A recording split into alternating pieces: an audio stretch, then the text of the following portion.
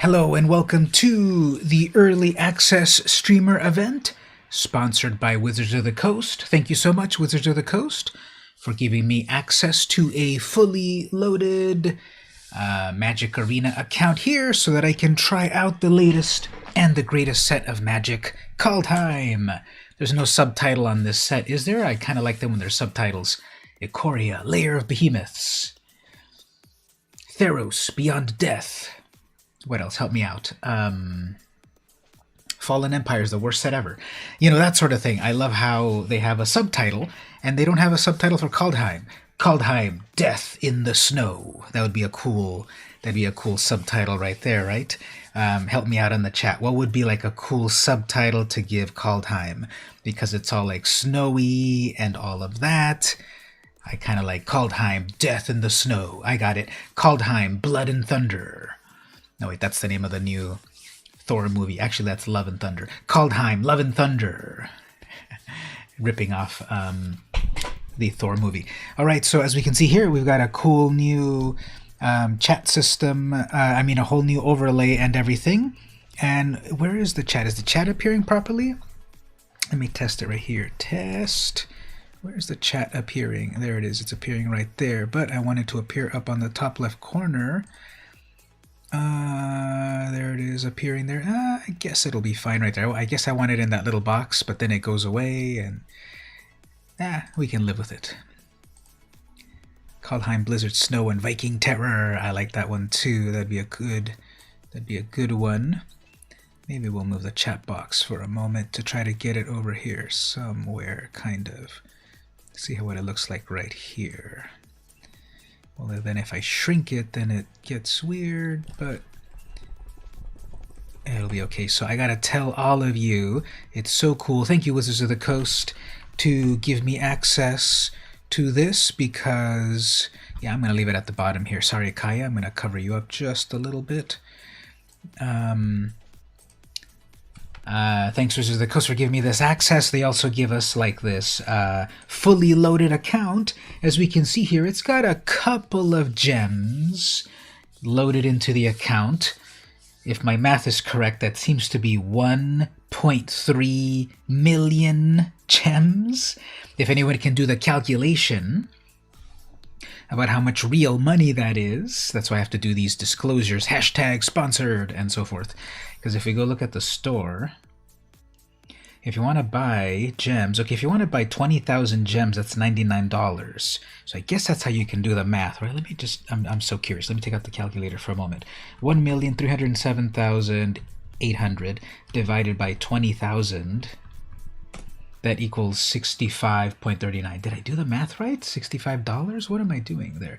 20,000 gems, 69. Oh, wait, 65 times 99. Oh, that's $6,473. If I did my math right, which I probably didn't. So, yeah, this account that they bequeathed to me for the moment is worth $6,500 in gem money that you can't take out of it. You can only put money into it, but you can't take money out. But anyway, I got this account. So what we're going to do is we're going to see what famous people we run into playing some Arena, the brand new set, on our special private server that I can't talk about. I already saw people there like Saffron Olive, Gabby Sparts, Amazonian, Alias V, Day 9, Pleasant Kenobi. Who else did I see there? Mythic Meebo, Lady Lavinia, so many famous people. Ooh, Dana from Dana Fisher, the 10-year-old Magic player. We were all there in our special secret Discord that I can't talk about. So welcome everyone to the stream. So here's what we're gonna do. I've got some gameplay to do. A fully loaded account. Let's go off and play one of these events. Premier Draft or Sealed. Let's do Sealed first, then we'll do the draft. Let's do Sealed just so that we get a whole ton of cards thrown at us at once, and then see what we pull. So how many of you have been looking at the previews and the spoilers to see what you like? Oh yeah, here it is. Here's the Cosmos Elixir, the one that everyone says is the best white card ever. At the beginning of your end step, draw a card if your life total is greater than your starting life total Otherwise, you gain 2 life.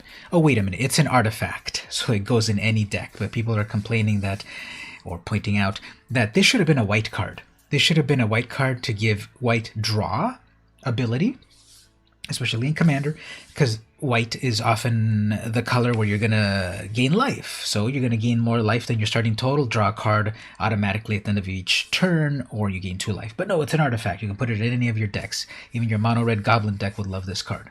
But anyway, that's one of the ones we cracked here. What else? Calamity Bearer. 4 mana for a 3/4 giant berserker. If a giant source you control, they're also saying, the commentary is saying this is one of the most complex sets ever. So many keywords. I think on Good Luck High Five podcast, they just mentioned yesterday that this set has like 20,000 words in the rules text, whereas the previous complex sets of Ikoria and Zendikar had like 14,000 words of rules text. So it's the most complex set so far. If a giant source you control would deal damage to a permanent or player, it deals double that damage to that permanent or player. So this doubles damage if you're running a giant deck. So it's a tribal giant focused rare. And it's a giant berserker. Okay, so we look to see if we have any more giants to do cool stuff. Righteous Valkyrie. 3 mana, 2/4 flying, angel cleric. Whenever another angel or cleric enters the battlefield under your control, you gain life equal to the creature's toughness. Okay, so when this one enters, you automatically gain 4 life. So there we go. There's the life gain deck right there plus my artifact. As long as you have at least 7 life more than your starting total, so that's 27, creatures you control get +2. Ooh, that's cool. So you gain life, all your creatures. So it's an anthem on a stick. You gain the life whenever an angel or cleric enters. When you have 27 or more life, or if you're playing Brawl, 25 + 7 is some number that exists, and your creatures get +2/+2, like Glorious Anthem, but better, maybe. Modal double-faced cards are back. You either play the front side or the back side at the time that you cast it. Only the front side exists in any zone except the battlefield. If it's in your library, this is a creature. If it's in the graveyard, this is a creature. If it's in exile, this is a creature. If you played it and played the backside, which is an artifact, it's an artifact. But it's only one thing at a time, and by default it is the front side, a creature. Raydan, God of the Worthy, 3 mana, 2/3, legendary creature god, flying and vigilance. Snowlands, so snow is back, like the good old days of Ice Age, or Cold Snap, I guess. Snowlands your opponents control enter the battlefield tapped. Ooh, so take that, snow players, opponents. Non-creature spells your opponents cast with CMC 4 or greater cost 2 more. Oh, so their big creatures take that, green players. So their big creatures now cost 2 more. So this is pretty fun.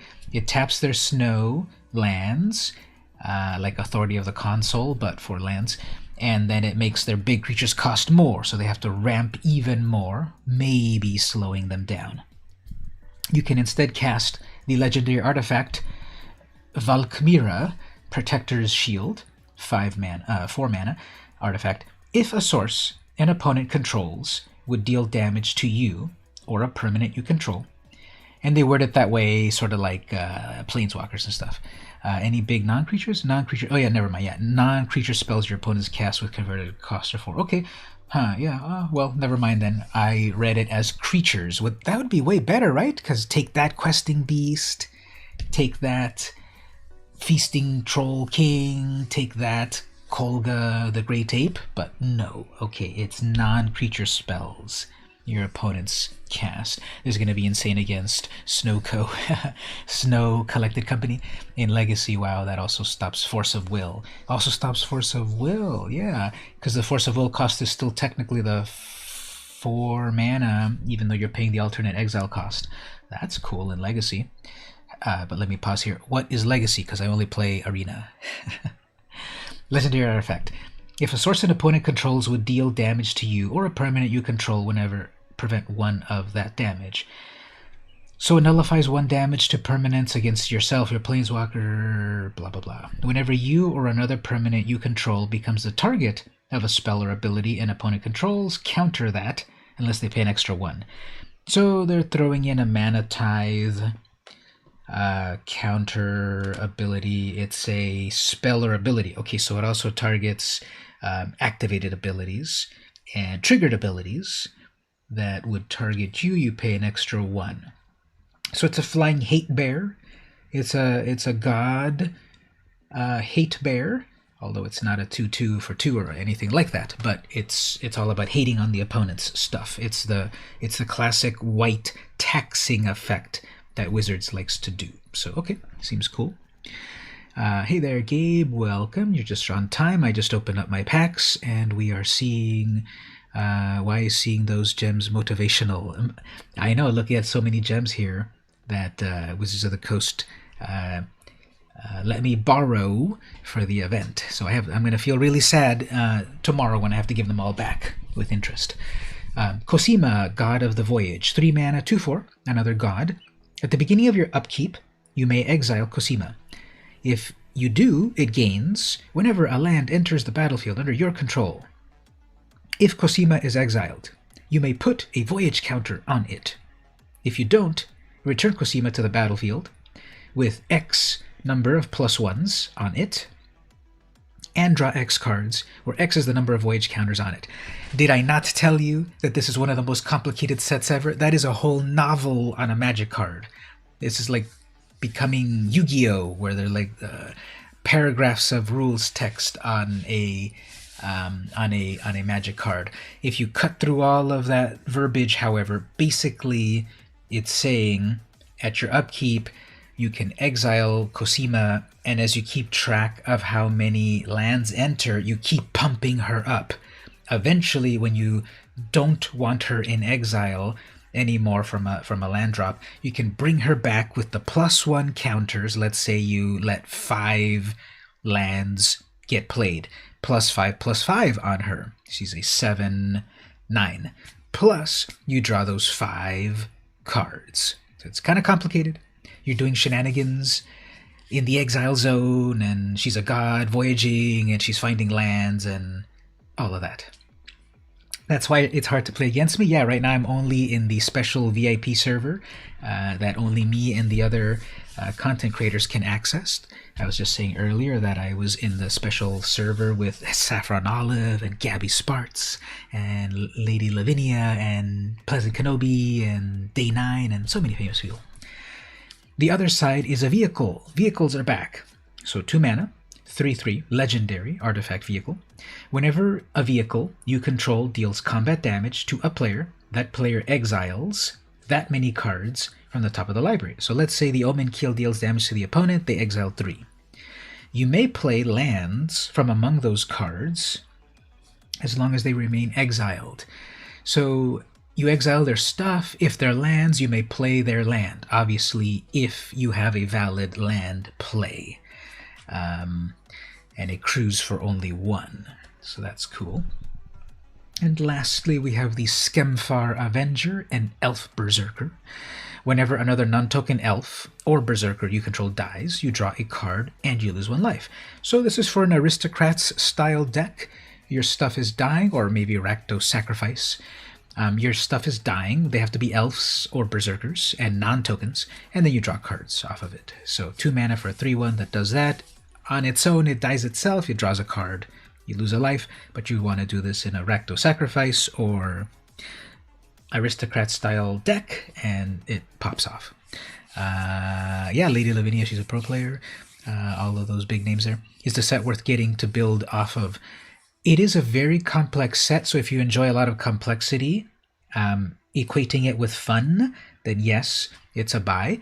If you are interested in building upon your previously existing decks, this has got more of a focus on gods and elves and berserkers. There's some demons.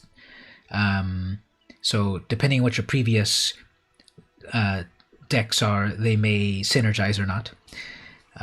But that's why we're going to play some amount here to see how well you might like the set.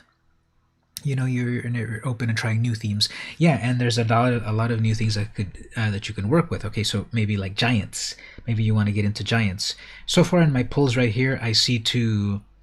I see a god, I see an angel, I see the life gain strategy, I see this weird land strategy, I see an elf strategy, I see a giant strategy. So those were the rares of the sealed pull. Let's look at what else came together in this sealed deck. Let's look at it like this. Show me the lands that I crafted. Here, actually, you can filter it, right? I guess this is it, yeah. So I got the Shimmer Drift Veil, Snowland. It enters tapped. Choose a color when it enters, and then you play mana of that color. 30 minutes until the 28th. Well, in the Pacific time zone, it is only 8:30, so I still have a little bit of time until the 28th. Also, yeah, the arena on mobile is coming on the 28th, right? Go with White Weenie. Let's see what we can get out of White Weenie in a moment. But Magic Arena on mobile is coming out tomorrow, the 28th, I believe. How many of you are going to download that? So I got an Azorius, I got a blue-white land, basic snow forest, snow mountain, snow swamp, really cool art. Another swamp. Okay, so that's the only special land that I got.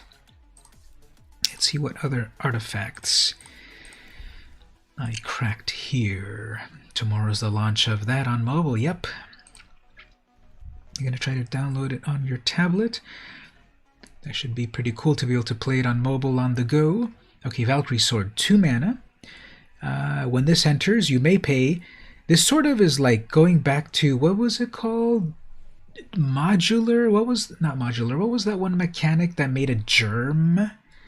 When you played an artifact, it made a germ and attached the artifact to it. It was a 0/0 germ, and then it attacked it. Living Weapon? Was that the thing? Yeah, that's it. Exactly, yeah, Living Weapon.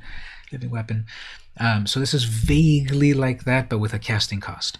When Valkyrie Sword enters the battlefield, you may pay 5. If you do, create a 4/4 White Angel warrior creature token with flying and vigilance, then attach this to it. So you get a 4/4, but it attaches to it, and you get actually a 6/5 with flying and vigilance. So 4, 5, 6, 7. For 7 mana, you get a 6/5 angel. If you don't have that extra mana to pay, then you pay 3, and then you equip your creature 2/1. Oh, I see right away here one of these cards that I'm gonna love for Commander, Replicating Ring. 3 mana artifact, snow artifact, so it makes snow mana. Tap it, add 1 mana of any color. I'm definitely using this on my Brawl decks, because then at the beginning of your upkeep, put a night counter on Replicating Ring.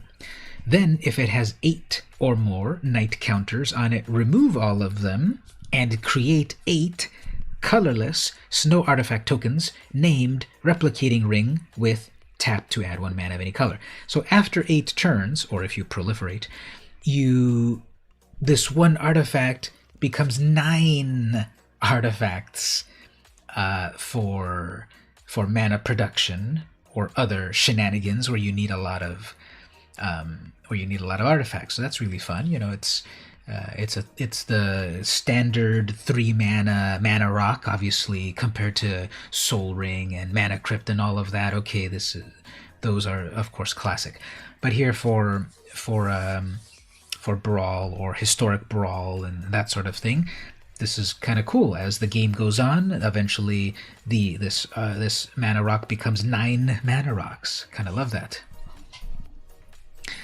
Next up, okay, we saw these already. Okay, here's the Gold Vein Pick, 2 mana equipment.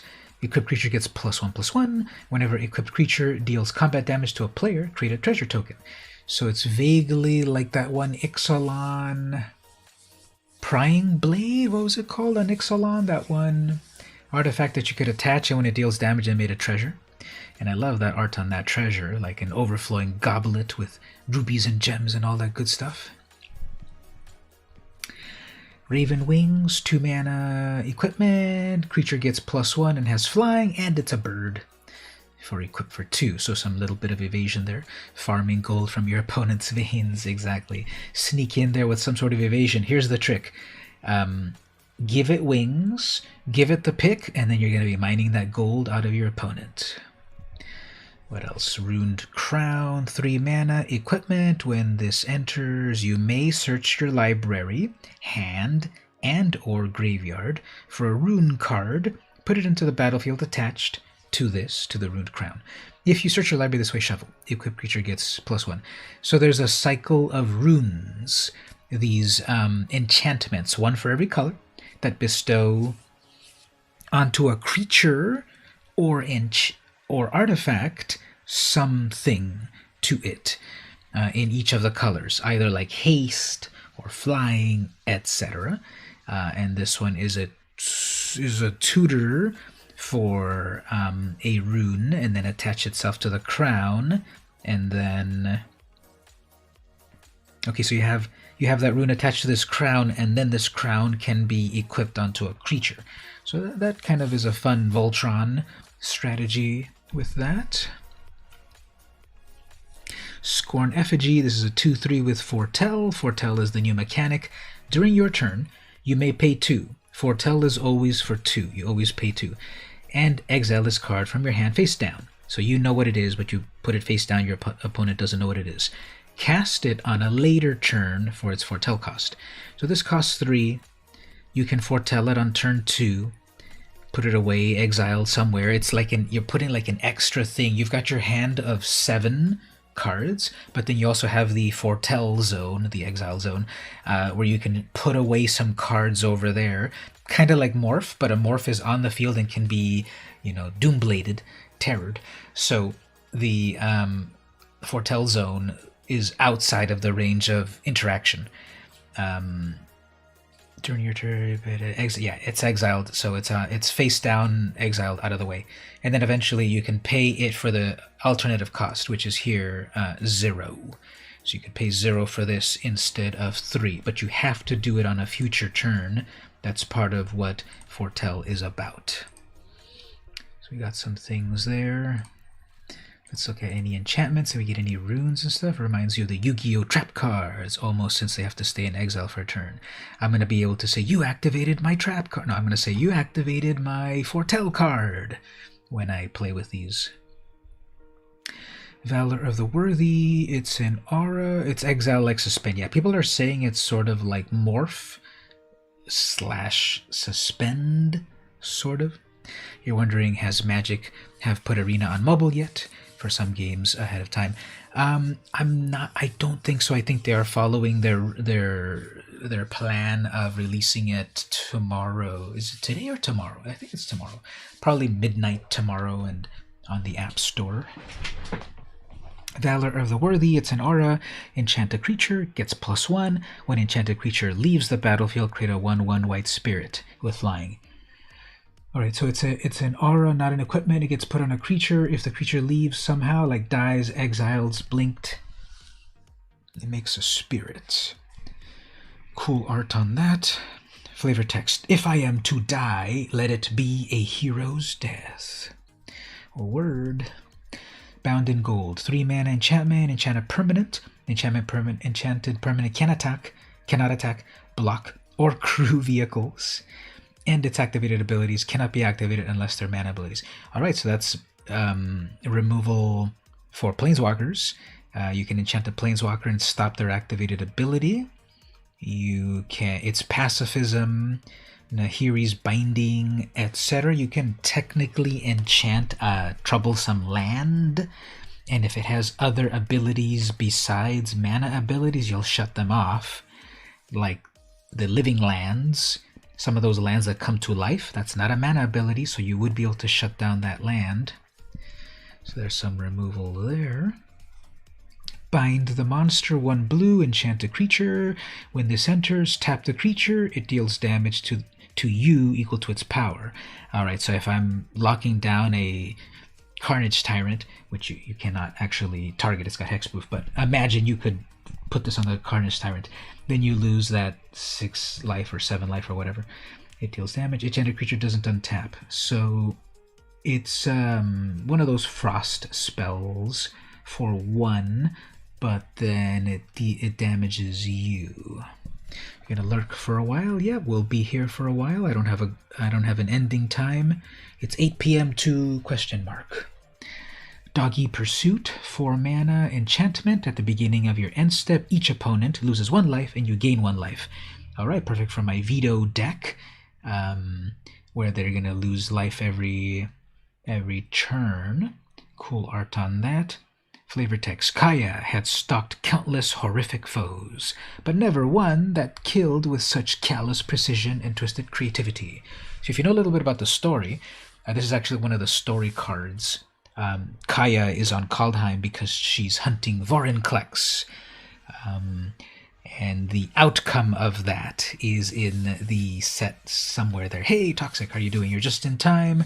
We're putting together this deck of Kaldheim cards. Shout out to Wizards of the Coast for giving me a fully loaded account and the chance to play with other Magic bigwigs. Rune of Speed. Okay, so here's one of these runes. 2 mana. Enchantment, Aura, Rune, enchant a permanent. When this enters, draw a card. So all of the runes also draw you a card as soon as you play them. So here's a 2 mana draw spell in red, a 2 mana draw spell in white. All of them, I believe, have a draw card, and they're only 2 mana. I think. We'll confirm in a bit. As long as Enchanted Permanent is a creature, it gets +1 and haste. As long as Enchanted Permanent is an equipment, it has equipped creature, gets +1 and has haste.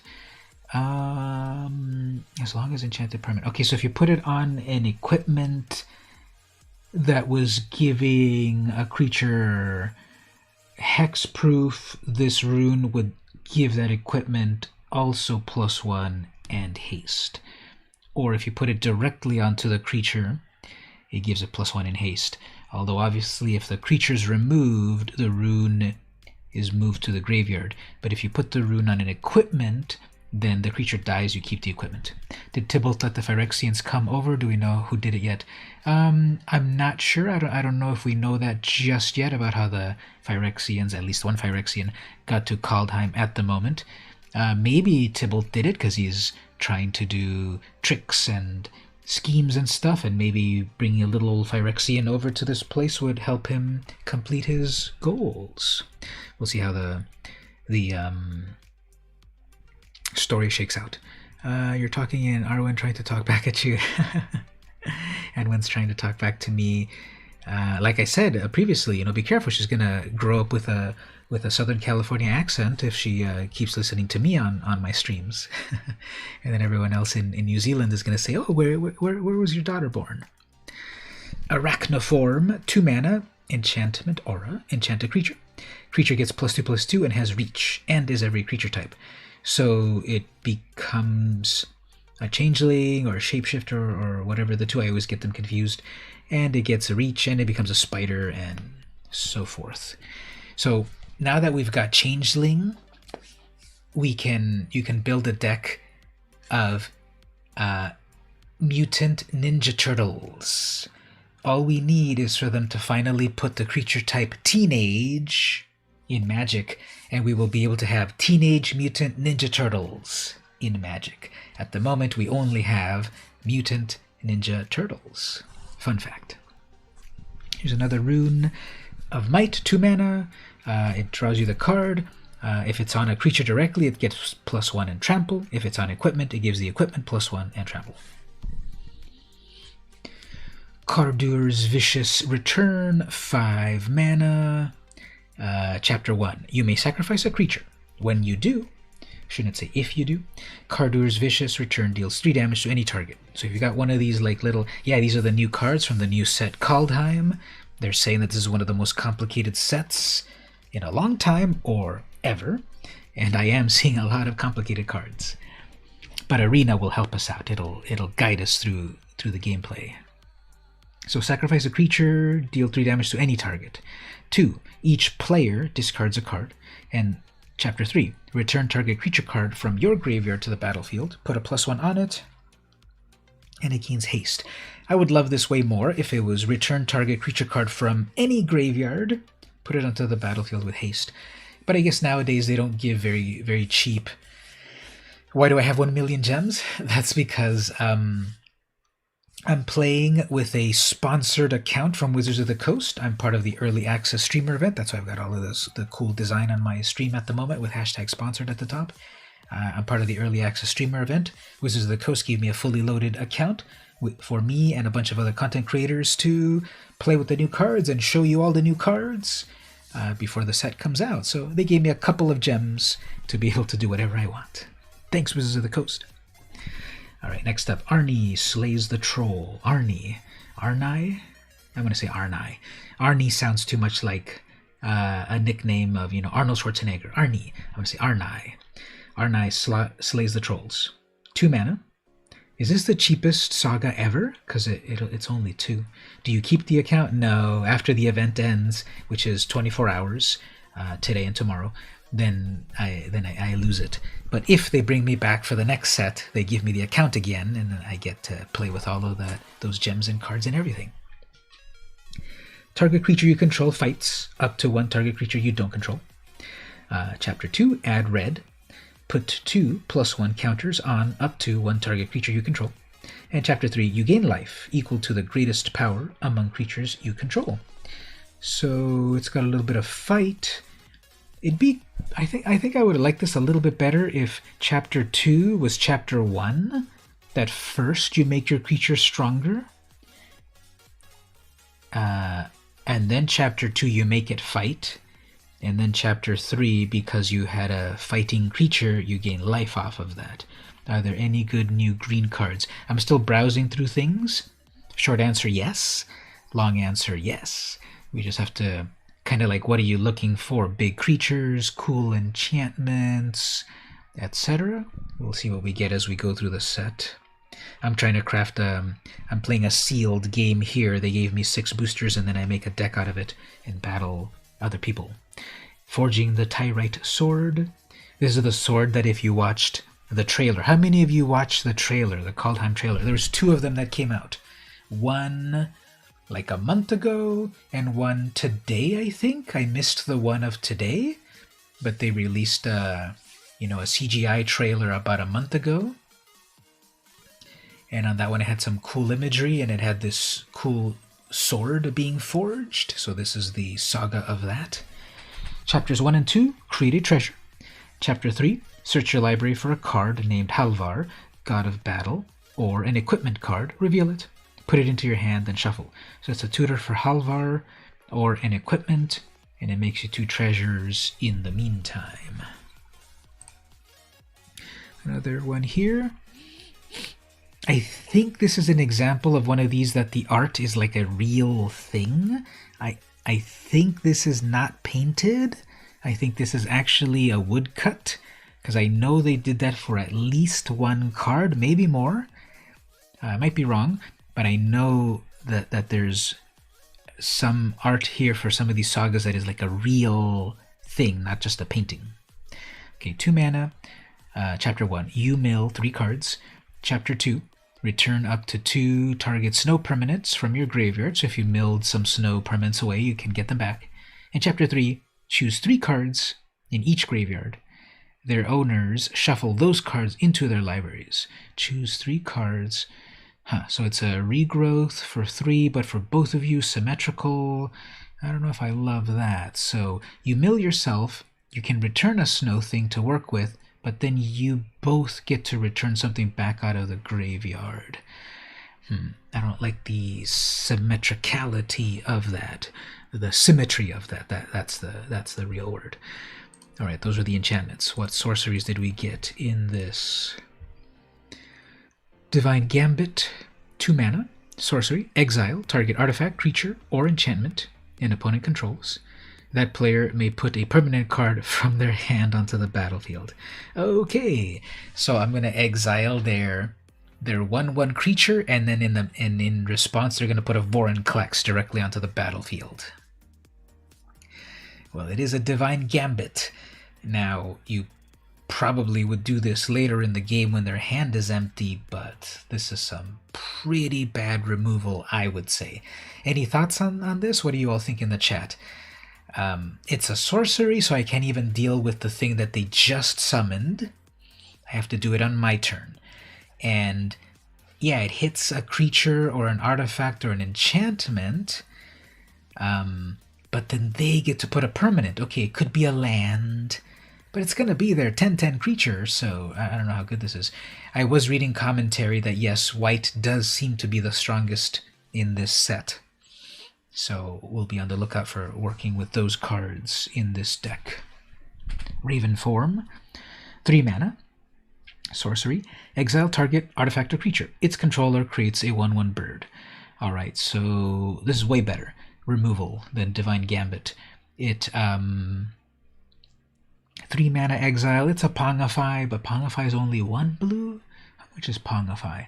Or Beast Within, or Chaos Warp and the like. It's sort of that sort of thing, kind of. And the opponent's big scary creature becomes a 1/1. You can foretell it. So I like this card a lot. You put it aside, then you only need to pay 1, but it's sorcery speed. Eventually this will be, 5 sets from now, this will be instant speed. But at the moment it is a sorcery. Way down, that art is amazing. It is pretty terrifying. What's the flavor text?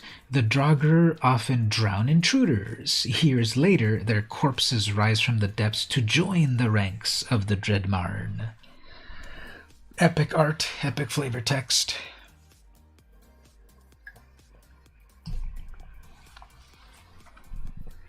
Let's see what it does. As an additional cost to cast the spell, exile a creature card from your graveyard. So you have to have a thing in your graveyard first, and then target creature gets -3. Okay, that's one way to deal with indestructible creatures, which I doubt there are any in this set. And you have to have something in the graveyard first, and the -3 might be enough to finish off a big threat. But I would play this just for the art. Shackles of Treachery, 3 mana sorcery, gain control of target creature, untap it, it gains haste, and whenever this creature deals damage, destroy target equipment. Alright, so it's one of these steal the opponent's creature. What are those called? There's a bunch of them. I never play those cards, but what are they called? Like Act of Treason and the like. But this one, the icing on the cake is that if you hit the opponent back, you can destroy one of their... Wait, whenever this creature deals damage, destroy target equipment attached to it. Whenever this creature... Okay, so it's... If you stole their creature and they were equipped and you attack them back with it and deal damage to them, then you can destroy the equipment that they were holding on to. So, Shackles of Treachery. King Harold's Revenge, 3 mana, sorcery. Almost all of these are 3 mana, right? Until end of turn, target creature gets +1 for each creature you control and gains trample. It must be blocked. So +1 target creature. So if this is like maybe an elf deck with a lot of little creatures, one creature gets really big, forcing all of their creatures to block, and you might trample through and take them out. Let's see what instance we got. Invoke the Divine, 3 mana, destroy an artifact or enchantment, gain 4 life. So the newer disenchant. Depart the Realm, the beautiful little people. Depart the Realm, 2 mana, instant. Return target non-land permanent to its owner's hand or foretell it. Foretell. You have to foretell it, the pay the 2 cost, on your turn. But you can then still play it as an instant besides that. So this is enter the royal bounce back sort of spell. Run ashore, 6 mana. Instant. Choose one or both. The owner of target non-land permanent puts it on the top or bottom of their library. The owner... Do they choose to put it on top or bottom?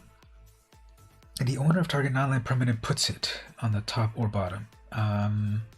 Not fully sure, but probably they pick top or bottom. Return target non-land permanent to its owner's hand. Return target non-land permanent. The owner of target permanent. So you can send something back to the top. You can send something back to the library, and you can send something back to the hand for 6 mana. Demonic Gifts, 2 mana. Pretty epic art on that. That axe is huge, and those horns look cool too. Until end of turn, target creature gets +2 and gains. When this creature dies, return to the battlefield under its owner's control. So that's an instant. So if your creature's about to die, maybe you can take down one of their bigger creatures, and then it comes back to life. Raise the Draugr. Draugr is the new... it's a new creature type, but it's basically a zombie. It's the zombies of this world. 2 mana, instant, choose one. Return target card, creature card, from your graveyard to your hand. So it's Raise Dead. Return 2 target creature cards that share a creature type from your graveyard. So if you're playing tribal, you've got a lot of giants or elves or gods or whatever, you can bring back 2 in this card instead of 1. Feed the Serpent. 4 mana instant, exile a creature or planeswalker. So there's the removal in limited here. Frostbite. 1 red, snow instant. Frostbite deals 2 damage to target creature or planeswalker. If you control 3 or more snow permanents, so that would be lands or creatures or enchantments, anything that's a snow permanent, it deals 3 damage. So, Lightning Bolt is back if you've got 3 snow permanents first. Open the Omen Paths, 3 mana, instant, choose one, add 2 mana of any one color, and, I would like it if it said and then, and 2 mana of any other color. So 3 mana to make 3 mana in total. 2 of one color, and then 1 of another color. Spend this mana only to cast creatures or enchantment spells. So 3 mana to make 3, but it's for color fixing. Creatures you control get +1 until end of turn. So all your creatures get +1. Maybe I would see myself using that much more, the second mode, rather than the first. Go in for an Alpha Strike, 3 mana, all your creatures instantly get +1. Squash, 5 mana. This spell costs 3 less if you control at least 1 giant. So for 2 mana, if you've got a giant. Squash deals 6 damage to target creature or planeswalker.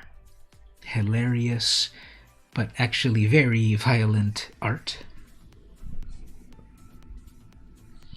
Broken Wings, 3 mana, instant, destroy target artifact, enchantment, or creature with flying. So this has been around for a long, long time. We have it back. Those are all my instants. No planeswalkers, of course. And let's look at some creatures that we got in this pull. I've got a good amount. We have the Story Seeker, 2 mana, 2/2 lifelink. Check it out, how far the plain old grizzly bear has evolved, right? 2/2 for a 2 grizzly bear. Now we have a 2/2 for a 2 lifelink. We got the Radiant, we already saw that one. We have the Righteous Valkyrie, already saw that one. Master Skald. This art is kind of epic. If you look carefully, there's also someone in the background behind that cloud. What are they doing back there? Okay, 5 mana, Dwarf Warrior, 4/4.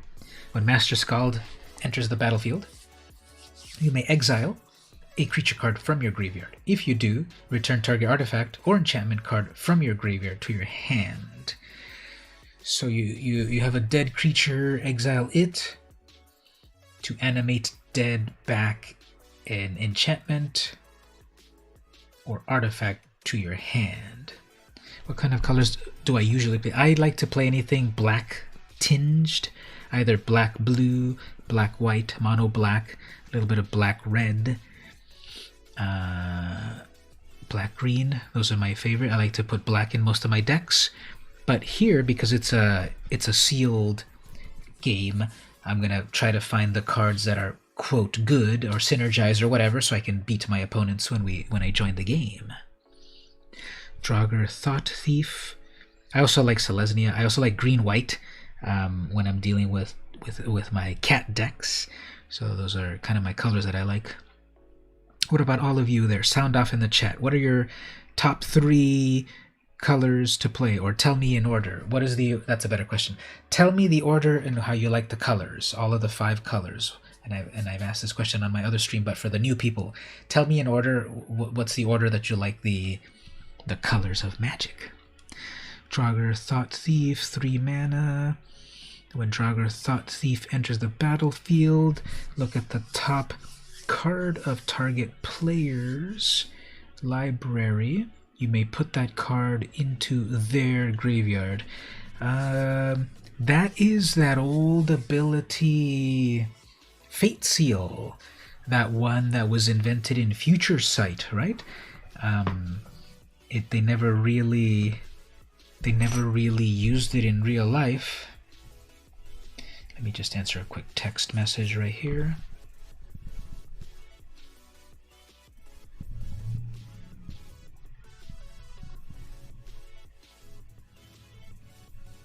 So this is Fate Seal. You get to look at their library and put something in the graveyard. So we've got some votes here. Blue, red, white, black, green. Black, red, blue, green, white. Green, white, black, red, blue. Cool. Anyone else? How do you like the orders of the colors of Magic? Inga, Rune Eyes. 4 mana, 3/3, human wizard. When Inga enters, scry 3. When Inga dies, draw 3 cards if 3 or more creatures died this turn. So you have to have a bunch of creatures that died before you draw the 3. But at the very least, you'll have the scry. Litarja Kin Seekers, 4 mana. 2/4, it's a changeling, it's every creature type, so this is a mutant ninja turtle as well. When Lichara and Kinseekers enters the battlefield, if you control 3 or more creatures that share a creature type, put a +1 counter on this, then scry 1.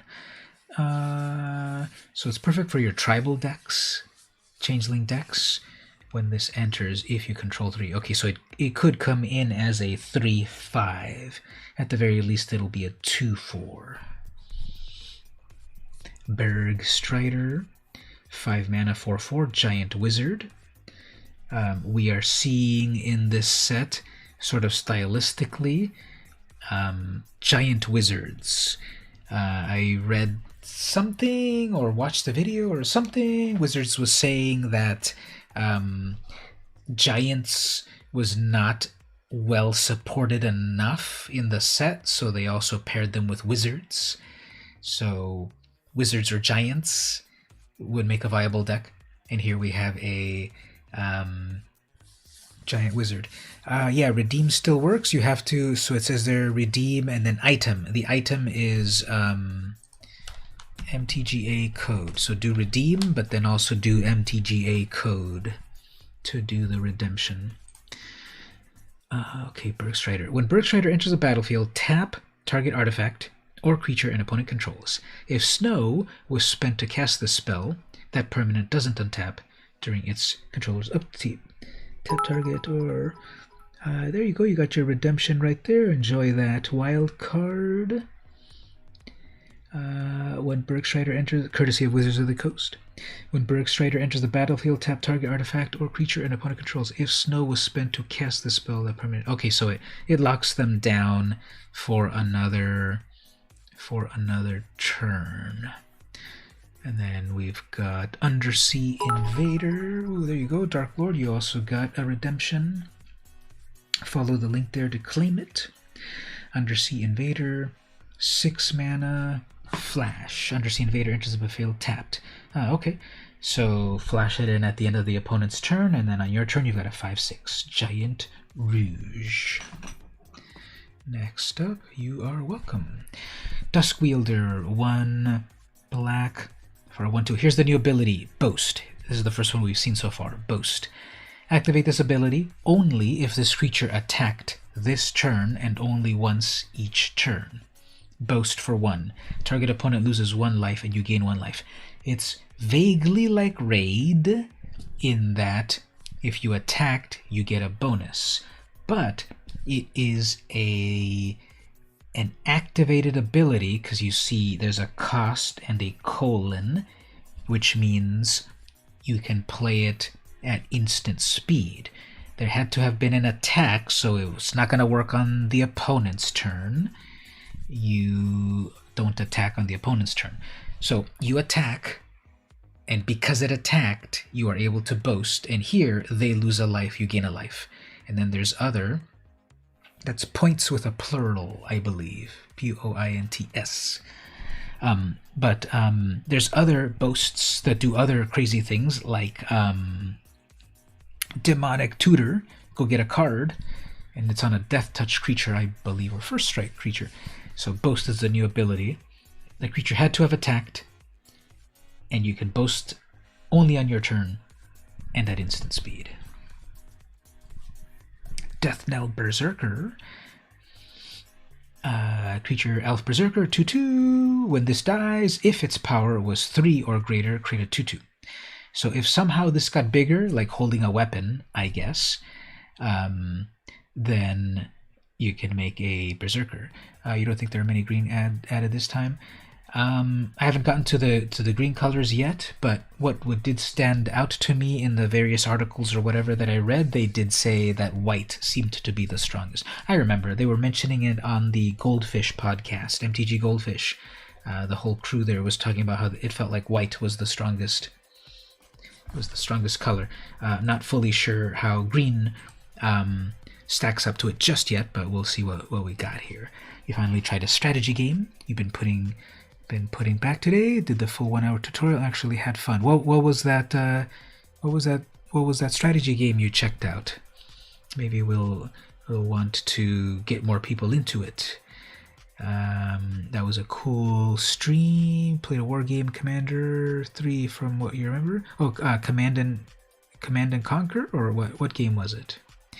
Okay, so Priest of the Haunted Edge, 2 mana, 0/4, Zombie Cleric. It's a snow creature. Tap it, sacrifice it. Target creature gets -X until end of turn, where X is the number of snowlands you control. Activate this ability only anytime you can cast a sorcery, so only on your turn. Skemfar Avenger. Here's another one of these elves. So we're getting these elves in black. I think we've had elves in black before, but obviously they're much more well known in green. But we're getting them in black.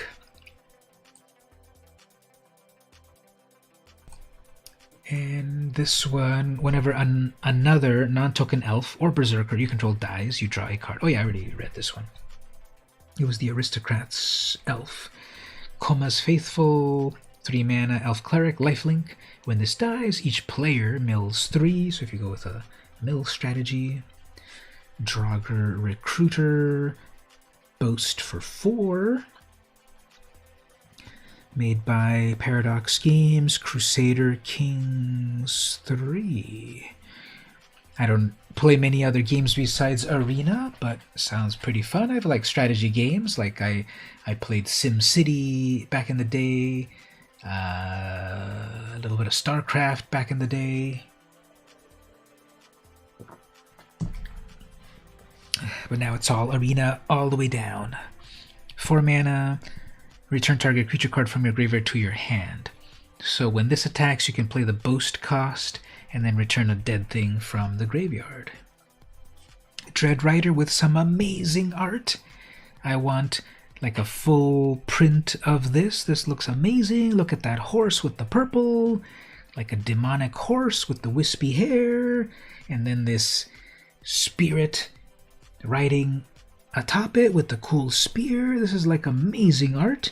This is by Irina Nordsoul. Flavor text: what kind of monstrous grave robber leaves the treasures but takes the bodies? Fjal. How would you say that? Fjal? Fjal? Beskir Elder. It's a 3/7. 2 mana, tap it, Exile a creature card from your graveyard. Target opponent loses 3 life. And this is a common, yep. It's a good old common, and it does a lot of fun stuff. I like it. Vault Robber. 2 mana, 1/3. Exile a creature card from your graveyard. Create a treasure token. There's a lot of mechanics here about from your graveyard exiling stuff to make other stuff happen.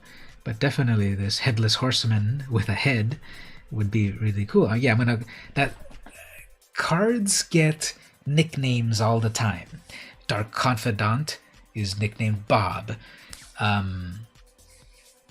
Grey Merchant of Asphodel is nicknamed Gary. Prodigal Sorcerer is nicknamed Tim. Let's start it that we're going to give this card a nickname, and the nickname is Ichabod, or Icky. Yeah, that's the nickname. This will be Icky. Whenever we use this creature, whenever we summon this creature, we're going to say, I summon Icky from Ichabod. Ichabod Crane from the Headless Horseman story. Vault Robber, 2 mana, exile it, create a treasure. Breakneck Berserker, 3 mana, 3/2 with haste. To Scary Firewalker, 3 mana, 3/2, boast for 1, exile the top card of your library. You may play this card this turn, so it's got this sort of impulse draw ability that red does a lot. Fangren Hunter is Fangren Hunter. Fangren Thumper, let's say, to keep it PG. Well, that's already PG. Calamity Bearer. I already read this one. Hagi Mob, 5 mana, 5/4 with Boast. Pay 2. This deals 1 damage to any target. So this can deal that 1 damage to take down a 6/6 when it boasts, or when it attacks, it can deal that 1 damage to a pesky Llanowar elf or whatever. So as the mob is messing up the opponent over here, they're also killing that little elf that's over there saying, what did I do? When you boasted this. Doomscar Titan, 6 mana, 4/4, Giant Berserker. When Doomscar Titan enters the battlefield, creatures you control get +1 and gain haste until end of turn. So it's giving that buff to all of your attackers on a creature. Cool art on that. You can foretell it to sneak attack it in at some point. Well, not really. It's still a creature card, so it's not an instant. Yespera Sentinel. 1 green for a 1/2. Elf Rogue with Reach. Tap it. Tap this and tap an untapped creature you control. Add 1 mana of any color. Think about the old days of Magic. What? Okay, Llanowar Elf. It was 1 green mana to give you a 1/1 that made mana. But I'm sure there was plenty of other green mana 1/1. Nowadays, 1 green mana gets you a 1/2 with Reach, where you can also make mana out of it, but you have to tap another creature. So this could be for that strategy to ramp into big things. Guardian Gladewalker, 2 mana, Shapeshifter. So this is every creature type. That's the cutest dog I've ever seen. It's a 1/1. When Guardian Gladewalker enters, put a 1 counter on creature. So you can bring this in as a 2/2, or you can put that counter on something else. Sculptor of Winter, I love that art. And this reminds me, like I always say, that yes, I love the modern Magic art, but I miss when they would do more close-ups in the art. Because if you look at it just like this at a distance, so many of the art right here, you have to zoom in, put your glasses on, your magnifying glass to see it. But look at Sculptor of the Winter right there in the corner, big and regal, and I can tell what it looks like in the pile of cards here. Narfi over here is cool when you zoom into it, and there's a lot of detail that you can't see. And then over here, the Calamity Bearer, if you look really closely, there's detail. But I love this when they do a close-up, I didn't have to see the whole squad of other elves hanging out in the background. We just zoomed in on the one character. We get the hands. They are freezing a black lotus or something, and you see even like the scarification or whatever that is on her face. I wish they would do more close-ups of things when necessary. Like, what do you think about this? The Doomscar Titan would look amazing if it was really zoomed in, like a lot of the face and some of the axe, and like we don't need to see those other like little goblins or whatever there. We would have this big scary Titan right on the card coming at you. I think they should do more close-ups of cards. This one's close, but still there's a lot of like detail in the background that kind of gets lost on things. What do you all think? What do you think about the art? More art close up, or do you like a big expansive art in the cards? Tell me there in the chat. 4 mana 3/2 Elf Warrior. When Elderleaf Mentor enters the battlefield, create a 1/1 Elf Warrior creature token. So you get 2 for the price of 1. That's always useful. Narfi, Betrayer King. I don't know how seriously or scared I can be of a Betrayer King, of a zombie wizard, when they have the name Narfi. Because didn't Pinky from Pinky and the Brain say that all the time? Yes, he said Narf, but I'm sure at one point he did say Narfi.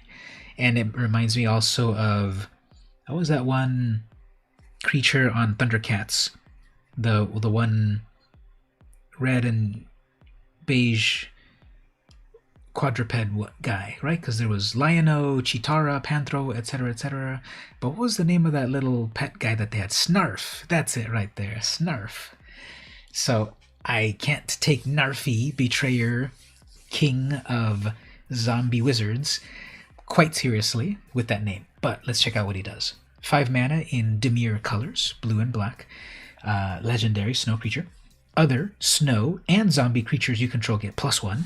So I could give the +1 to this elf. She's a 3/3. Any other thing that I have snow, and any other zombies that I've got out there. So it's a snow lord. I like that.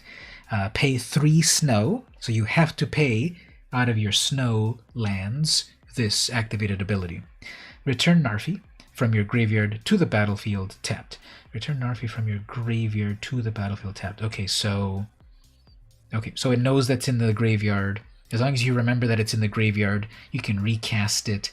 When you pay 3 snows, you can come back right to the battlefield tapped. Instant speed, so you could do it on your opponent's turn, come back in, and it's ready to attack. So right here on the mana from a snow source, snow can be paid with 1 mana from a snow.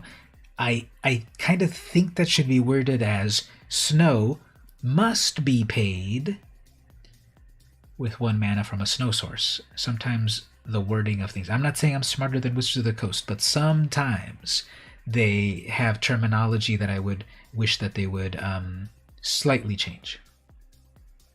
Oh, one quick thing as I look at my timer that I've been streaming for 1 hour. So let me do a quick pause right here to do what I need to do for FTC disclosures.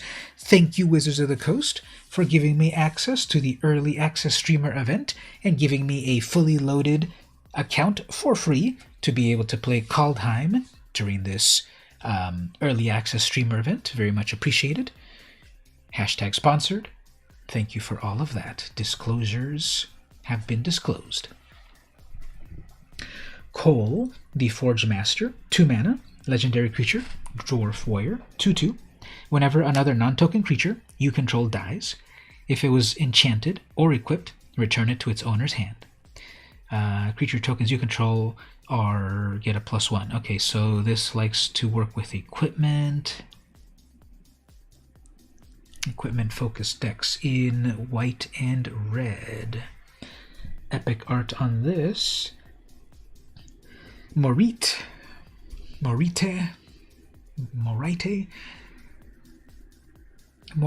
of the Frost. Double blue, 1 green, and 2 more. You get a 0/0 changeling, which means that it is also a cat dog. You may have Morite of the Frost enter the battlefield as a copy of a permanent you control, except it's a legendary, and snow in addition to its other types. And if it's a creature, it enters with 2 additional +1s. You could technically have Morit enter as a treasure and hang out on the battlefield the whole game as a treasure. But obviously you want to make a copy of a creature. Actually, you can make a copy of a planeswalker. You may have this enter the battlefield as a copy of a permanent. Yeah, you can copy a planeswalker. No wait, that won't work because then they're both legendary, so you can only keep one. So if you're enchanting anything, if you're copying anything legendary, it doesn't really work. But any permanent, and then it makes it a little bit bigger. So if you copy their 2/2, it comes in as a 4/4 copy. But with epic art like that, how could you deny that? Yeah, it does look pretty interesting, doesn't it? And it would be kind of interesting for a brawl deck because it gives you blue and green Simic colors to work with. And those are often very strong colors. Green and blue together are often very strong. And the Scorn Effigy. Okay, so that was my big look at all of my polls that I got here. Don't really quite have an idea of what deck to build yet, but I'm going to take a little break, and when we come back, we'll put the deck together, and then we'll go battle some famous people in the VIP event. It was a lot to kind of look at, but any strategies stand out to people, perhaps? Can we minus it like that?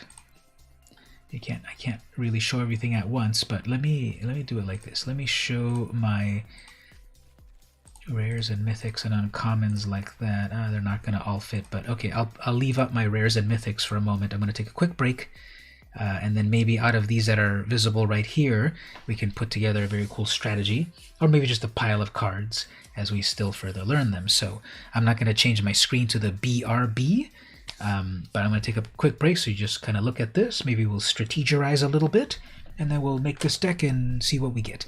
You've got good removal and flyers in white. Okay. Yep, let's further think on that in just a moment. BRB in just a bit.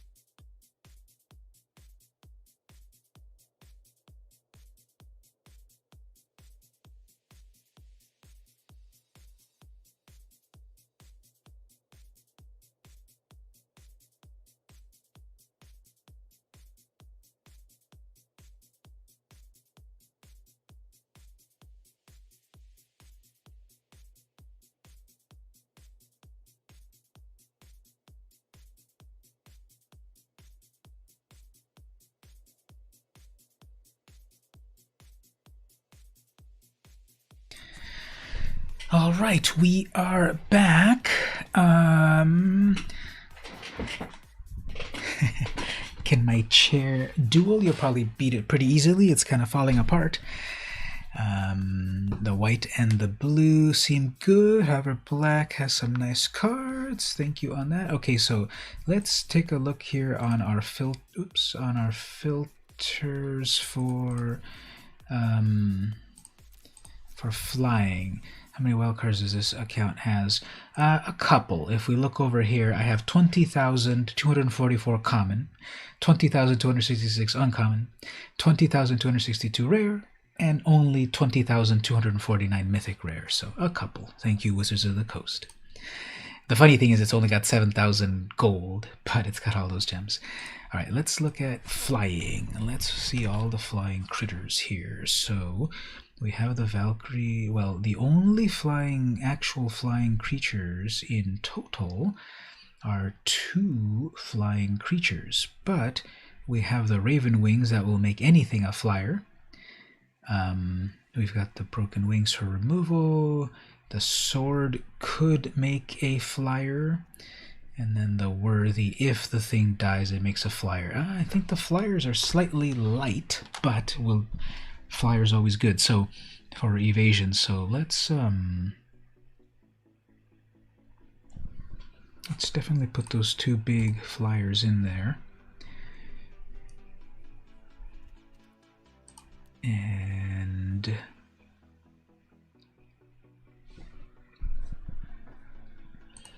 let's look at all the creatures again. So let's see about getting to those 17 or so creatures first. Can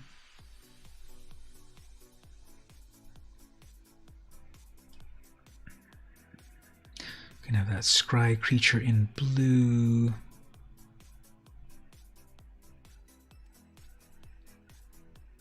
Can have this giant.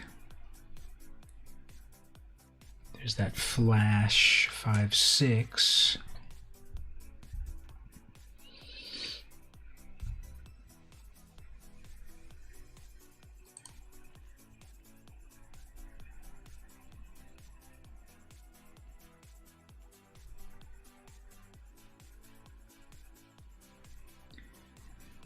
The elf cleric, the non-elf dying.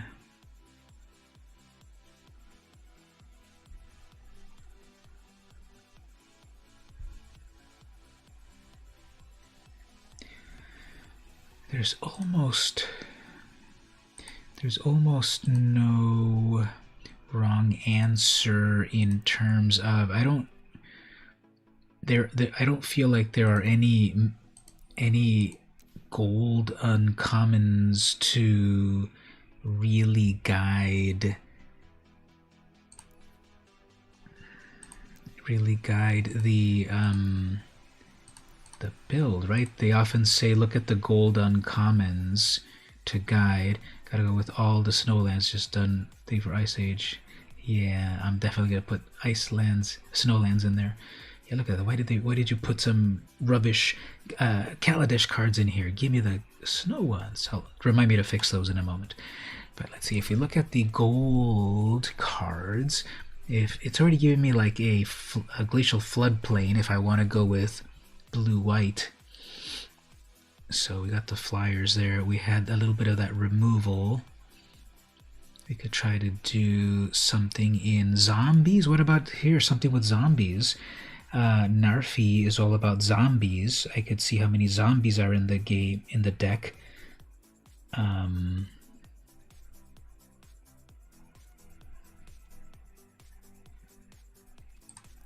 What about like some sort of zombie rush sort of thing? Is this all? Let me reset that and show me zombies again. Yeah, there's not that many either, so it's not going to be very, very try. Well, there's shapeshifters. Shapeshifters are, he pumps everything that's snow as well. Yeah, let me. Yeah, I'm going to leave the flyers in there. This is when you're in sealed. There's no point to try to go very, very tribal, which I love to do, but that's in constructed. Here it's throw everything into a pile as long as it synergizes. So yeah, let's try that. Let's try to work with Demir colors. We'll put all of these zombies in here. Yeah, they may have amazing abilities or not, but let's put them all in for the moment. Let's also see how many snow type creatures, because it pumps all snow creatures, which are not that many. Okay, well, there's one in green, but this one's in blue. I don't really want to splash for a third color. I'm not amazing at 3 colors, so don't suggest that, even though it's clearly in front of our eyes that yes, go for 3 colors because XYZ. Yes, splashing for a third color. Yes, it's amazing for other people, but for me it stresses me out. So we're going to stick with well, then why do I have those white creatures? So let's see in there. And what else do we have snow related?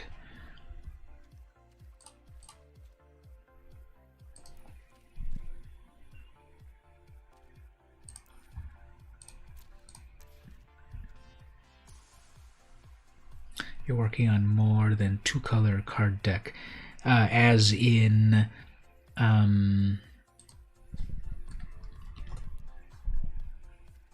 like a 3 or 4 color deck you're working on, you're saying?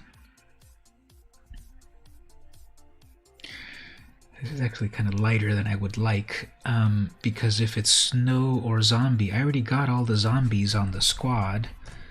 All the zombies are in there, and all the snow. You know, I did get that one special land that I can choose a color. Maybe we do go with black, blue, white. Even though, like I said, I don't love 3 colors, but we could possibly do black, blue, white because we have the blue-white land, plus we've got that one other.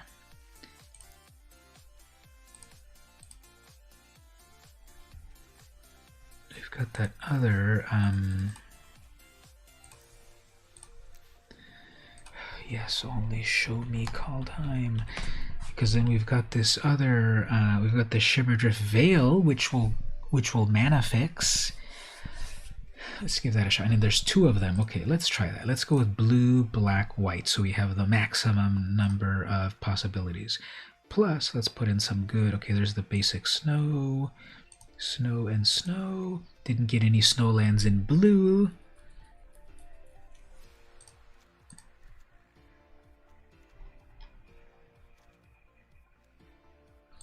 I get those Kaladesh cards out of here.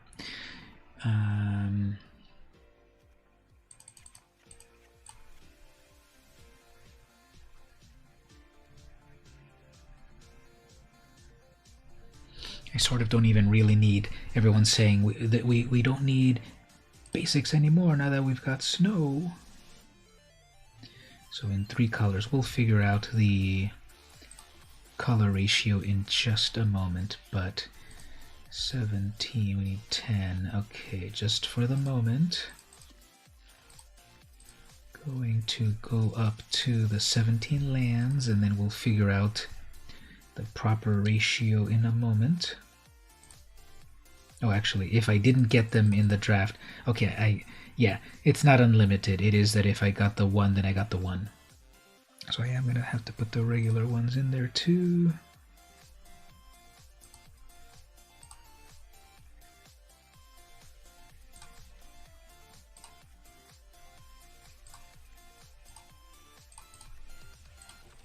Okay, 17 lands. We'll figure out the ratio in a moment. Let me just save this, what I've got so far.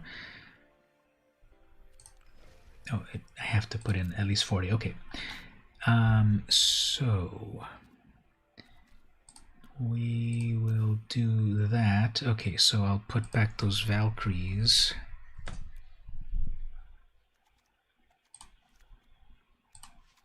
Raven form now will be a good removal in blue.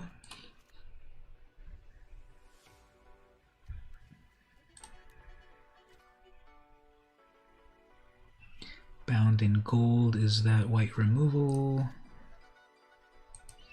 Invoke the Revine for all of the artifacts and stuff that will be there, of course.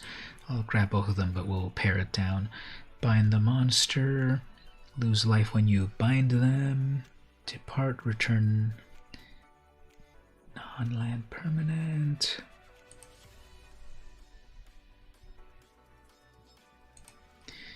So okay, let's look at all changelings that we've got, because...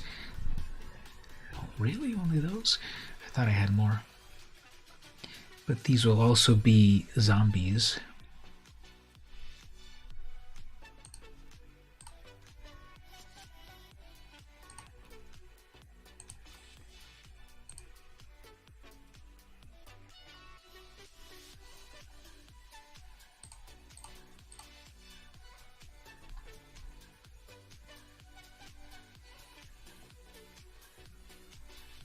Oh, there's Feed the Serpent.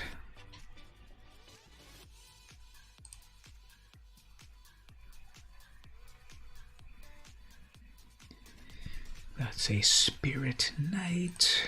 Way down.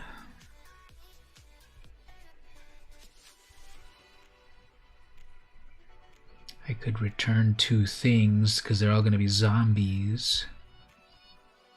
I'm never a huge fan of that. I feel like it takes a turn off when you bring something back.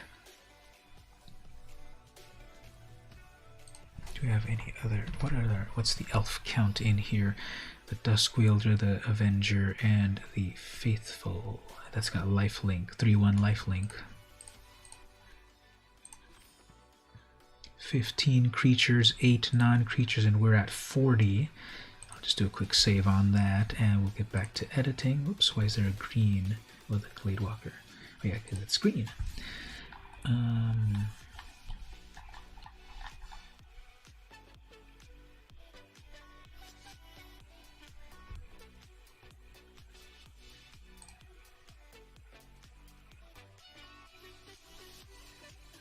Oh, the replicating ring also would be that mana fixing. The crown, when it enters, go find a rune. Don't really have runes in these colors, I believe.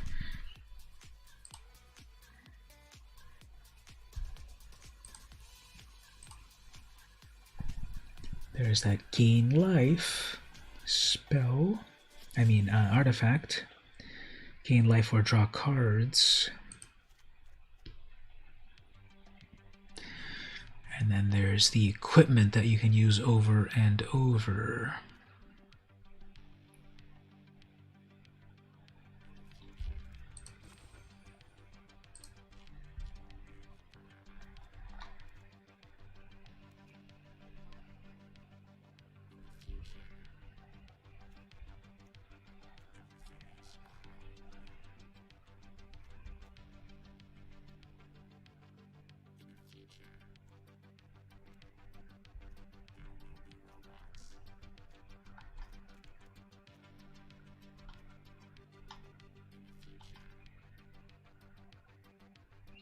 Cooking dinner for the kids, what's on the menu?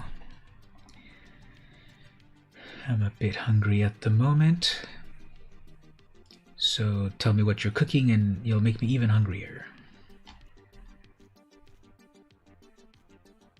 That's 41 cards. Let's see if there's any more removal.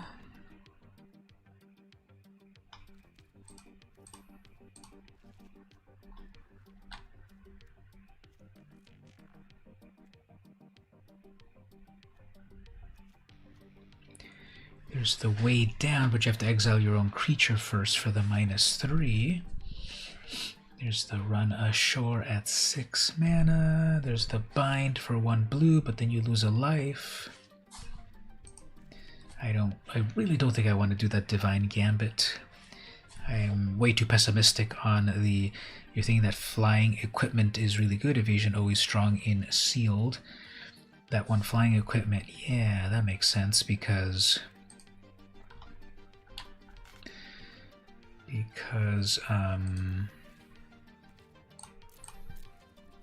that'll be reusable flying. The Raven Wings. Plus it's a +1 on it. Salad, roast bog apples, which is potatoes, and lime and chili roast chicken. Sounds really tasty. You're gonna have to share with everyone on the chat, so make sure you make a full serving.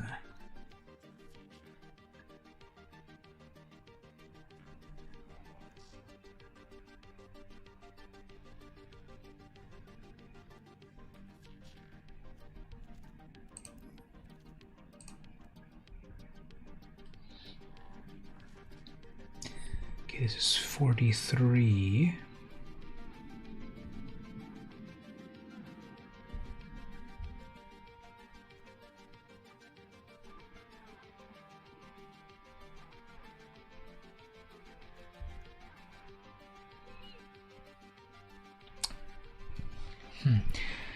Is it too early to tell if the Cosmos Elixir is good in sealed? It's going to give that life gain at the beginning of your end step. So you cast this, and at the beginning of your end step, you're either going to get a card or 2 life, so it'll prolong you in the game or draw you. I don't think the draw part is ever really going to kick in. There's no real life link in this. You did traditional draft pick earlier. It was fun and educational. Great. I remember you said you were pretty new to the game, right? And you were trying out draft is definitely a great education.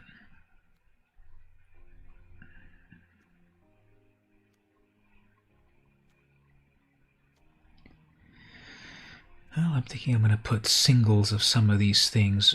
1 invoke instead of 2, maybe 1 depart instead of 2, and the other double is the bound in gold.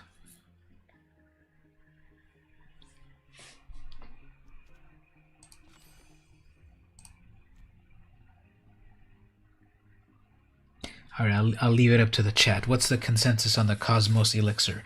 4 mana, it'll definitely be giving you 2 life every turn. You might be drawing cards off of it. I'm leaning towards I like it, but what does everyone think about it? I could go with 41 cards out of 40.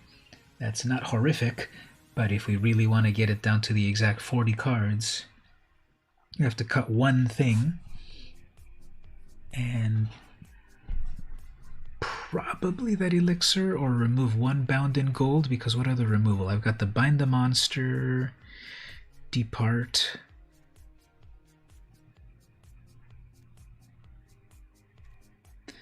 the bound, invoke the divine, but that's not a creature.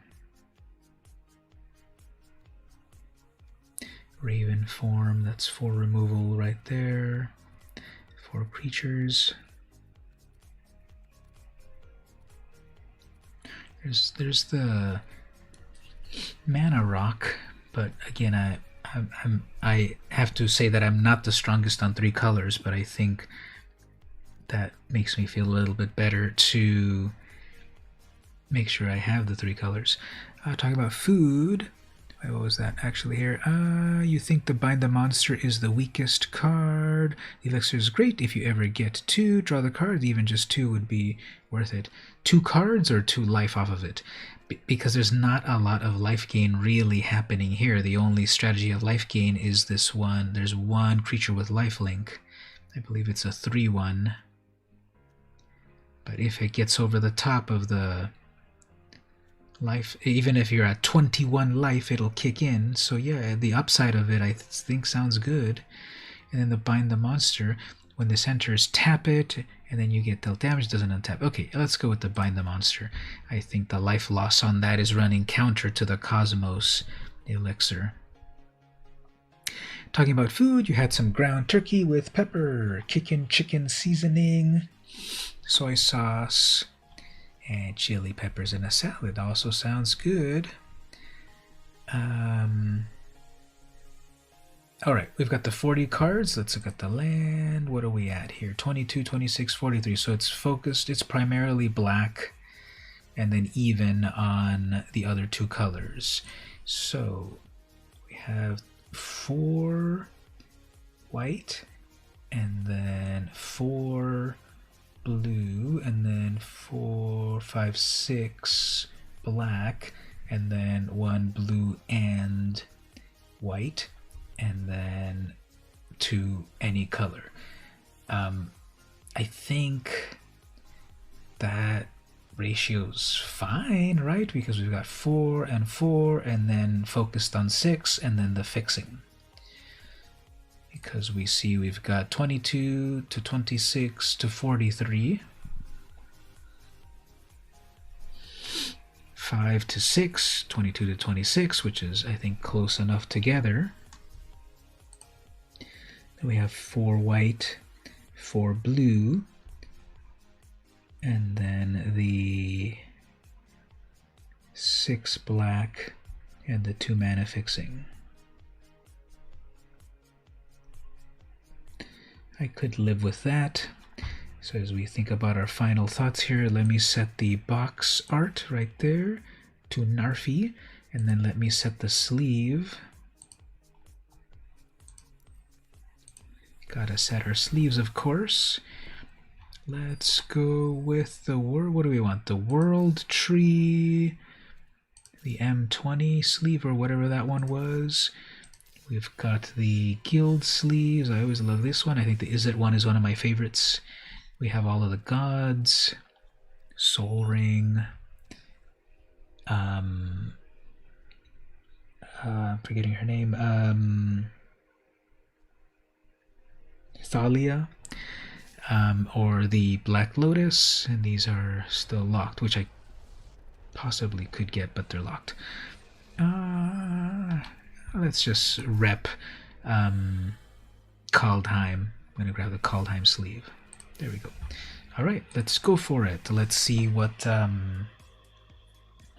we get out of this 3-color sealed deck, and then after that we'll try a draft. But it's all about just learning the cards. So whatever happens in this draft, we're learning the cards. And I don't know if any of you hanging out on the stream, have you seen anyone else's?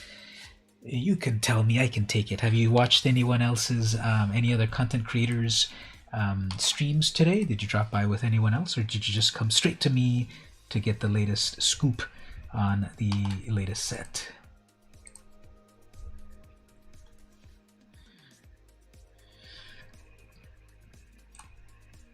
Gonna take a quick look in our VIP server over here, if anyone is playing.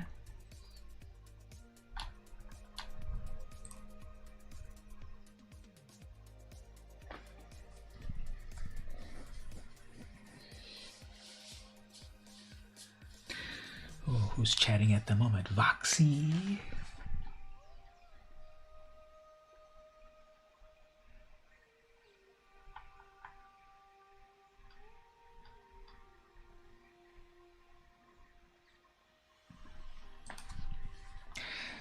Let's see if we get matched up. The opponents, the possible opponents, is much smaller in this because it's just, if we're going by the official VIP server, how many is that? That's 259 active plus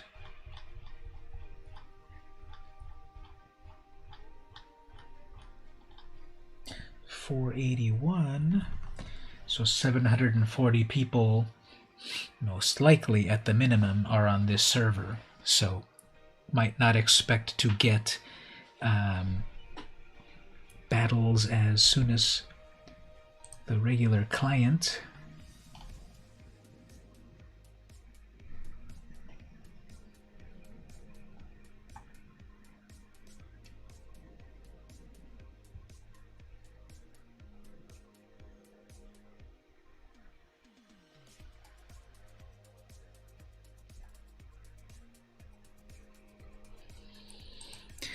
Worst case scenario is that we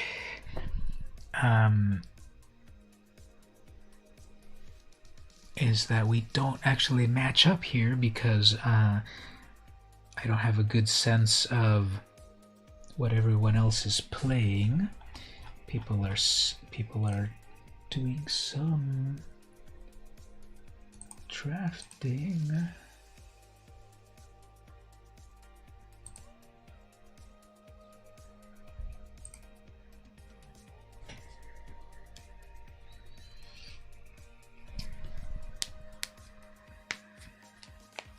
Started only very little, really did not see anything. First actual stream. Well, cool. Thanks for coming to hang out on this. I don't want it to be anticlimactic after talking about all those cards and finally putting something together and then we don't get an opponent. It's already waiting 3 minutes. Let me see here if anyone, if I want to say to my other VIPers, anyone else in the sealed at the moment? Been waiting for an opponent for 3.5 minutes so far. Sad face. Let's see if any other of the VIP people can or are about to play.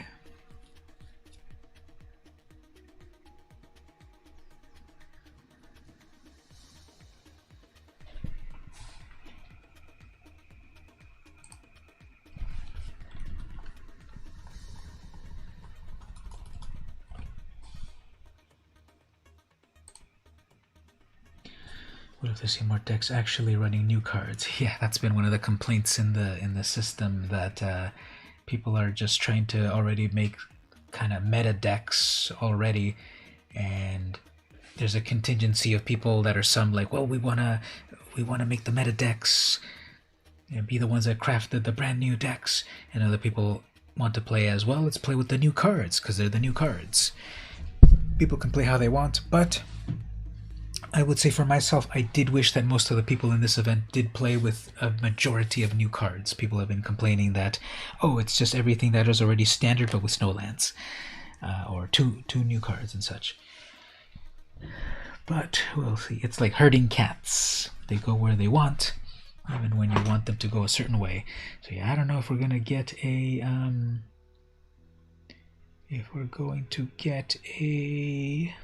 an opponent after all of this waiting here.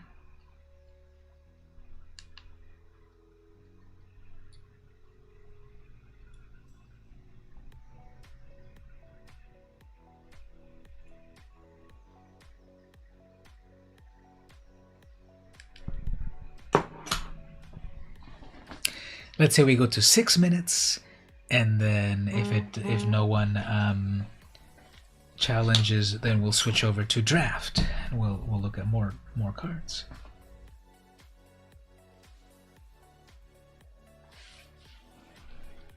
I think also probably time wise, the majority of the VIP people are, oh, here we go. Okay, so here we go. After finally, who are we paired up against? Alethinar. Let's go. Let's see what we get in here.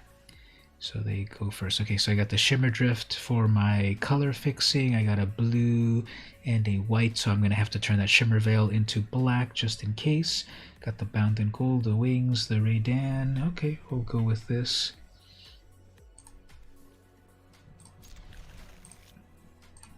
Always say hello to your opponent. Show phases, yes. Ooh, look at this cool new background. It's so icy and frosty and blue. And there's snow falling and everything. Yeah, it's a new backdrop that matches very, very well. Hopefully the opponent is contemplating. Oh, there we go. So, okay, so they have their own shimmer, whatever. Oh, there's black. Okay, so maybe I can hold off on it. Oh, it's coming in tapped, so I should probably play it anyway. So, black on that. Yeah, it's really pretty, isn't it? It's got that woodwork style all over the place. You're compelled to watch the Viking series, seeing this. Okay, so they've got their tap a creature, untap a snowland. Do they have any snows yet? No, they have... That is a snowland. Okay, so that's going to be a little bit of mana ramp right there. Bound in Gold will take care of it eventually. But for the moment... Don't have any Foretell cards at the moment. Actually, that one's got Boast. Okay, so let's set up a little bit here. Bring in some wings. Third turn, I can bring out my flyer. So 3/2 with Boast. Sure. So I can bring out... Their snowlands will come in tapped, and then their non-creature things cost more. Okay, let's bring out... So then we've got black, blue, just to be safe. I'm going to put wings on a winged creature. Now they're in green, so they could have plummet or whatever that one green removal of creatures was.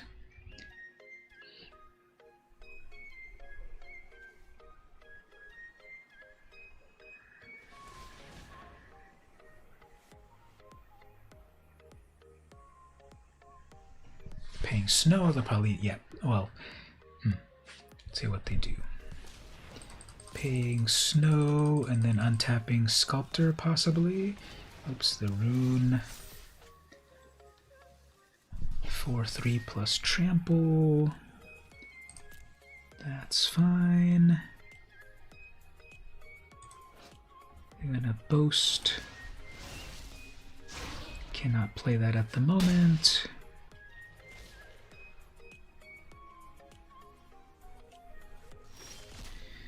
Alright, we can invoke, we can destroy their rune, or we can bind their attacker. That'll hurt them more, I think, if we bind them. Because it's gonna lock down two things. The attacker plus the rune plus the Boast. And then we have Vigilance.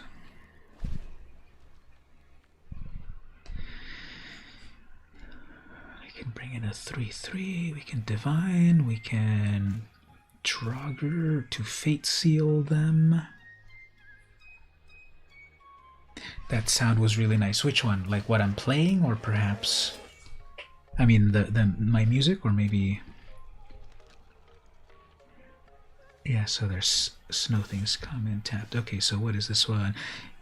Create a colorless snow artifact token named Icy Manalith. Oh, so it makes a Manalith, but it's icy. Cool.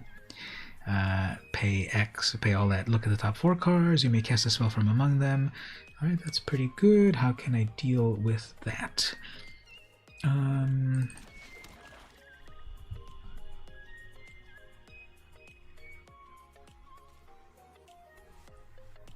Could just bring out some flyers.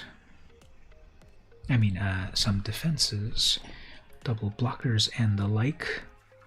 Yeah, if I bring out this, the bird whistling. Okay, then it's probably the song playing. Yeah, let's bring out a blocker here. Doesn't have reach. I could double block that Svella Ice Shaper if they attack, but they'll probably want to do the create a Manalith. Because if they ramp, but if they create that Manalith, I have the Divine, invoke the Divine for it. Yep, there it is.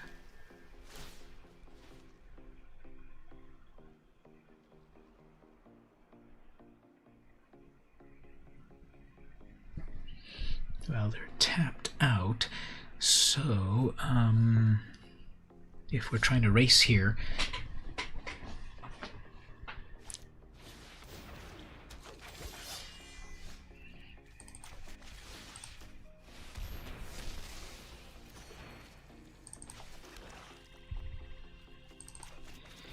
let's Fate Seal them. Target a player. Look at the top card. Target player. You may put that card into their graveyard. Yep. It'll probably be better for them. Ooh, we don't need a. We don't need them to get their God of Fury. So whoops. There you go, Torgolf. And then they probably won't block that. Whenever you cast a creature, if it's snow, it gets a +1. Yeah, they're not gonna block that. They're gonna want that. Okay. So then when I can finally attach the Raven Wings in the air, that'll be good. Finn. They got a lot of legendary creatures. They've got Svella, they've got Flynn. I just put the red one away, and now they've got a Raydan themselves, and it comes in as a 3/4. Their deck came together very well. I'm going to need to start pulling more of my removal. Oh, there's that. Okay, Finn is the one that gives you poison counters, and then you lose the game. You get 2 poison counters. Did everyone know that poison is back? Whenever a creature you control with Death Touch deals combat damage to a player, that player gets 2 poison counters. Okay, there we go. So I can either bind their flyer or their poisoner.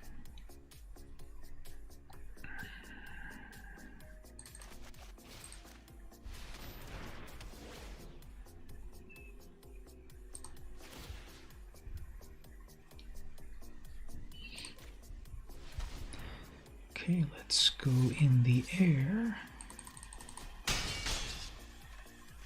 This is lethal unless they can remove this flyer, both of these flyers.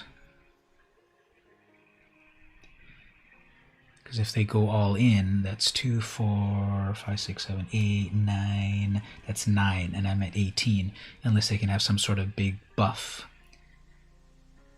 So are they gonna do the Svella Ultimate? Look at the top, whatever cards you may cast them without paying. Nope, they make a Manolith instead. Okay, 3 to make a Manolith. I don't know if you want to remove a blocker and make a Mana Rock, but then what are you going to do with 4? Well, you can untap, actually 5. Maybe. Oh man, there's that Broken Wings, just like I said. But, since it's an equipment, I can still attach it and that's still 5 in the air. Come on, come on. What was that? Yeah, I don't care if I take all this damage, right? 2 poison. Sure, but then that is an artifact, and then we'll just go for it in the air. Kapow. Alright, well, that came together. Yep, I think they shouldn't have spent time making that mana lith, because that removed an attacker, and then the ultimate for this is not that great, right? Look at the top 4 cards of your library. You may cast a spell from among them. Okay, without paying mana. That's fine. Put the rest on the bottom. So yeah, 8 mana to play a free spell, but they needed to get the mana. And didn't they have enough for it with their sculptor? 1, 2, 3, 4, 5, 6, 7. Oh, that's 8. Yeah. Well, good thing I took out their own Raydan, but they had Raydan Legendary, they had Finn the Legendary, they had Svella a Legendary, and then I put away Toralf. Alright, well, that's 1.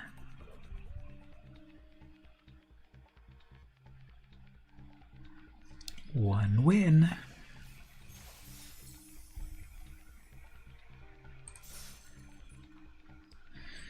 And I'll get 400 gems. I'll just add it to the pile of 1.3 million.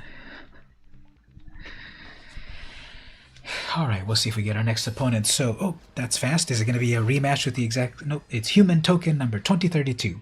So a few people in the VIP event were having trouble with their logins, and people got generically named. Okay, so we got some turn 1 and turn 2 plays, and we got a bound and then a big one, so I can live with that.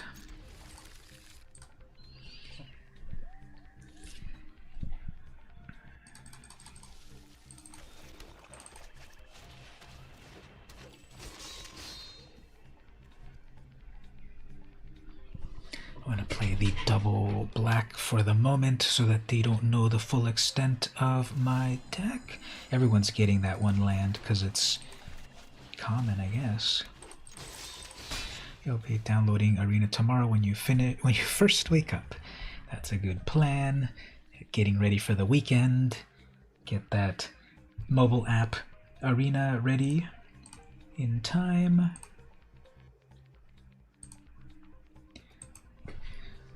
So how's everyone's days?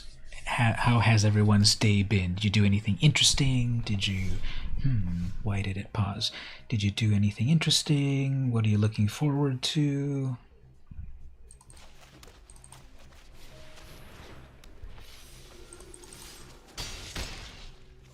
So I only have one other angel for this righteous Valkyrie to do her thing. When another angel or cleric... Actually, do I have any clerics? Zombie cleric.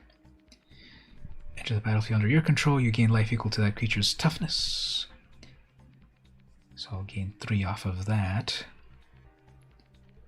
Elf Berserker, Zombie Cleric, Horizon Seeker. It can boast for a basic land.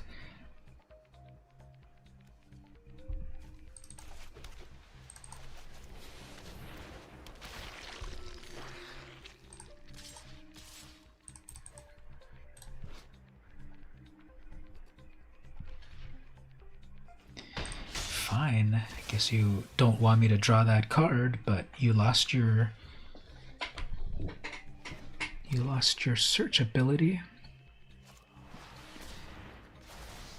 Sure. That's not the one you wanted to get.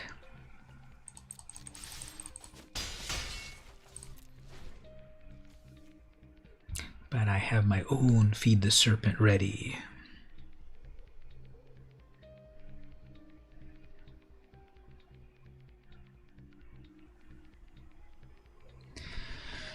Running a bit low on cards. Yeah, I guess they really didn't want me to return stuff from my graveyard, so exile on that.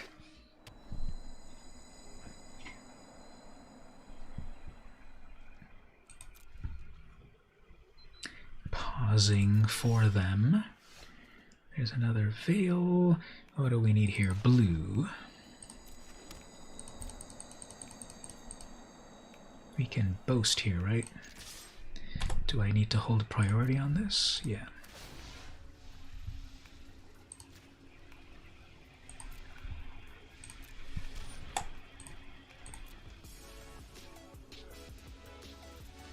Probably have another Feed the or Broken Wings. Okay. Oh man. But fine. So the boast looked pretty cool. Do you see that? He got all of that energy. They got all of that energy and looked pretty tough.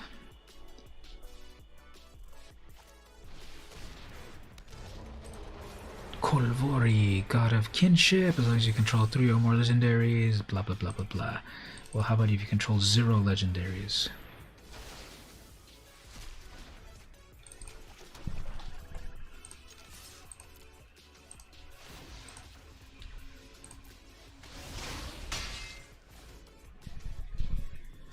Three, four, five, six. Okay, I have my neck. I have the 6 mana for my Dread Rider. And what is this? What is that supposed to signify? That something got foretold or what?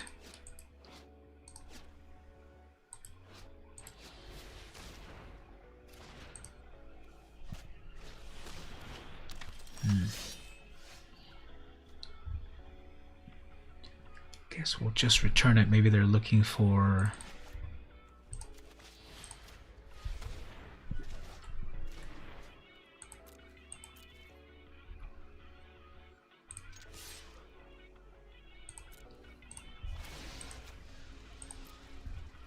looking for more lands or the right colors or something, so we'll bounce it back. And then if they recast it, I guess we'll bound it. I would have been at the 26 life.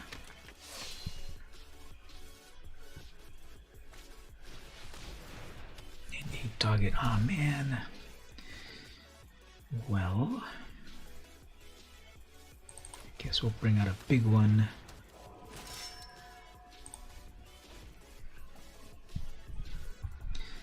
Hopefully they have no more removal. Exile creature from your graveyard. Target opponent loses 3 life. That might win me the game. I've got some creatures there.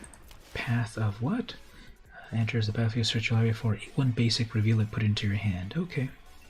Does it do anything else? Oh, and then pay 1,000,000 mana, sacrifice this. You gain 2 life, draw 2 cards, target opponent, blah blah blah. Sure. That is a good strategy.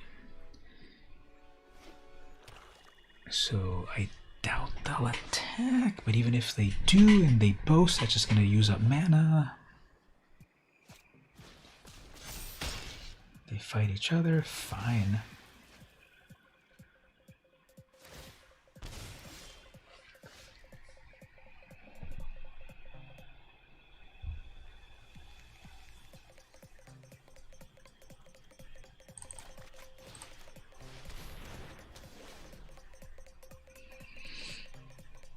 If a source opponent decreases whenever you or another permanent you control becomes the target of a spell.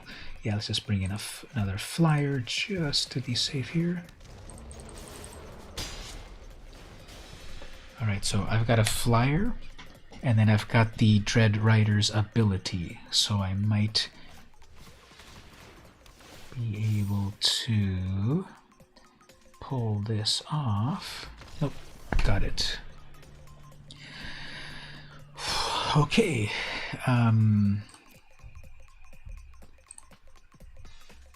that dogged pursuit was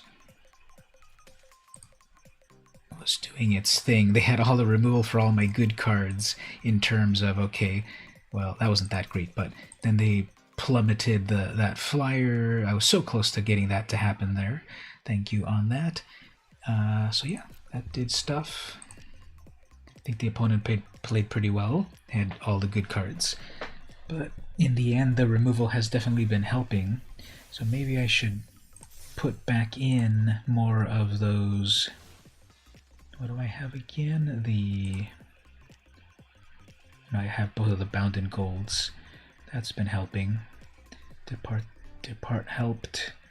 Maybe Invoke. Maybe I should put back both Invokes. People seem... it's only been 2 games, but people seem to love artifacts or enchantments in this set. I think it'd be good to put another Invoke back in.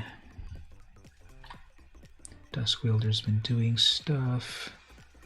Haven't gotten this Berserker yet.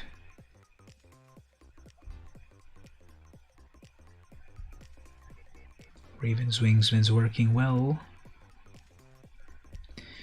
Raiden has been doing her thing. The Valkyrie.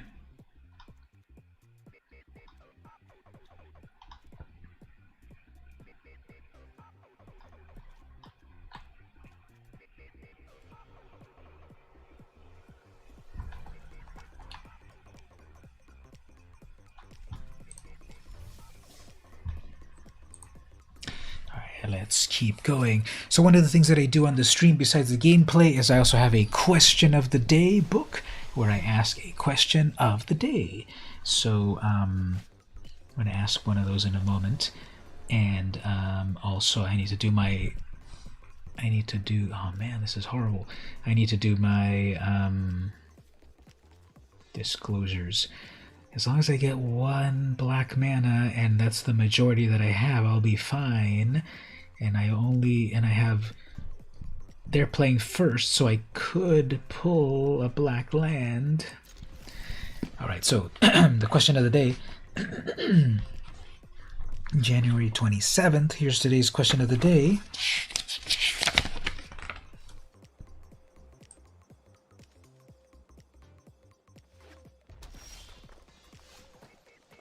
And there we go, I pulled that swamp exactly as I wanted. And I think my voice is getting a little weird. But the question of the day, some of these questions are frivolous, and some of them are a little bit more serious. But here's the question. Which art movement best describes you today? This is so... look at this power creep. A 1 mana, 1/2 flying first strike. Healer's Hawk has evolved. Okay. Anyway, this is one of these questions that's kind of weird. Because first of all, you have to know the various art movements: surrealism, modernism, Dada, Art Deco, etc. And then you pick one to describe what your day was today.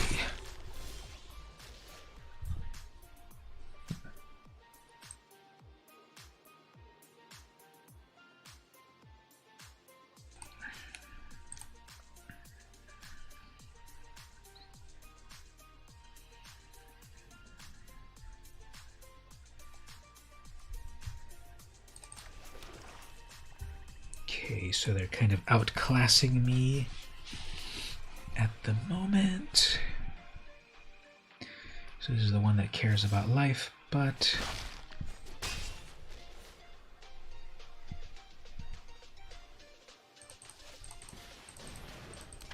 that is a human warrior. Oh, there we go. We got all the colors.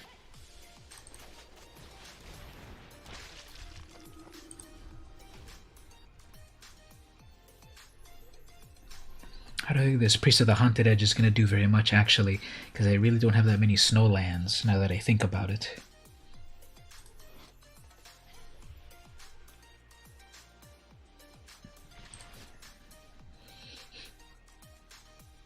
Okay, that seems suspicious. With all their unspent mana, clearly they've got their... Oh, there it is, there it is. Creatures you control get the +1. So even if that becomes a 3/3, I still lose it, so I guess...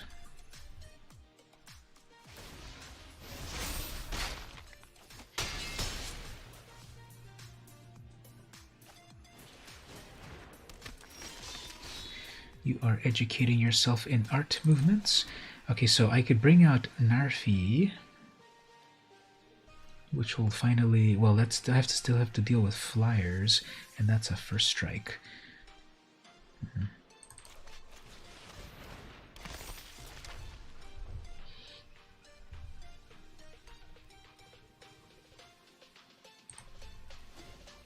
There's that Cosmos Elixir that might...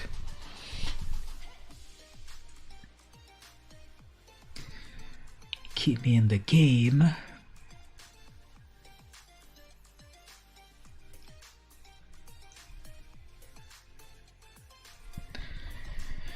So I think that question's a little weird and complicated, but let's just do it like this. So here's, I'm going to alter the question. I have the capability.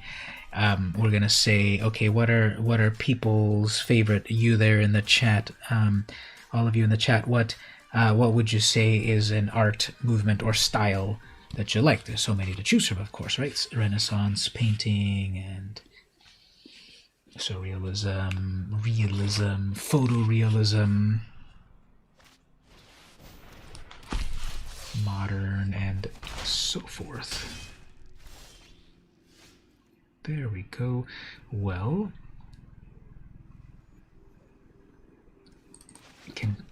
I can pay all of that, right? 1, 2, 3, 4, 5, 6. So no, that's 7. Well, let's lock down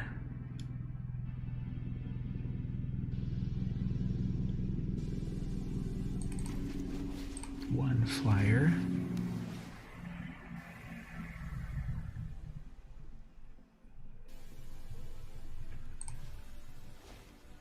And hold off a little bit more. Illustration is your pick. I think that's a good one. What was MC Escher's style? That was surrealism.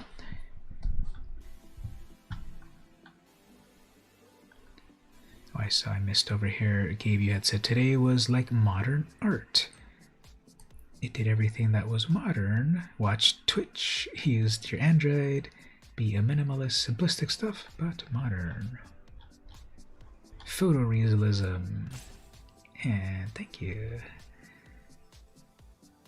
Alright, opponent, what is going on here? Stalwart Valkyrie. Finally got that life. Yeah, what is that animation supposed to represent there?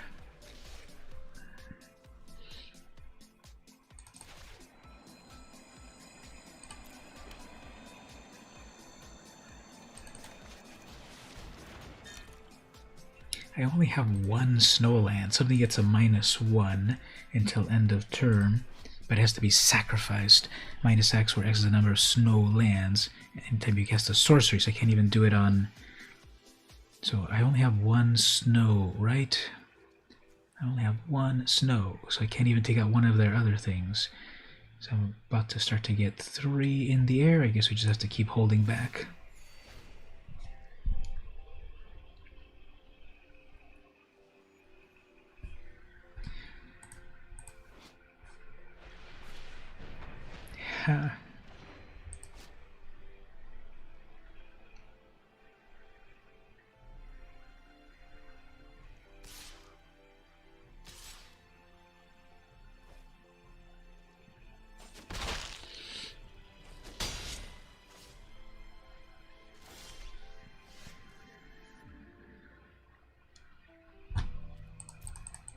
Alright, so we're dead just because there's nothing to deal with that, so let's just go all in.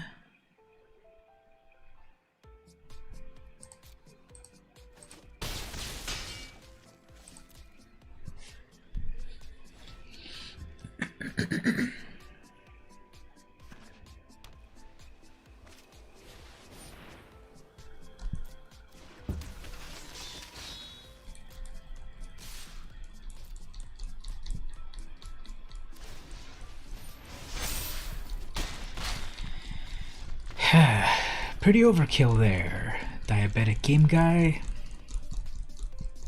Didn't even do anything because your first strike didn't even do all that damage. But you did the thing. Used to like pastels as a kid, using them to draw. I used them when I was taking art classes in college. I did use them, but besides that, haven't really used them. And then you noted their charcoal painting. I did a little charcoal painting also in college, but I haven't done that in a while too. So it's kind of interesting, you know, taking these art classes in college exposes you to these various styles plus inspiration, and then you have the material there to make some cool art. And then if you follow it up in the future, you could keep making that art.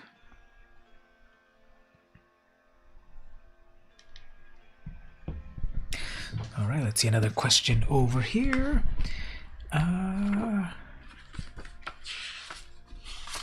Let's look at the 26th.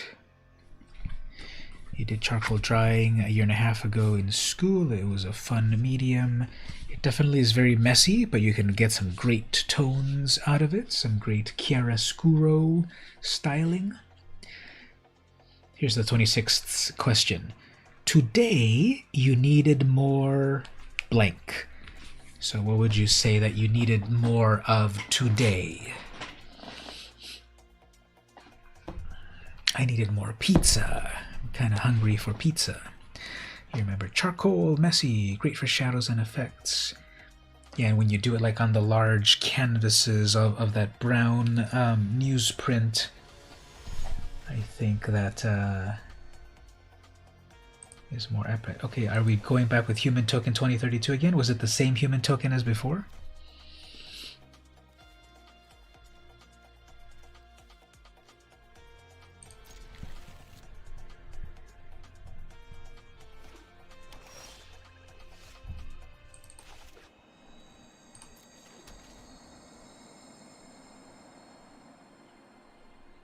That's one snowland.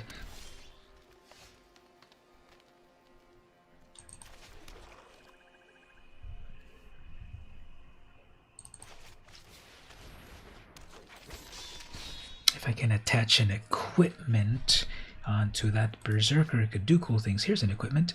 4 mana. That's the one with lifelink.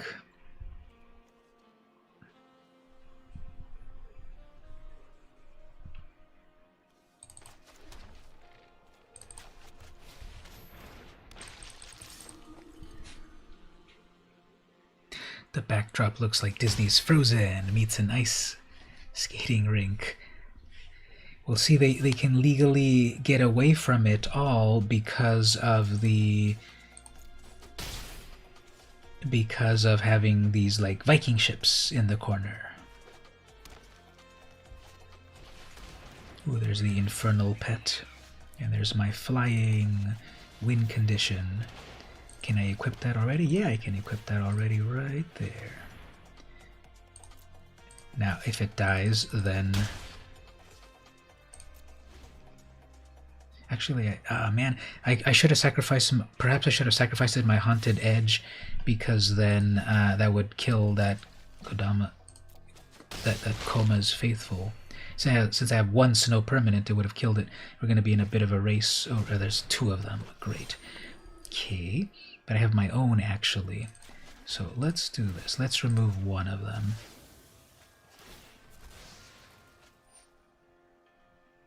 And I can respond to that.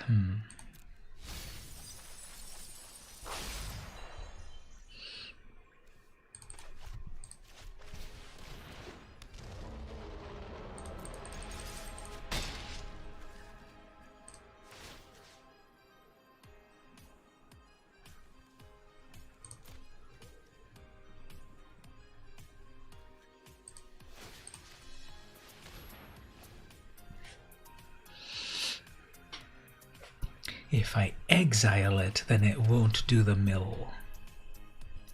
Imagine opening 50 packs.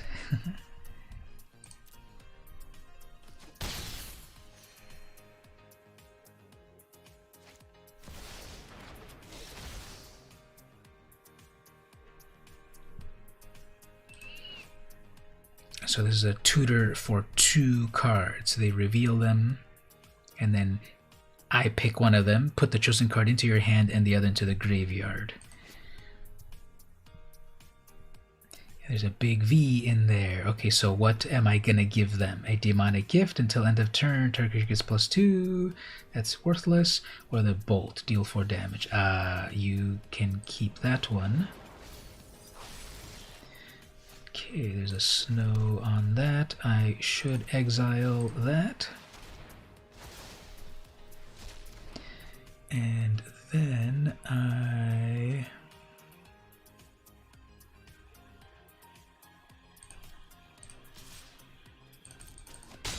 will attack with that.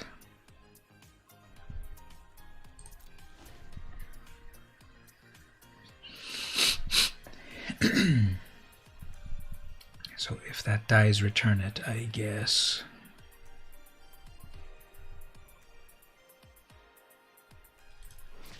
Ah, they didn't equip it already. Well, it is an instant, so whatever. They're going to get their Faithful back. I should have equipped the Raven onto that. That was a misplay. I should have equipped my wings onto that Death Knell, because I don't get anything unless it has power of 3. I would have gotten a free zombie. Whoops. They didn't play their bring things back to life, eh? I guess they wanted it for that demon. But they got tapped out. That's got reach, okay.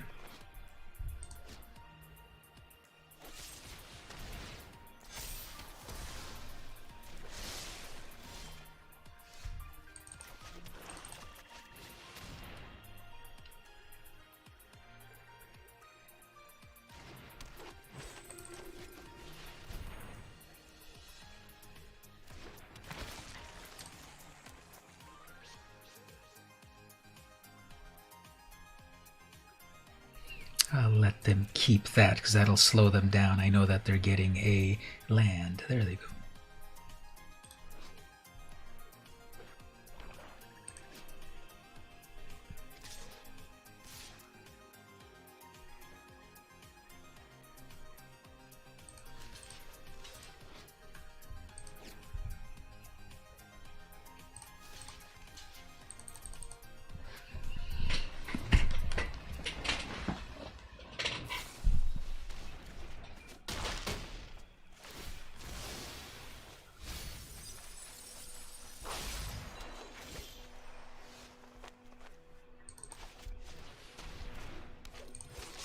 Okay, here we go. So now we've got this creature that if it dies, it'll make me a blocker. So let's see if that will help here. Probably should hold it for something better, but we need to level the playing field.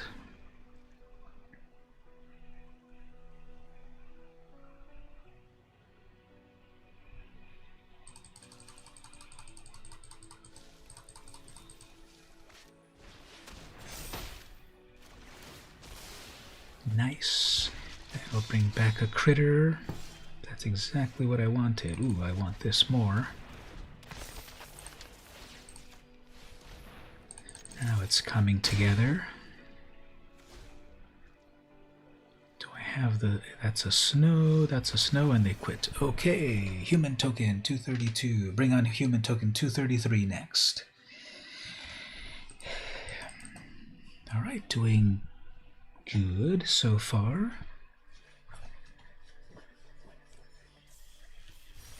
I forgot to do the disclosure, so I'll do it now. Thank you, Wizards of the Coast, for giving me a fully stocked account of free product, hashtag sponsored. Totally appreciate being let into the early access event. And hashtag sponsored disclosures, FTC regulations, blah, blah, blah. This stream is sponsored, Wizards of the Coast, etc. I think that covers it. Thank you for the free account and free product. I believe that covers it. Oh, look at that. We got one of these little pets, one of these little cute emoji hedron things. So I'm going to equip one right away. I don't have any of those on my regular account. So I'm going to set one right now. Yep. Activate a sticker. I have one of these, which I don't even care about. So let's confirm that. Speaking of opening packs, if we go over here to the account, speaking of free product as well, how about 32 boosters of Eldraine, 90 boosters of Kaldheim, 21 boosters of Zendikar. Remember these old vintage sets? Throne of Eldraine?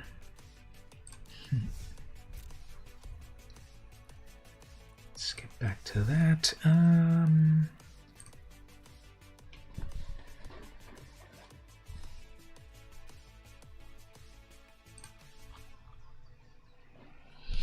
Or have we possibly seen enough of this sealed, or should I switch over to draft?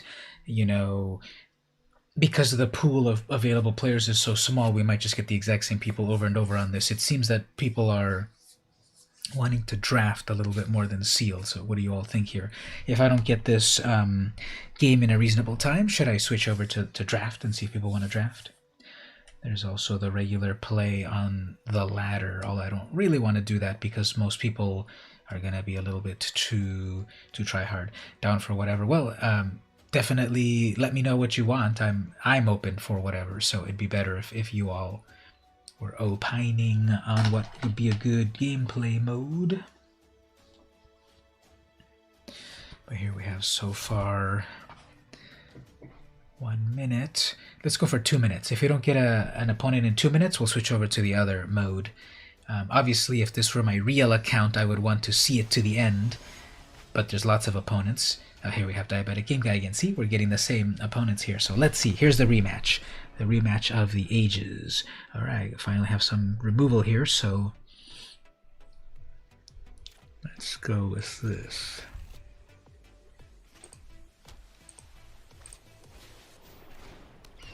They got their turn one freaking battlefield raptor again.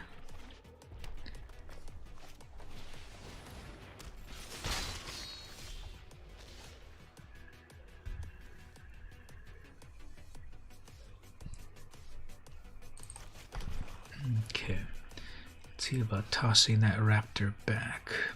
Or let's see, actually they're going to summon something cool and give it haste with the cavalry.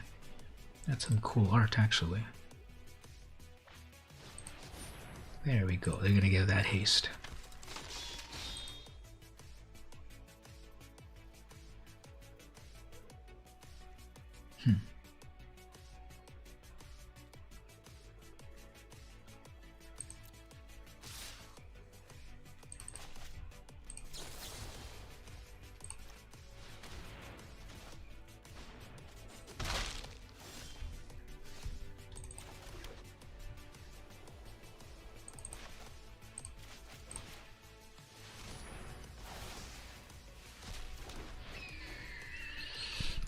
put a bird on it.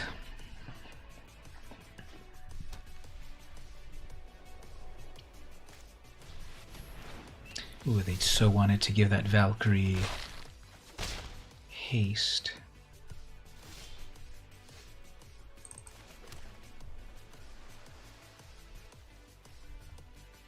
So they have all the flyers. That's fun.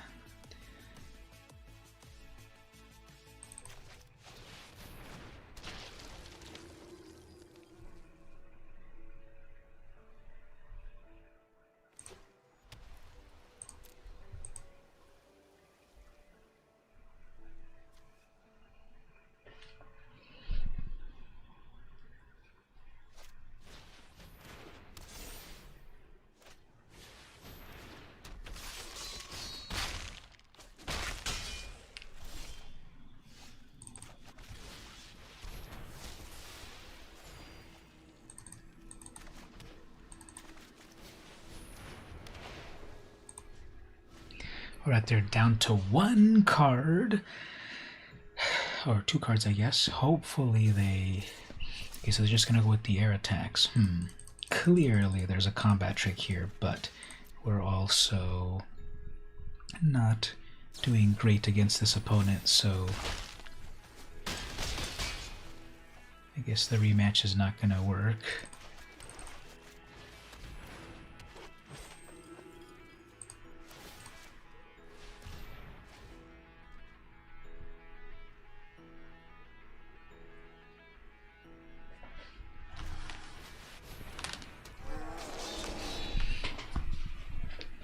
Yeah, pretty outnumbered.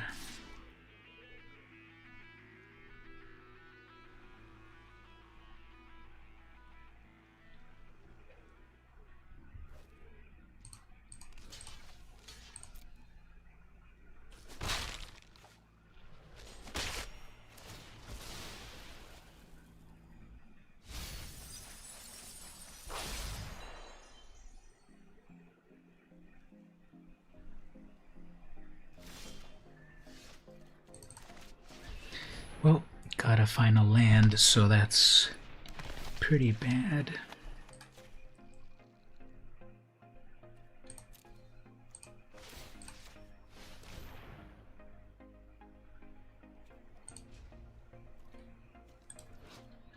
They're gonna be able to boast that to bring it down to 1. They can first strike me with their Battlefield Raptor. They have a 2/2 that they can haste, but not really. Alright, so 2, 3, 4, 5 in total, but I can take out that big one there. They didn't boast anything, I guess they will.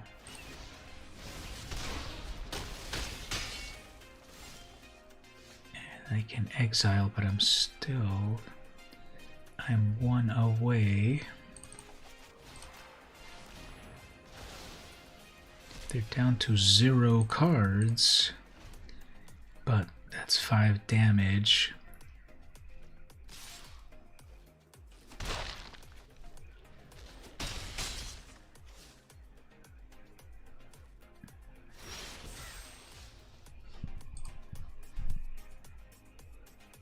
Right. Well, the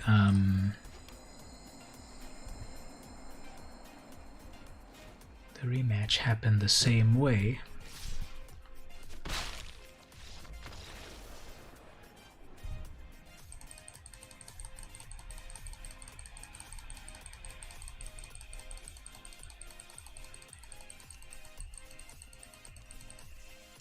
Alright, let's switch over to the other mode, the other type of draft. So we're going to go here, 1500. No problem. The problem here, of course, will be that we do need to fill up a table here, so let me put it out here for the VIP crew.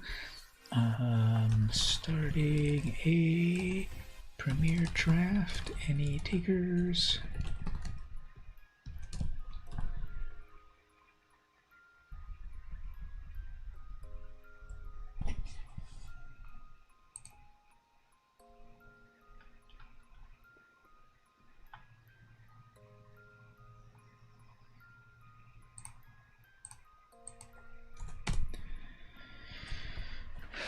So let's see if we get people to play.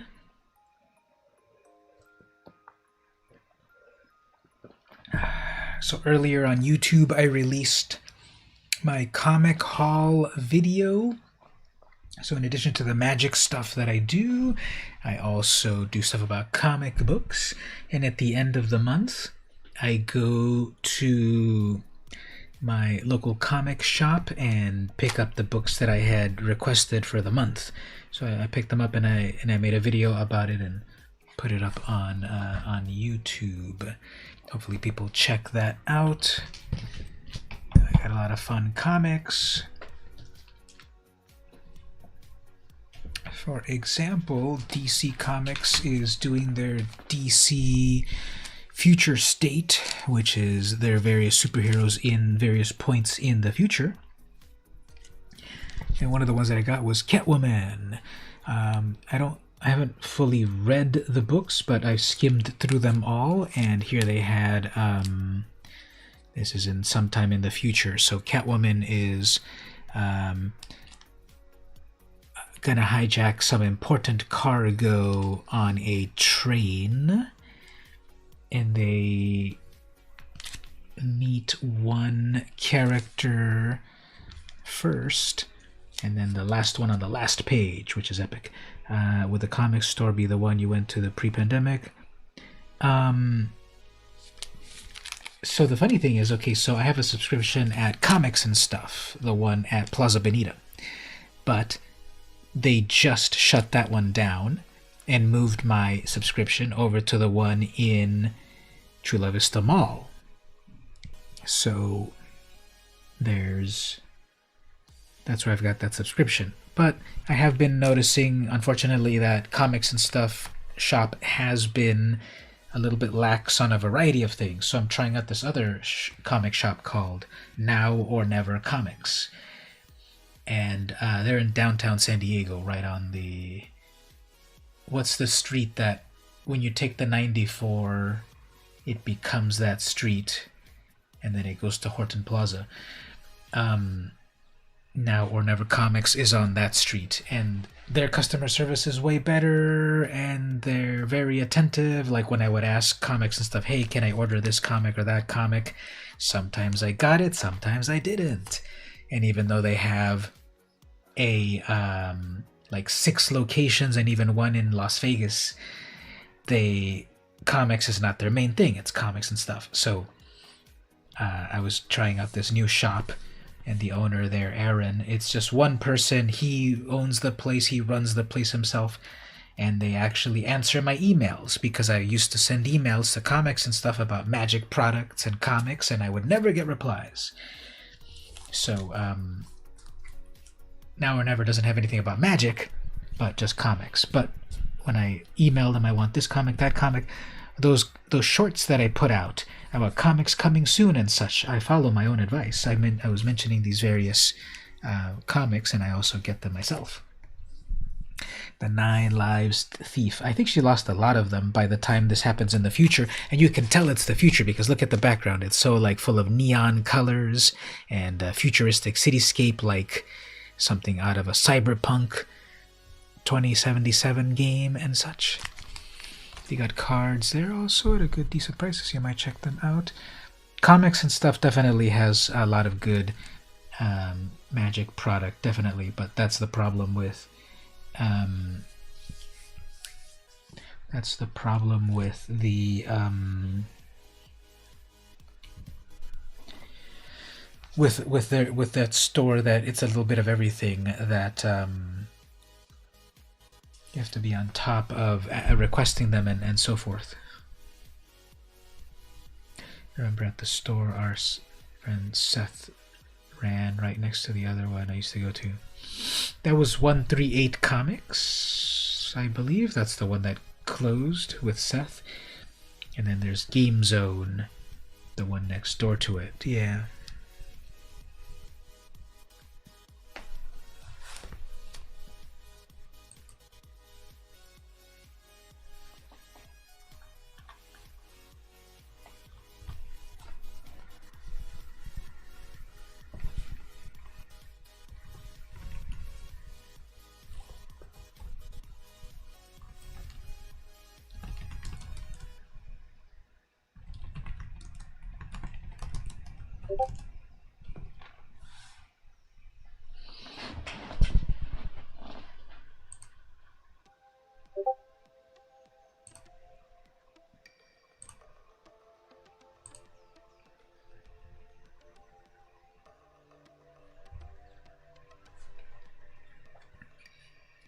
The one where we went to that Theros pre-release, probably.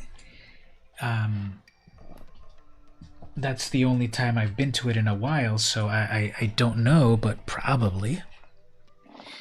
The one in Plaza Bonita, that one always had issues. I remember they had a shop there for a long time, like since the 90s, even maybe even earlier. And then they closed one there. Then they opened it later. Then they even had two at once. They had a pop-up store during Black Friday in 2019.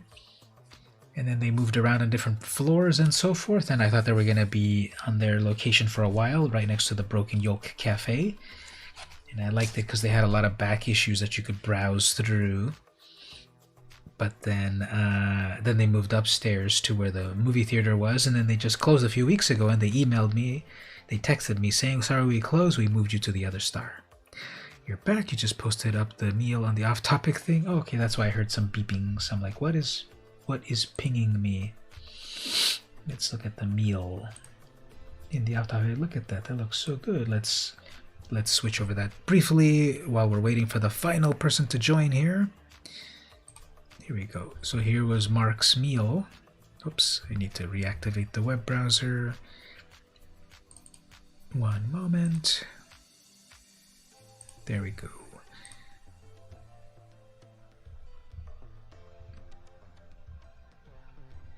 Yeah, it was taken without flash, right? So there we go. We got the bog. What did you call them? Bog fruit? AKA potatoes. And then the chicken and some salad. Looks pretty good. Making me hungry. Bog apples. So I love the Three Stooges, and I like catching the salad, but salad's good for you. Minus the salad, salad's good for you. So the Three Stooges, they had this weird slang, and the Three Stooges were they used to make episodes from the 30s to the 70s, basically, and I remember one of the early ones. They're making breakfast and stuff, and one of them says to the other, "I need 2 cackle fruit." What would you think cackle fruit is slang for? When Mo was asking Curly, "Give me 2 cackle fruit," what do you think he was asking for? Because when I hear bog apples, that doesn't quite sound appetizing. But then potatoes, okay, that's appetizing. Eggs, exactly, you got it. Those are eggs, because it's hens cackling and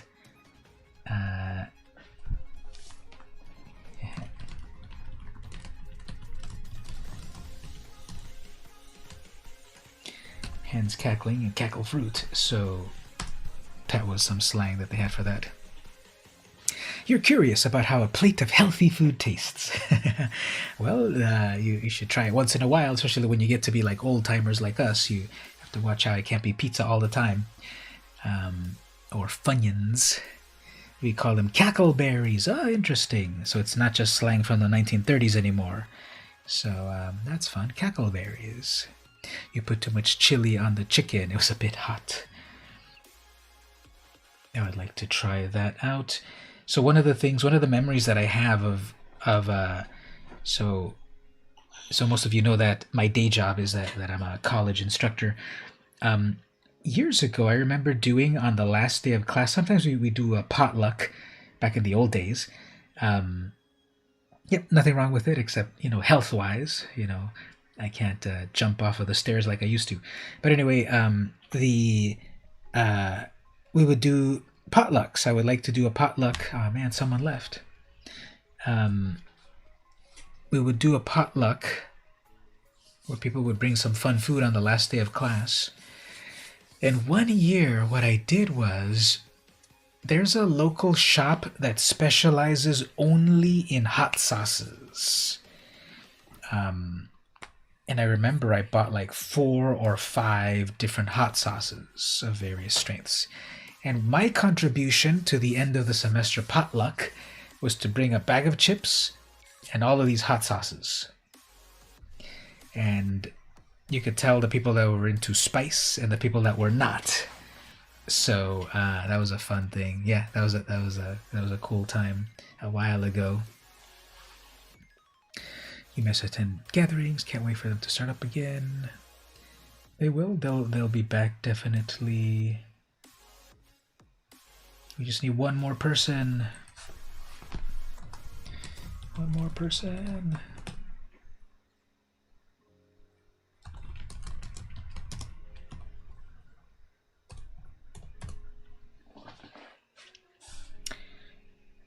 Who can we get on the VIP server?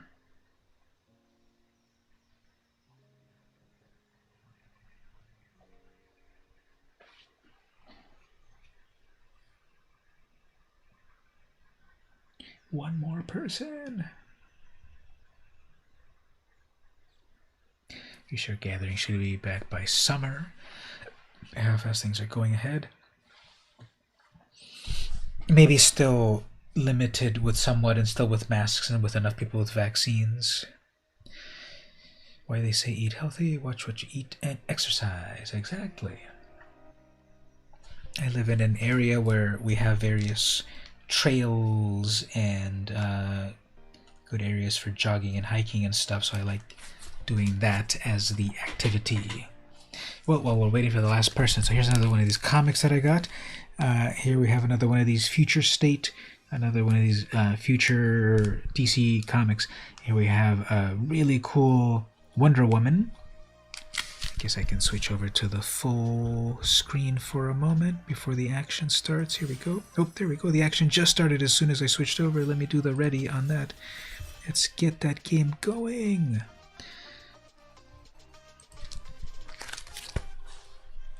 Let's see if we who are the die-hard draft people that we got. Now remember, this is the timed draft with people that have been playing all day long. So who did we get here? Anyone famous? We'll look at their names in a moment. But ooh, we got a Vorinclex turn 1, pack 1 that is, right? We've got to get that. 6 mana, trample haste. All right, we've got to do a Vorinclex deck. What else? Draugur's Helm. When this enters, you can. That's another one of these sort of living weapon cards. The Pretender's a changeling. I'll read people's messages in a moment. This is timed, so I've got to look at this first. We've got the land. It enters tapped. If you do Demir stuff, you do stuff. The Intruder with flash. When it enters something, it's -2. There's good old Draugur again. Strategic planning, look at the top, put one into your hand, so there's a cool card draw spell. There's that gift, the Disciple, each opponent discards. There's a Demir land, Squash.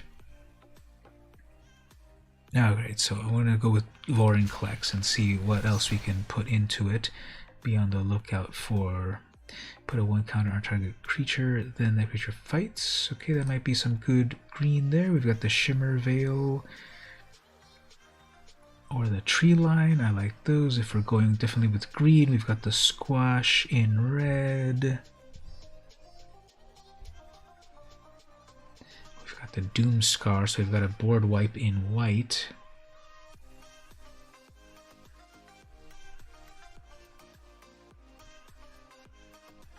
Alright, for the moment, just to stay with green, we'll keep that.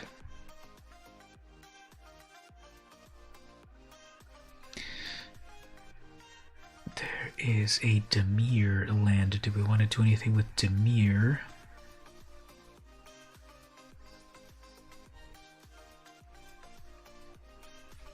A Disdainful Stroke is back.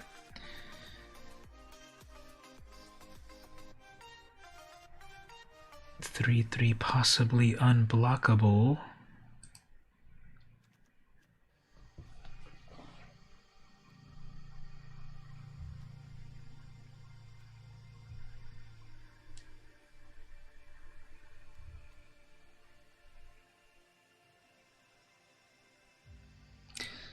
think I'm gonna go with that carve because I'm gonna need lands for that big Vorinclex, so I need to really be on the lookout for a variety of ramp and so forth. Let's take a quick look at who the opponents are. Human Token 965, Kev Zay 13, Human Token 1227, Astarisk. I'll be back.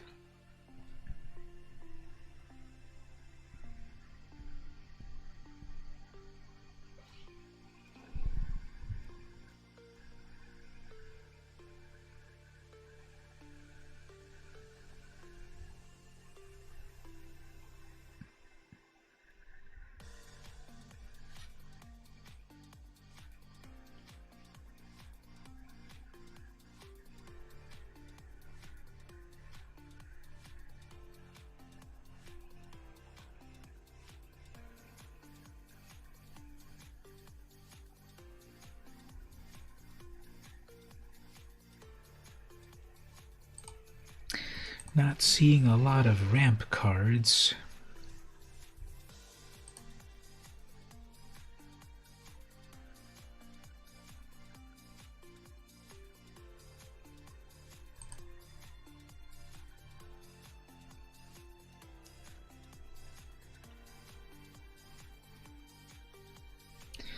I like the name of Demon Bolt.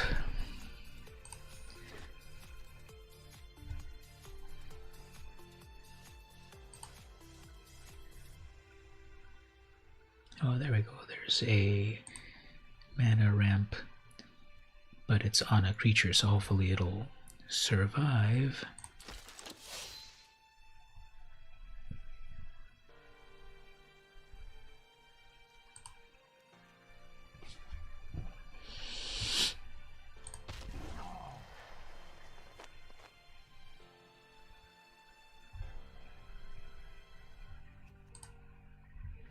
And then that pick can also get me treasures.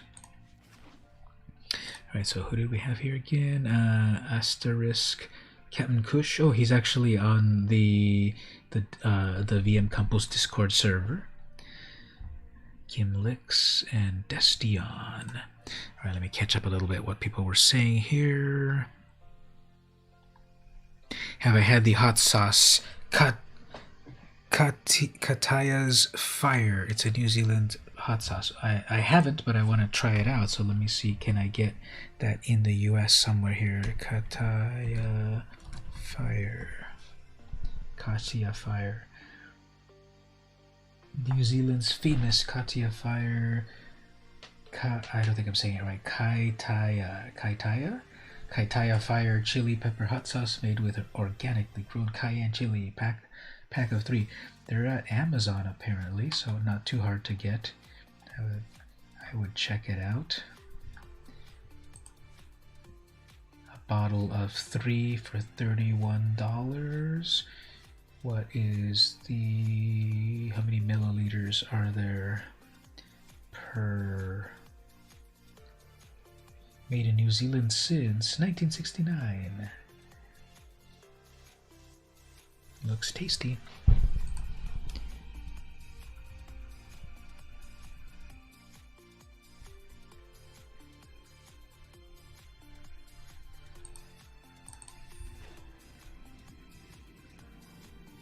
You don't like blue deck that just mills cards.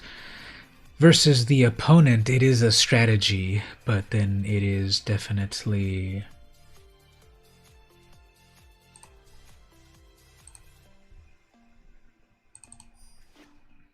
that when they use it against you, then it definitely is not fun. Milling was one of the first alternative win conditions when the game was first invented in 1993. The original idea was, well, we're gonna battle with creatures and get our life down to 0. But then, as they were inventing the game, they thought, well, what about when you run out of your deck of cards? And so then they added the new win condition of, well, if your deck of cards runs out, you also lose the game. So that was one of the first alternative win conditions.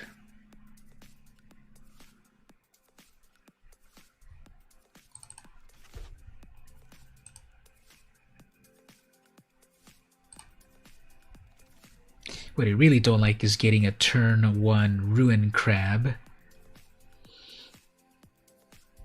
The opponent doing a turn 1 Ruin Crab, and then of course being able to easily play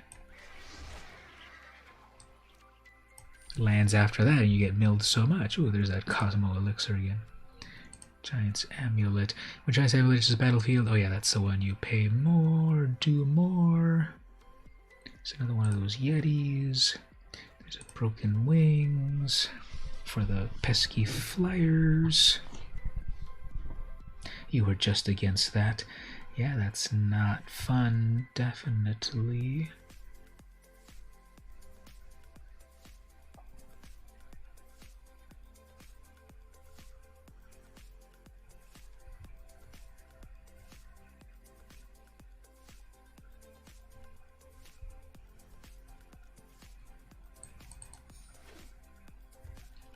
I think that broken wings will be pretty valuable. So as we're waiting for that to come up, here is, oops, never mind, it just came back.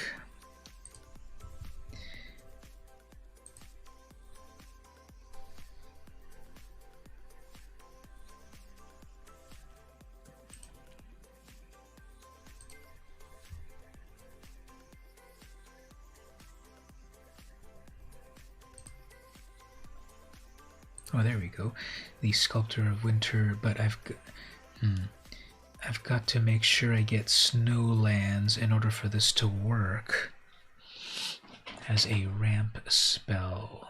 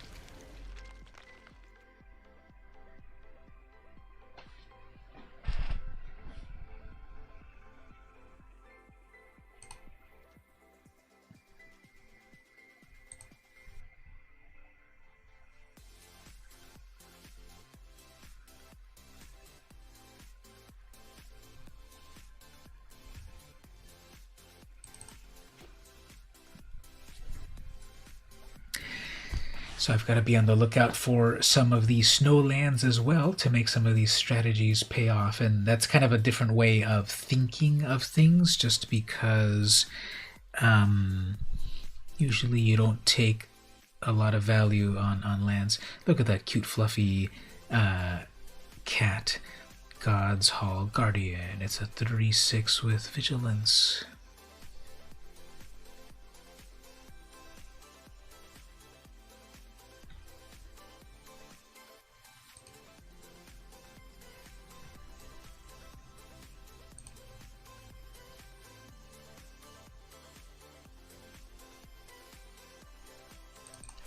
One thing about draft you love, hate is playing with new cards, but hate having to pick and choose.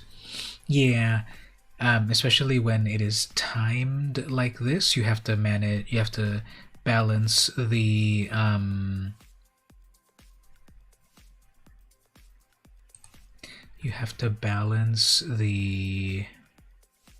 picking the right cards with a time limit against real people. But there is that version, which is also more affordable in the number of gold. There's another mode where it's not timed. This is when it's Premier Draft. I wish they would choose better names for some of these things.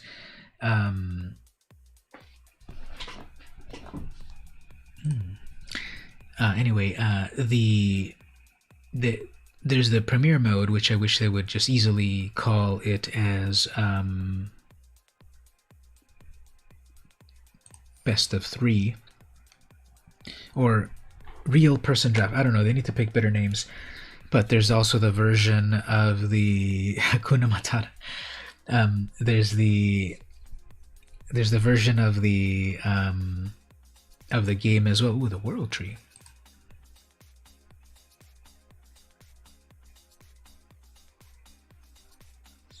Someone passed the world tree, and it's not legendary. No, I want that sentinel. So there's the version of the draft where it's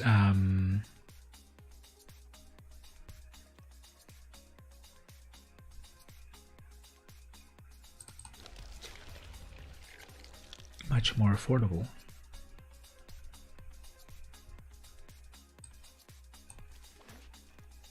And not timed.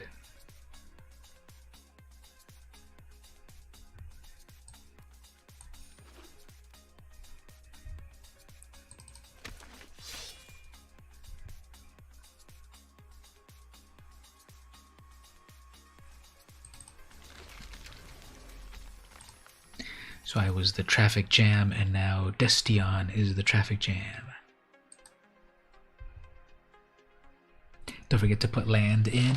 Well, here it can auto-complete it for me, but I think that happened in another game, didn't it?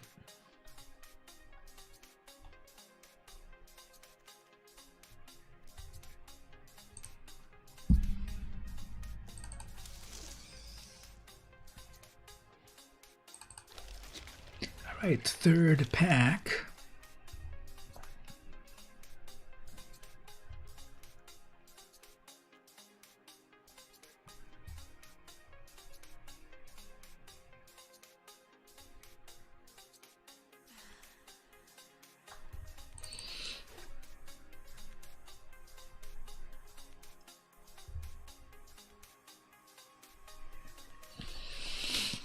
Let's pick one of these questions from the future. I'm going to jump over to August 24th. Oops. Okay, I'll ask that in a moment.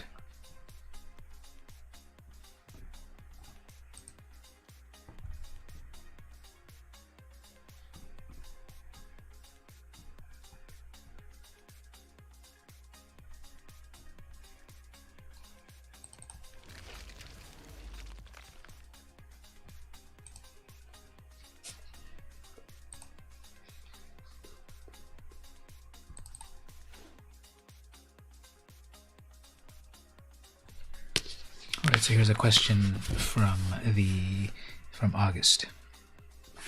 What is your recipe for creativity? What is your recipe for creativity?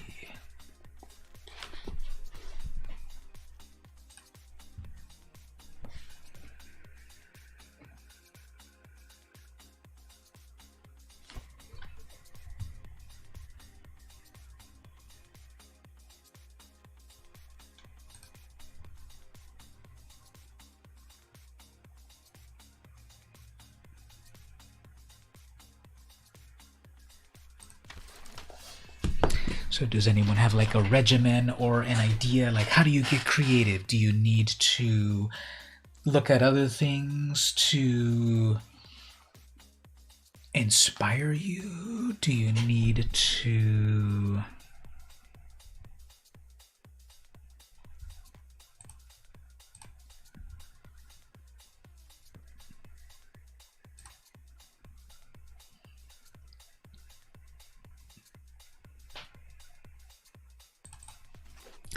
Do you need to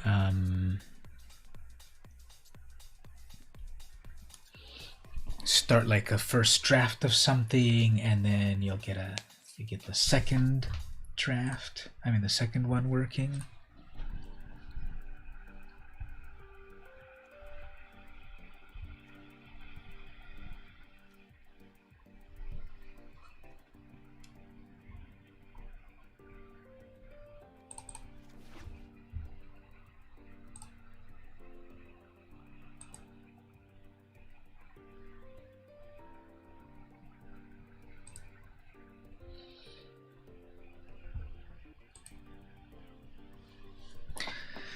Recipe for creating, think of something, check, see if nobody else has done it, then sit down and do it. What about like when you're doing the woodworking and such? Does that also apply on that? About if no one else has done it first?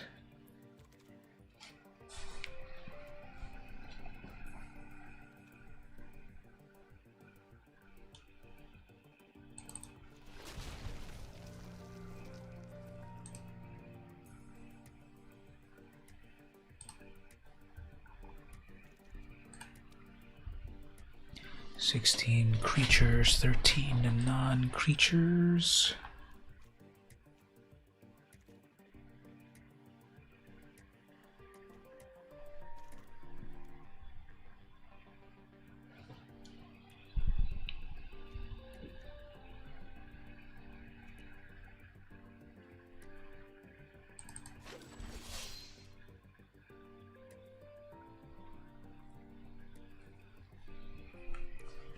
I think one thing that I've found as a recipe for creativity recently is the oh, that art is pretty cool. One recipe that I think I've found is the I was not a big person for playing music as I did my work, but then I started to segue into that sort of thing.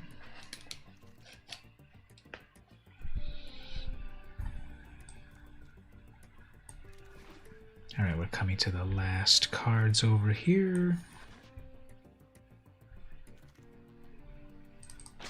Alright. Vault progress. Huh, that was kind of weird. I don't know what it was trying to tell me. Anyway, so let's pick the things over here. We'll go with the new cards. Okay, so the big idea is to try to... It's giving me Kaladesh lands. Are you kidding?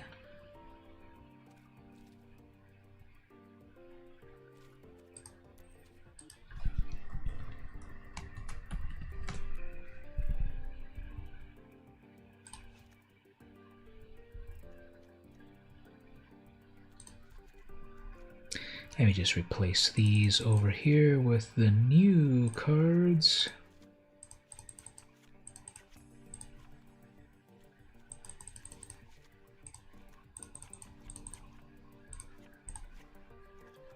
Okay, so we have 17 lands.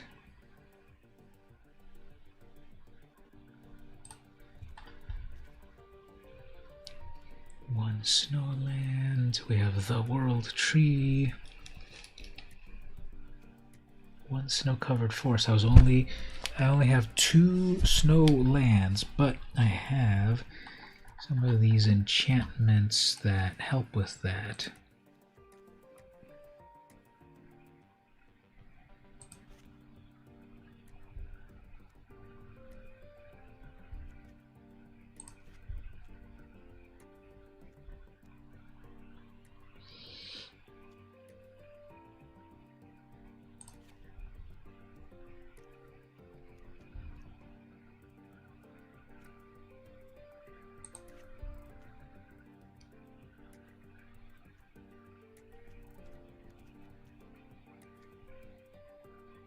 This one, Snow Enchantment, makes something into a snowland, and then it doubles the mana.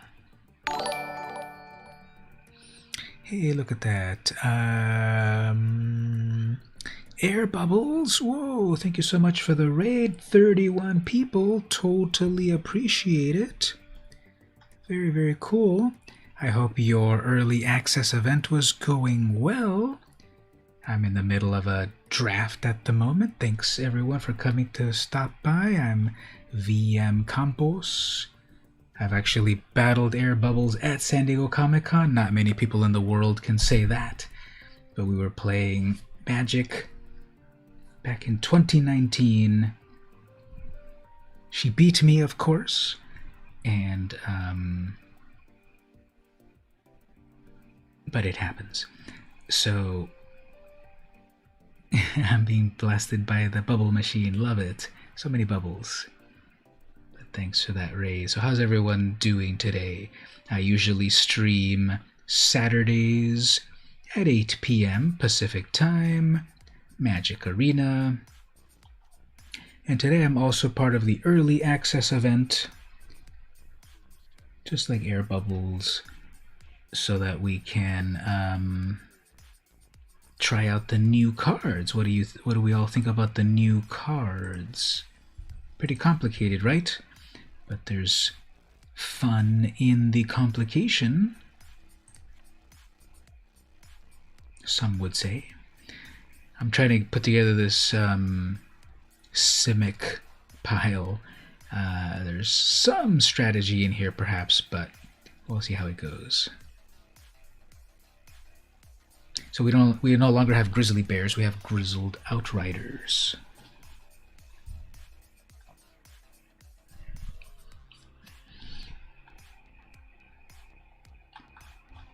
So I think it's coming together. We got 44 cards so far, so we just need to skim a few off and we'll be there. So part of the reason is, okay, we got a Vorinclex. We got a Vorinclex Monstrous Raider, the only Phyrexian in the whole set.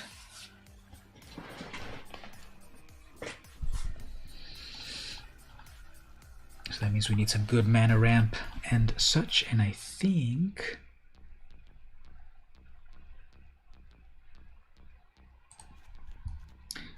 it's kind of coming together for the ramp. We've also got a Ravenous Lindworm. Wouldn't it have been great if they reprinted Scaled Worm, that amazing, beautiful, classic, vintage Ice Age creature from back in the day? It's so amazing that I've got to pull it up here because that was from back in my day when I played Magic for the first time. Let's look up here, Scaled Worm. This would have been so cool if they reprinted it. No, not that Scaled Worm. Get that out of here. We want the Ice Age art. There we go, right there. That's what they should have reprinted.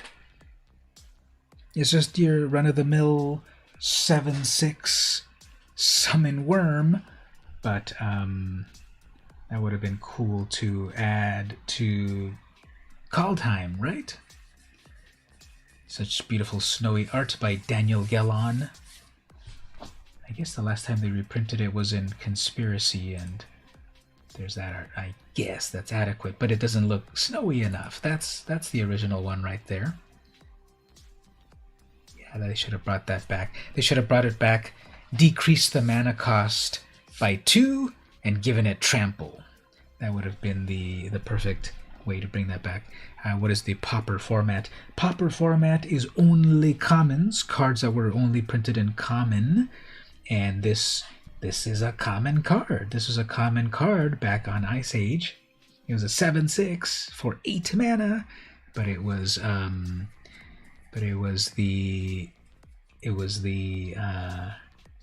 common back then, and it was a common all along.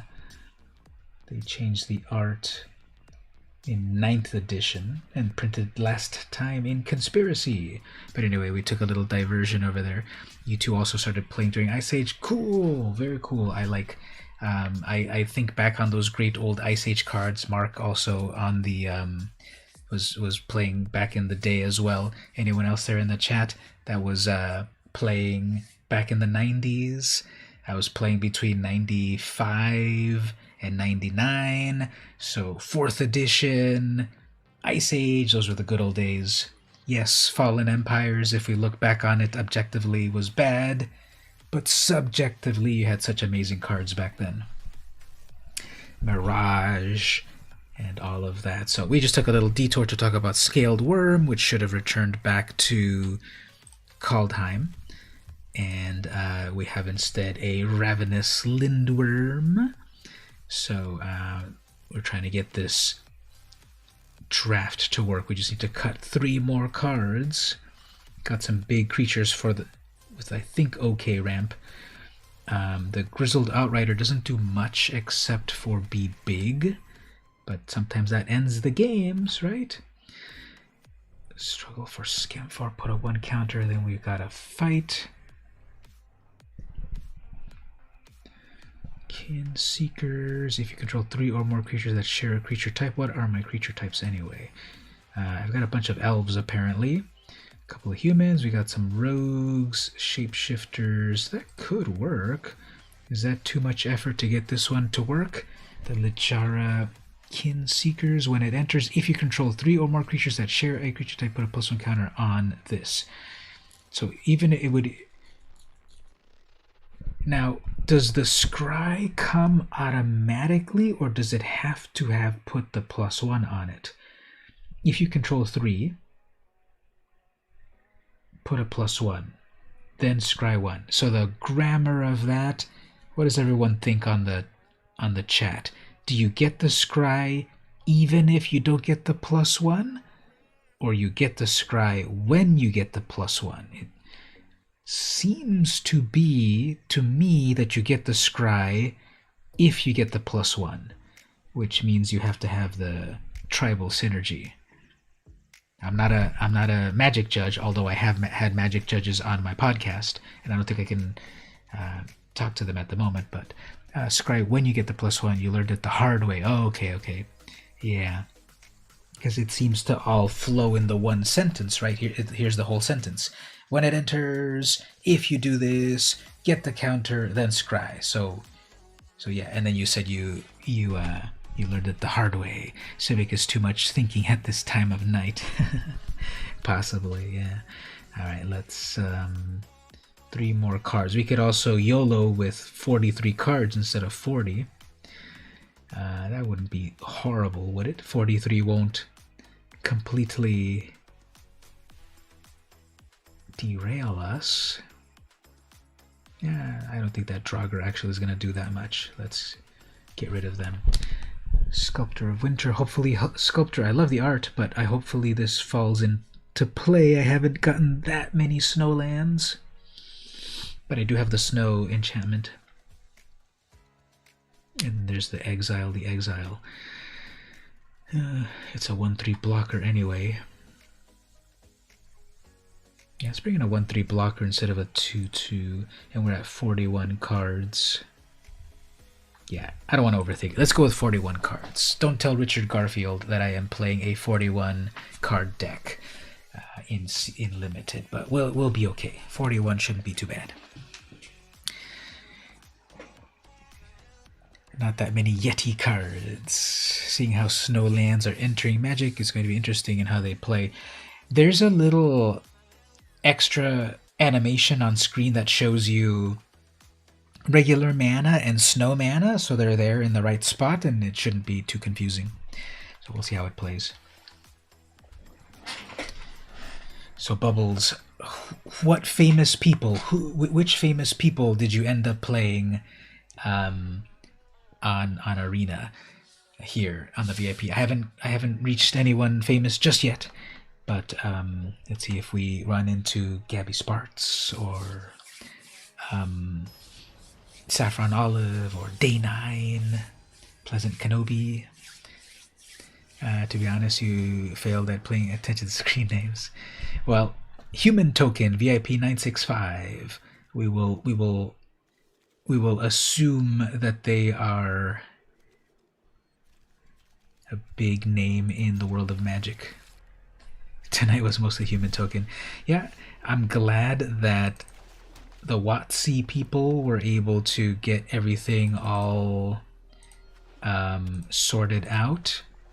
I know that people were freaking out a bit that things weren't as smooth as they could have been, but I think it all worked out. So,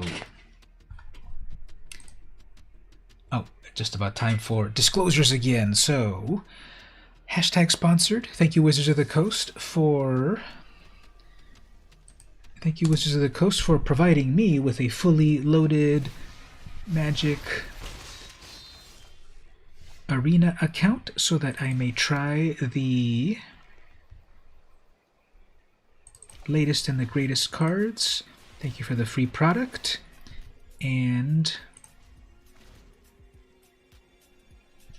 this is provided free by Wizards of the Coast for me to try out. That Fearless Liberator is so good now that I see it. Actually, it's gonna make so many blockers until I get my own blocker. I mean, it's gonna make so many other attackers and such. So that's going to make another boost. You had a human token name because of issues on WotC's end. Yeah, their system unfortunately might have. They're not missing a land drop. Okay, we'll keep that. Ooh, we got the World Tree. So let us make a blocker.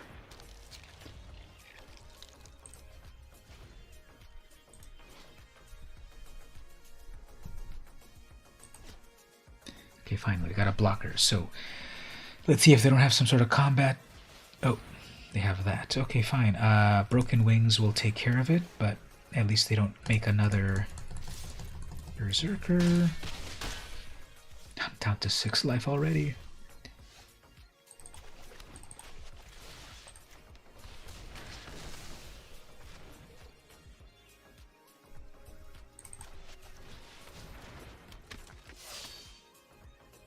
Guess I might as well attack with a little bit here.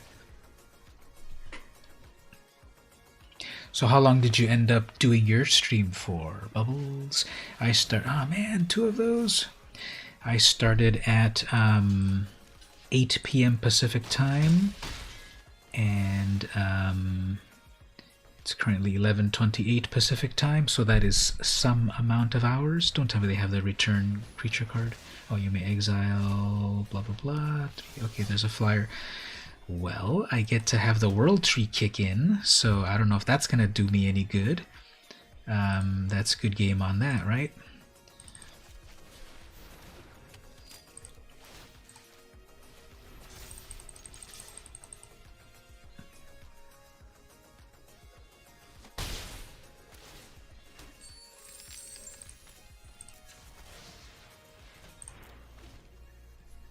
Well, that didn't quite come together, but that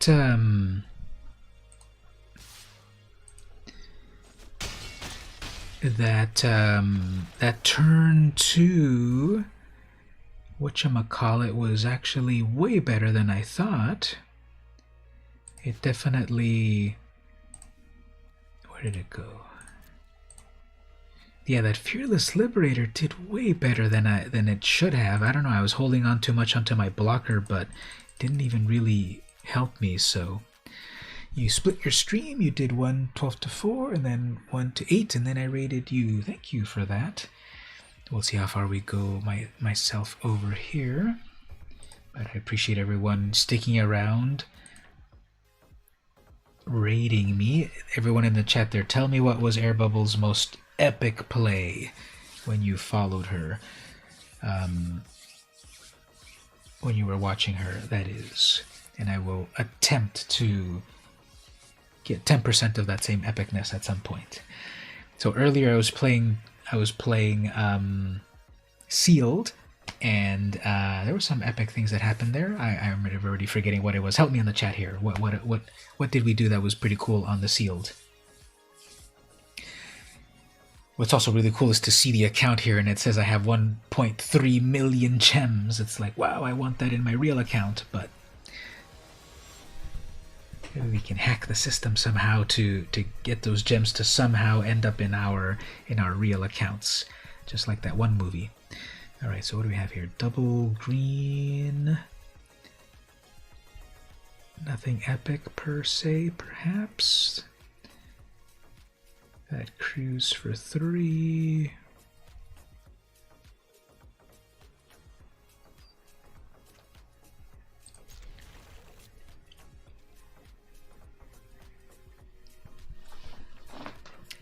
Okay, maybe this time I'll bring in the 1/3 blocker first.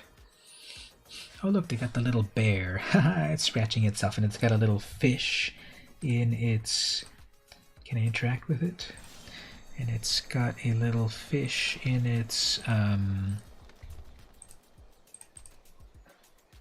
porridge or something. How do you get that cute bear? Is it a Kaldheim bear? Or from a different set? Alright, passing very suspiciously. Okay, so clearly they have a removal spell, but I guess a 1-3 I can live with losing my 1-3. It's a Kaldheim bear. Look at that, he's scratching. Such advanced technology. They have their own glitter frost. Fine. I have one too. So we're all trying to ramp into something epic here. Hopefully I guess the Sculptor of Winter, although they have black mana, green and black. They could have some removal. Boreal Outrider. When you cast a creature, if you pay snow. Missing my land drops. Okay, well.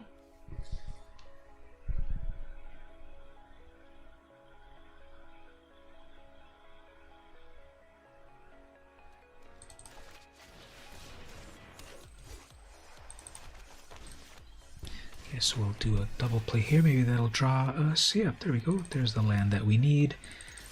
Do a little damage.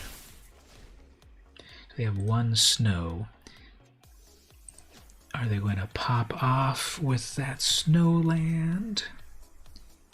You're waiting to open packs. Hopefully at 3 a.m. you're ready to make a deck. What are you waiting for 3 a.m.? Is that like a lucky time, or why are you waiting for 3 a.m. to open?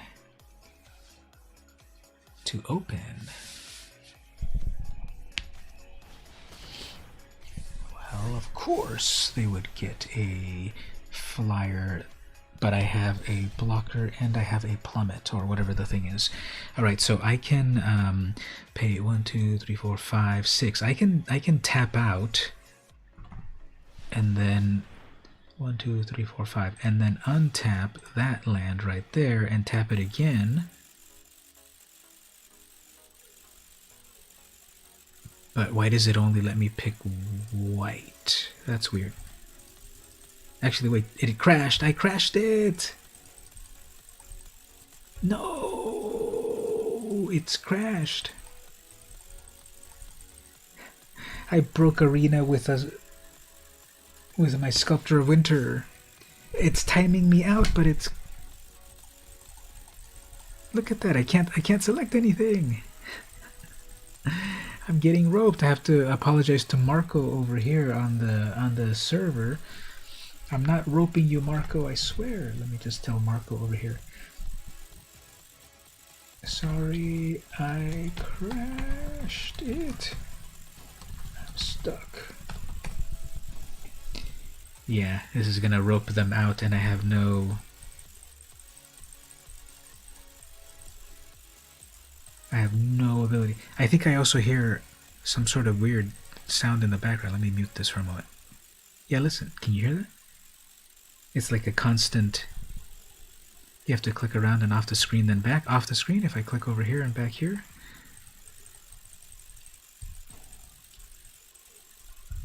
Then I click on Discord, but then come back. It doesn't do it. Oh, there we go. There we go. Oh, well. It used... Oh, man. That totally took my turn. I was about to summon my worm. Then it totally crashed, man. Alright, well, let's see what we get back on my turn. Okay, this time I won't use the QQ ability there, I guess. I don't know what caused it. Do you remember what it caused for you, perhaps, when that happened? Was it the same sort of condition? Oh, did it crash on the opponent as well? Or are they roping me, thinking that I'm roping them, but I'm telling them over here in the Discord, but they seem to be offline, that was an accident, but okay, we'll see.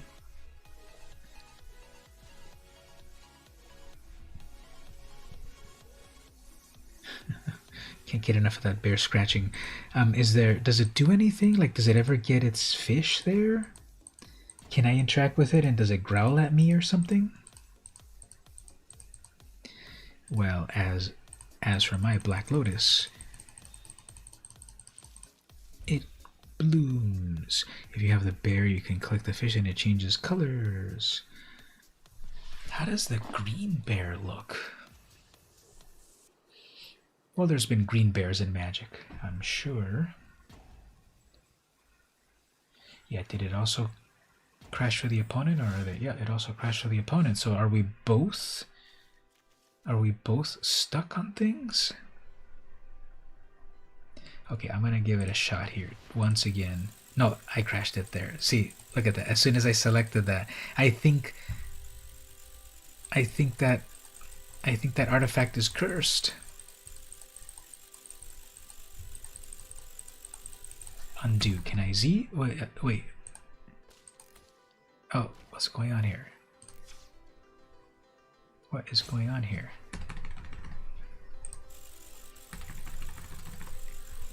Z popped up for a moment, but not anymore to undo. What is going on with this? You have to hit the head. Well, thanks so much for coming over. I think we're both on the west coast, right? So yeah, it's getting to midnight. Yeah, it's totally choose attackers. I don't quite want to attack.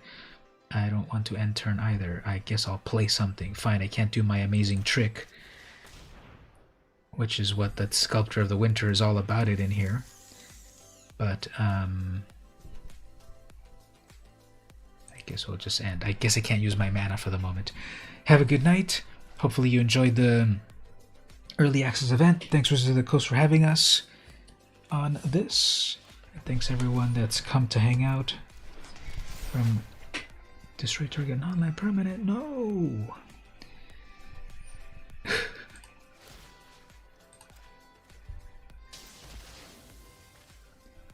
Fine, as long as I get one more land. 1, 2, 3, 4, 5, 6. As long as I get one more land. There we go, one more land. Perfect. Well, I can actually destroy their thing over here. Search your library for a forest, blah, blah, blah. Yeah, let's get rid of that.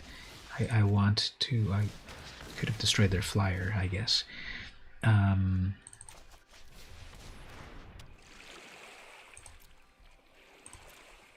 But...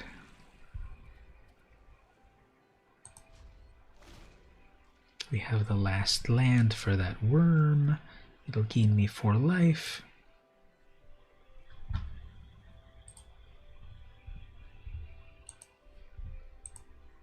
So everyone that's raided me, what was your first set that you played of Magic? I said earlier that I first played 4th edition. That was back in 1995. What about yourselves, everyone there in the chat? What was the first set? Yeah, it crashed for the opponent as well. So, what was the first Magic set that you all played? And the opponent says, I've had enough. Oh, okay. I guess that's a way to do it. That's 1 win. So I played from 95 to 99. I stopped for a while. Your first set was the Green Grizzly Bear starter deck. That was a classic one. Ooh, look at that. I got a... Speaking of vintage sets, check out I got a booster of that old vintage set, Core Set 2021. And then we've got Revised. Very nice. Were you able to get any starter decks, or were those in booster packs?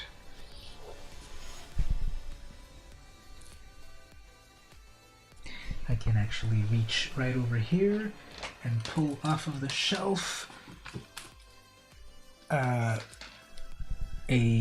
starter deck of 4th edition. Get to go first. Very good.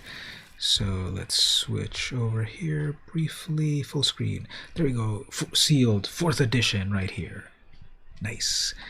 Right after they depowered the set, so no more dual lands, no more...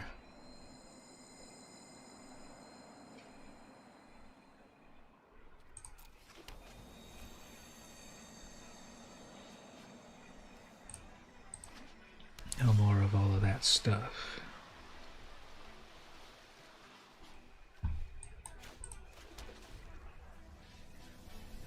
It was a lone starter deck at the time, back when they made them small. Like just 30 cards or whatever, right? Okay, I think they're playing giants. Wizard giants, or I guess dwarf berserkers. Okay, so that's gonna give...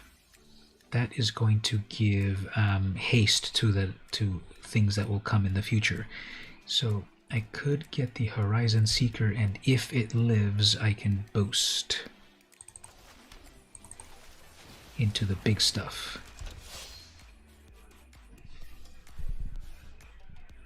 It was only boosters back then. The shop didn't have much, unlike now. Do you remember the name of that shop from back in those days? I doubt Calico Keep was around back then. No, leave my Seeker alone. It never had a chance to do its thing.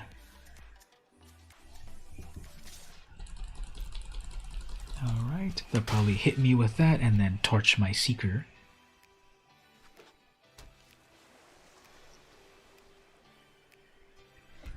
Now, am I able to do the rune plus the boast? The boast is 2 and the rune is 2. Nope, I can't do it both. Yeah, that's kind of taking a while to do your thing, so great.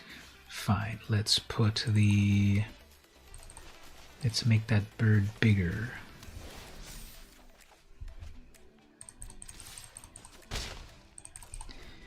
Let's see if they summon a creature that they want to give haste, and then I will bounce it back. It was called the Beacon Bookshop, run by the mayor. That's cool. They were the mayor. Are they going to have to do their own double kill spell on the same thing twice? Were they the mayor at the same time that they were the owner? Look at the top 3 cards, put one of them as long as you control a giant, or whatever. Okay, so they get to look at the top.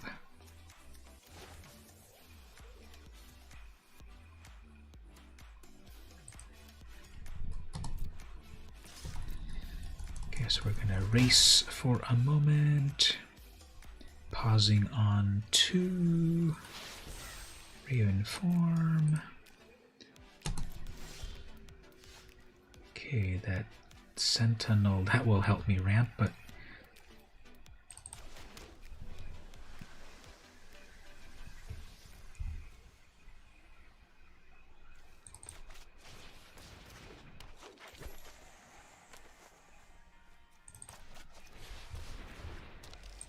okay, so I've got blockers, I've got ramp with that sentinel. 1, 2, 3, 4, 5, 6. I'm at 6 if that sentinel lives. I doubt it will, so we're gonna have to get there the hard way. All my ramp has been taken care of. Yeah, the mayor ran the shop on the weekends, and his wife ran it on the weekdays.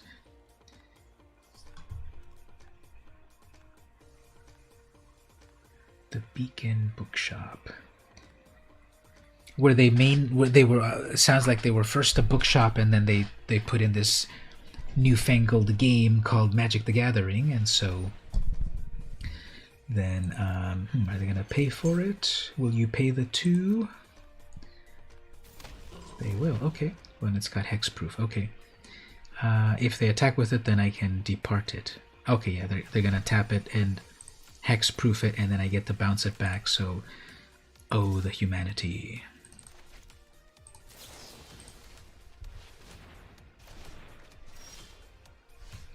And then on my end, how about a Vorinclex?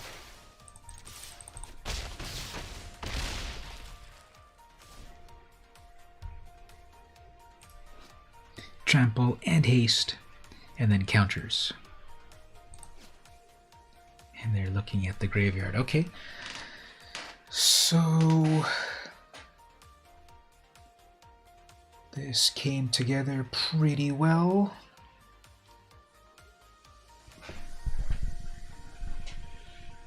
Don't count your chickens before they're hatched, but oh, and then also the world tree is doing its thing. What's the ultimate again? Sacrifice this, search your library for any number of gods. I don't have any gods, and put them on the battlefield. Ah, man, I should have looked for gods as well. But anyway, why is this still tapped? What did they do to tap? When this enters, tap target. Oh yeah, okay, fine. So, still have a bird.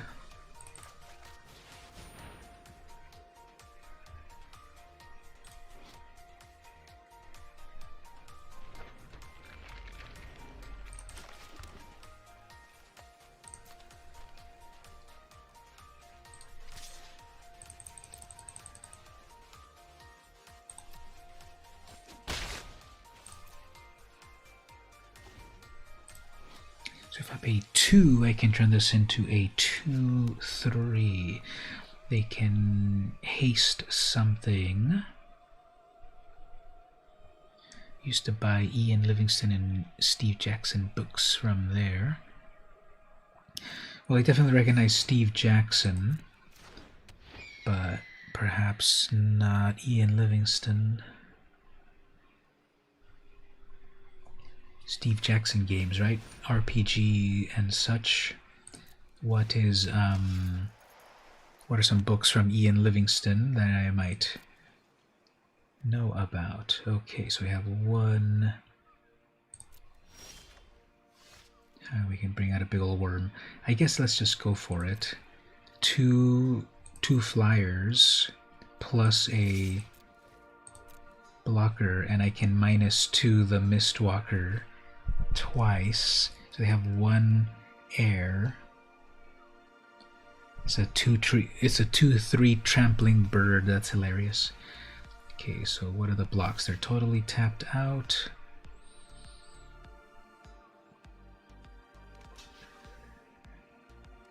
Double blocking that. Adequate. Okay, we'll take out that. Over here.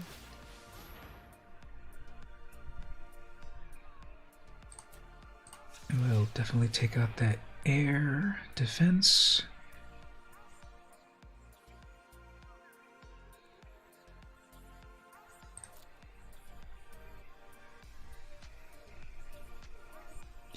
That robber target creature gains haste. Is in most of the fighting fantasy books.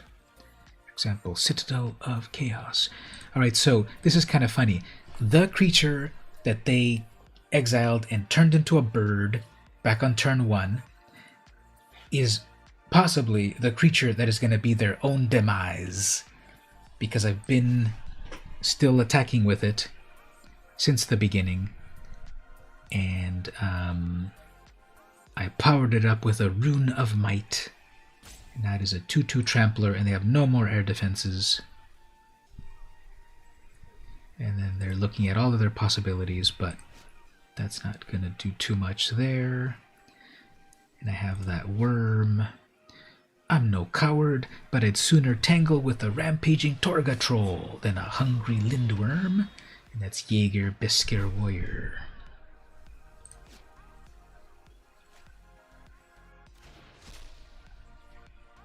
I don't think they're going to attack.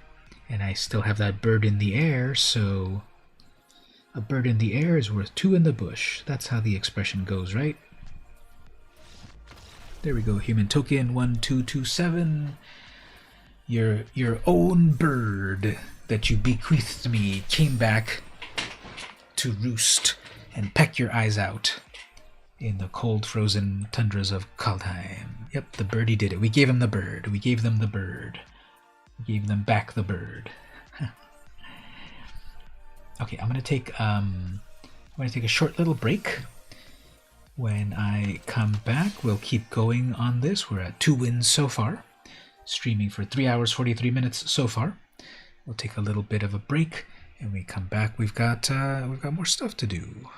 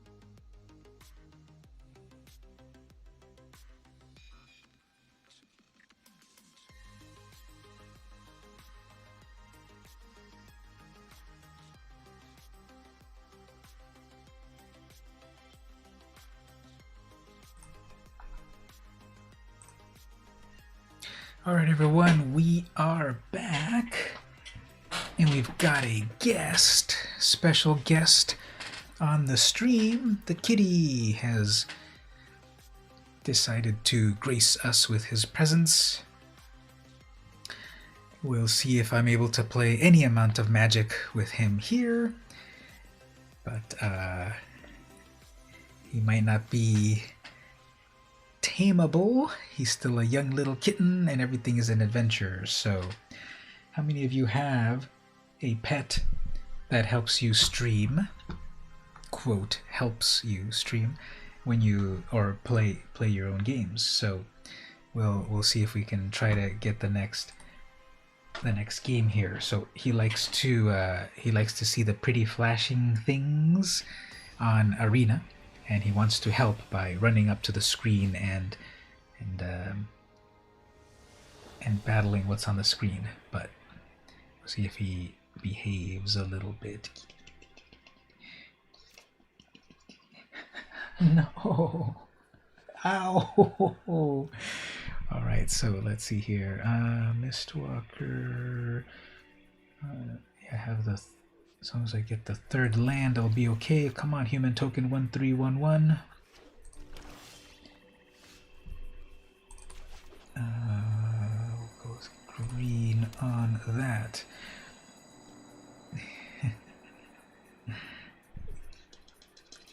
No. Oh, there's that Skemfar. 2 mana, I can't do anything. Come on, third land. Once we get the third land, we'll be in business. Third land, I can put in the Glittering Frost and then do other stuff. Third land. Come on, kitty. Let's see if I can get that third land. Give me your good luck. Give me your good luck powers, and let's see if we can get that third land. No, not the microphone. Okay, there we go. The kitty did get me the power of the third land. Okay, let's see if you want to get on the side table over here. Probably not for very long, but there's your spot right here. Okay, what are we doing here? 4 mana, I can bring in a 3/3, but they're playing black, so they'll probably have some removal.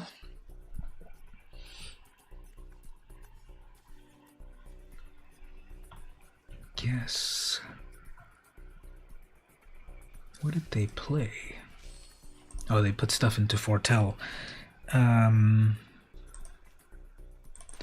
bring this out, which probably won't survive long. But I guess I can live with that. No! He threw the book of questions to the floor. He didn't like the question. No! And then he swatted at me as I bent down again. He's so frisky. Okay, what is happening here? What did they play? They keep foretelling a million things. I'm worried about that. Okay, so guess let's go for it and do some damage while they are foretelling stuff. Okay, so then I guess we'll just keep building up mana over here.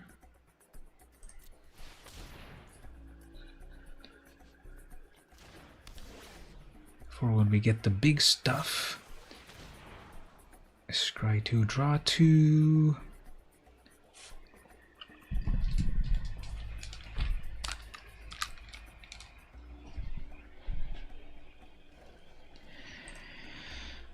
What do I want to do? So I've got that big old 5/6.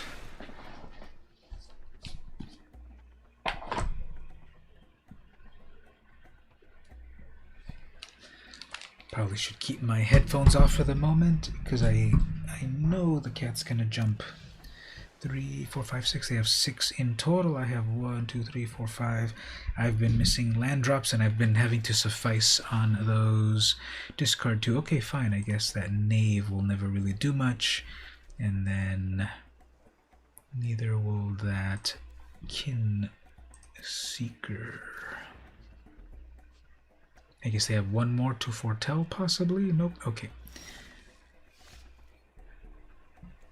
There's a land. This is when I can flash in my critter, but again, it'll probably be dealt with. Put some sacrificial stuff out.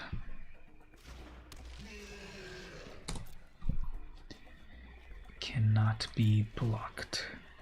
No! No, don't grab that. That's the power cable. I think he might have come in to say hello to the stream, but I don't think he's gonna stick around too long for the stream. Fine, they really want to mill me out, so I'm sure as I play my invader over here, it will get killed or something.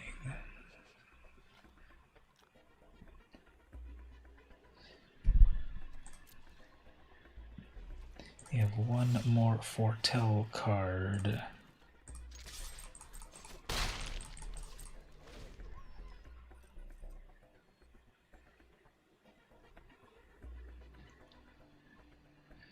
Are they going to mill me anymore?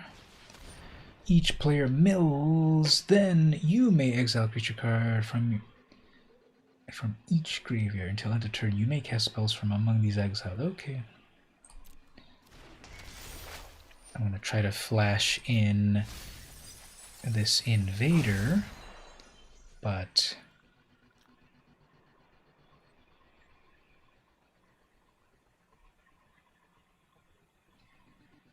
they got my world tree. Did they get my big worm? I don't think they got anything too big.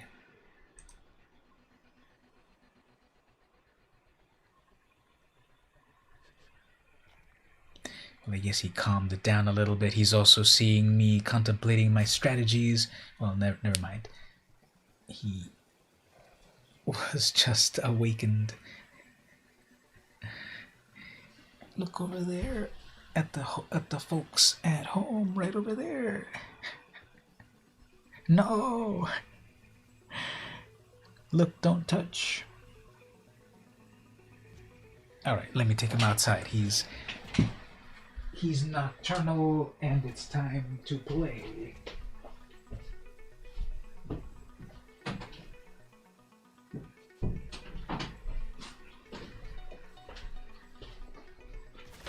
Is the opponent still thinking, or did they crash their system as well?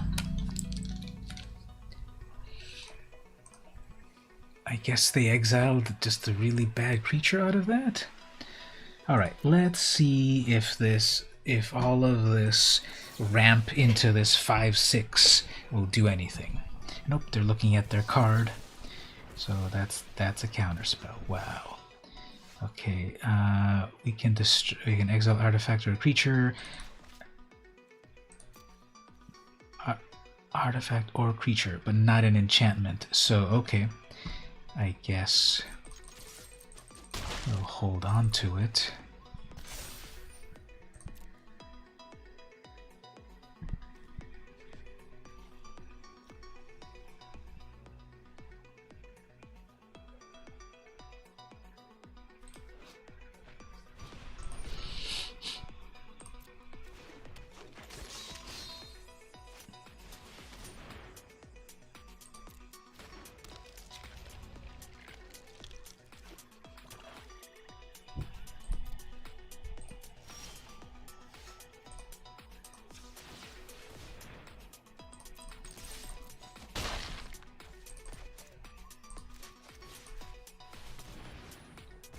So I've noticed that I haven't really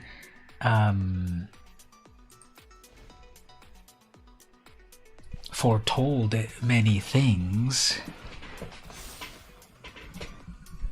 I feel like Magic is telling you to make a deck specific in a certain way.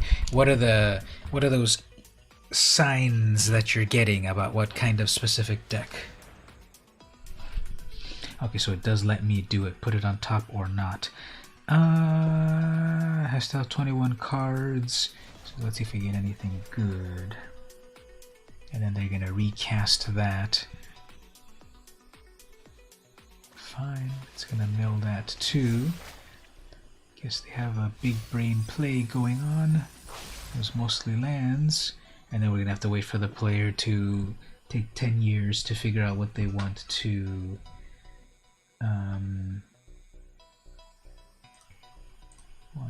take.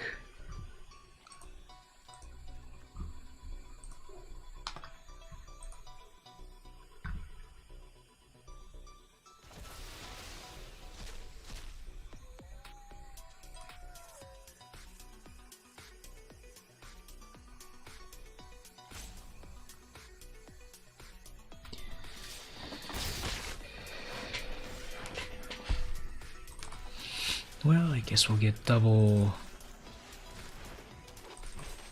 creatures here. I don't know. I don't think we're really in a very good place to make a comeback because they have my 5/6 that they can bring back.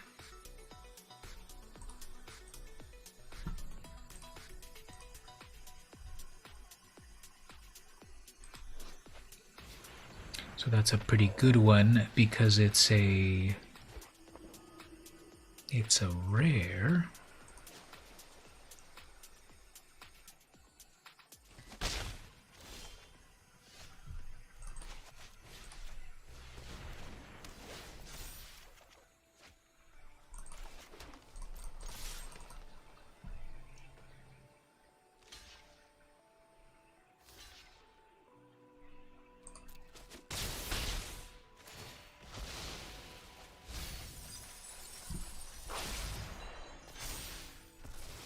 They have 9 cards in their library, but they're attacking with 8 power and have no blockers, so I guess that's game over, right?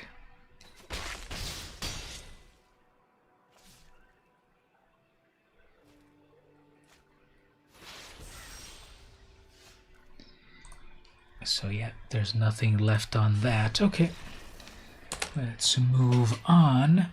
I had way too many attackers, and I had no way at all to do anything with that. So pirates and rogues, fire, light, and dark. Well, so the it's just simply the colors. It's red, white, and black. The terminology there, we can tell what you're talking about, but that terminology is more from Pokemon probably. But it's just the colors. So red, white, and black.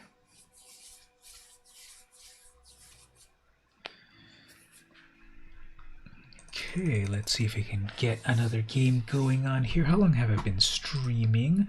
It's about to be 4 hours and 20 seconds.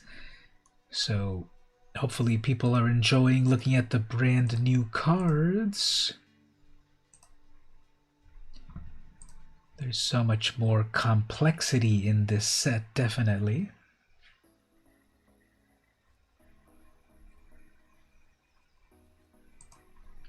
For those of you that came along for the raid, don't forget to check out my YouTube, youtube.com/vmcampos. If you're here on the Twitch, just head on over to youtube.com/vmcampos. And I've got a variety of magic-related videos, comic books, technology, videos, sometimes snacks as well. I am simul streaming over to both places.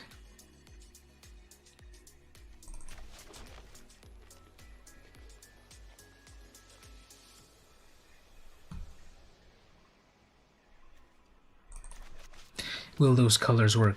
There are pirates in black and red, yes. There's no pirates in white. Rogues are found in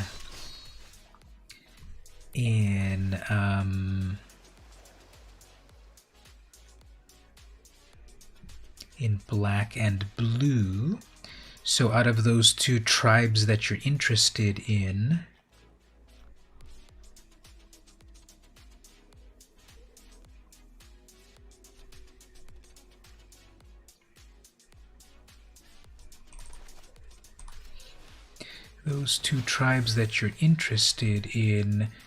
do not have those colors.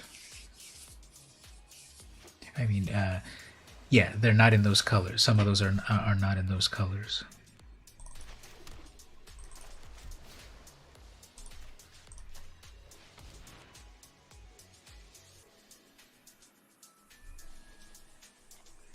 So there's my very first foretold creature ever.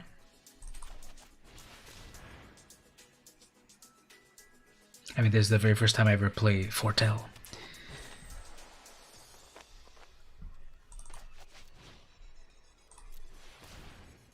Have any expansion packs come out for Kaldheim, or are these cards brand spanking new? These are brand new. They will officially come out in on Thursday, which technically on the West Coast it is Thursday, so it's about to come out, and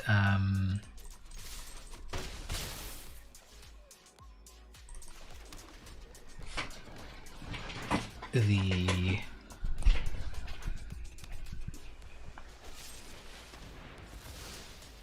fake. Of course they had the card that each player sacrifices 2 creatures. You're kidding me, right? And I only had 2 creatures on the battlefield. Well, I guess they ramped up enough to their big stuff, so it's just all about trying to... Yeah, that animation for Foretell is a little bit confusing, I would say. So foretold to... Okay, great. So we're gonna have to wait a little bit here until something meaningful comes out of the deck.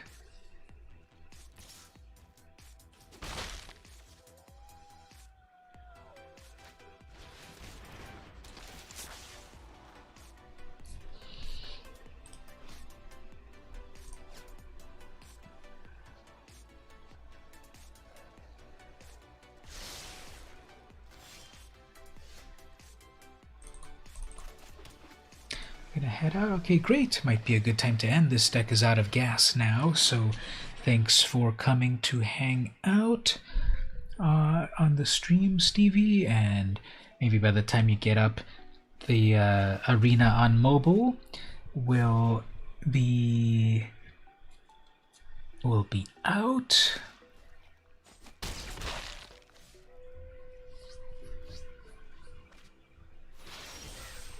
Amazing. So we're definitely hitting the mana vein over here, so maybe they'll just keep using their discard my hand cards. See, there's another one right there. Okay.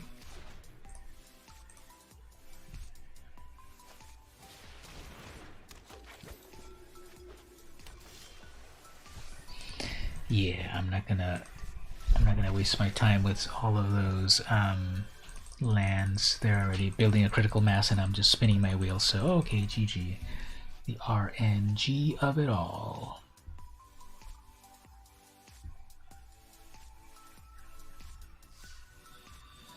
Alright, so got some Kaldheim boosters. We did a couple of drafts and possibly...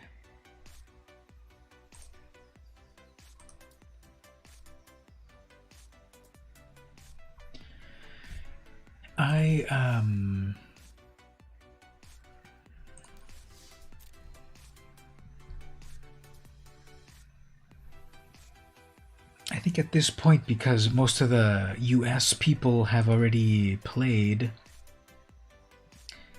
I don't think they're The only modes that are left are play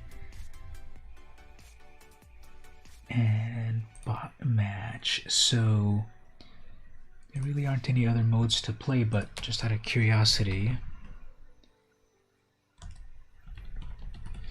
could craft a standard deck.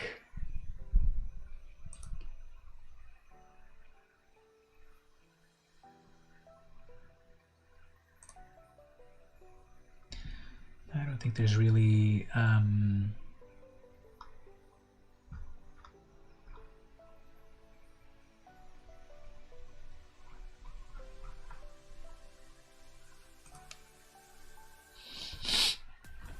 well, what I was gonna say is that I think I'm done with the drafting at the moment. We got a good sense of that.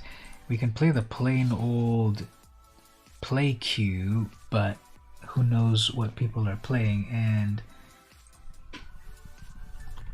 I built a brawl deck.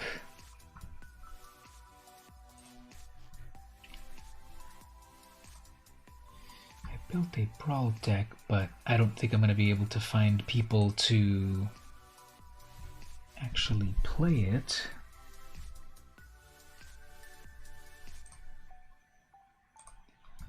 Let me import it.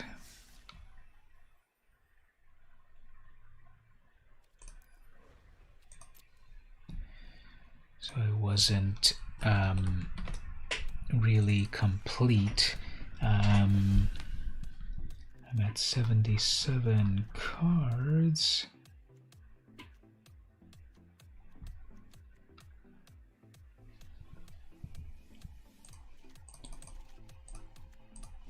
Okay, let's do something really dumb here. I am going to 35 lands. I'm going to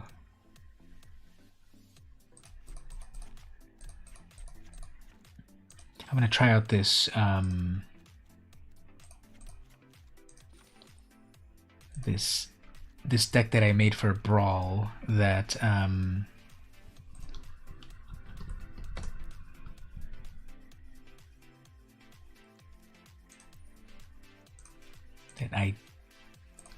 that is not going to be good, but we'll play it for fun on the ladder against the other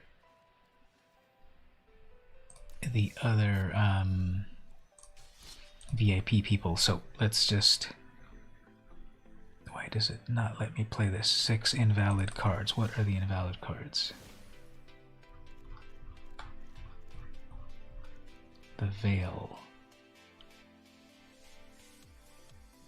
Why are these invalid? Oh, because I've got 6 of them. Why are there 10 of these in the deck? Okay. That doesn't make any sense. Why were there 10 of a non-basic land? And why did it let it get saved? 19 lands. 19, 20, 21, 22, 23, 24. Alright, let's play a 76. What does that say? 40 and not limited, just standard. Okay, so this is going to be a big dumb pile. Let's play it against random people on the ladder. Let's see if we run into Pleasant Kenobi or someone. The deck is not tuned at all. It's just Kaldheim cards. It's supposed to be a Brawl deck, so there's only one of each. We're going to get a random opponent that is not going to be playing on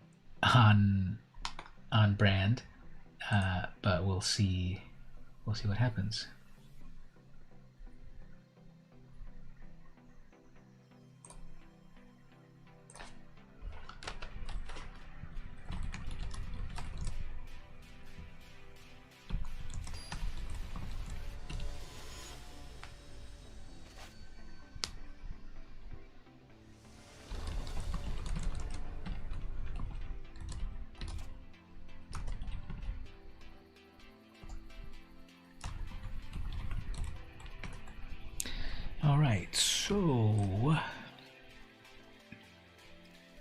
This is horrible. Well, let's see what happens.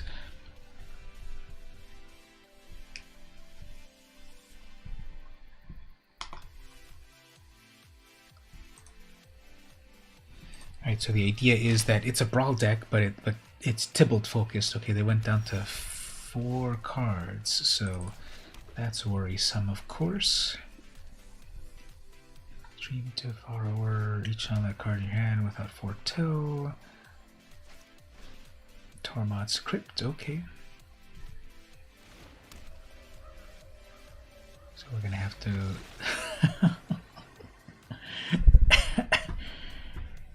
What was that about?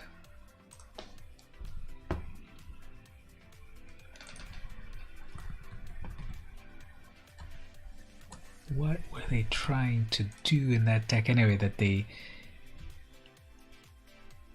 I thought they mulliganed that far down. Okay.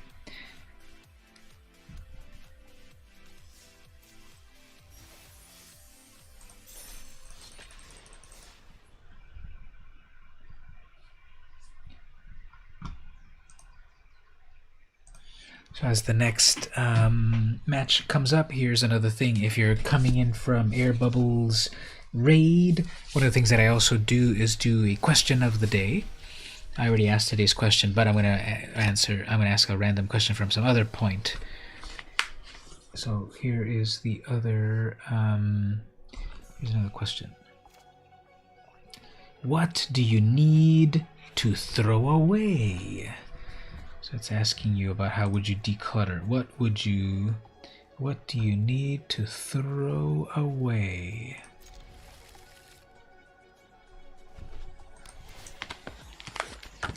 All right.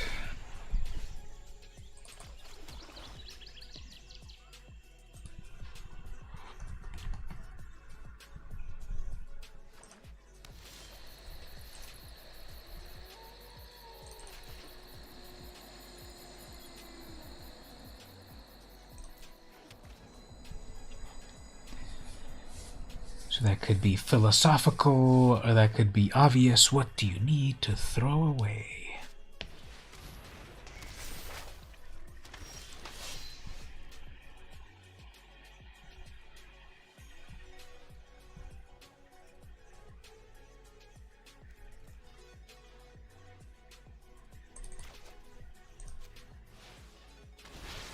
You burned a bunch of old documents at a bonfire. You didn't have a shredder.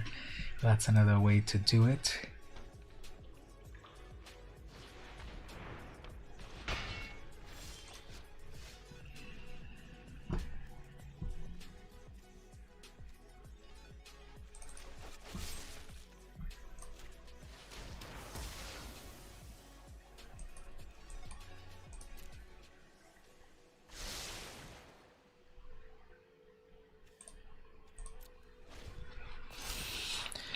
So the opponent's coming together pretty well. I'm struggling on lands. I'm playing Kaldheim only.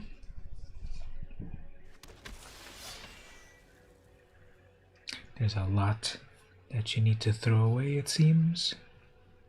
So they play their land, of course, and then +1 everything off of that retreat.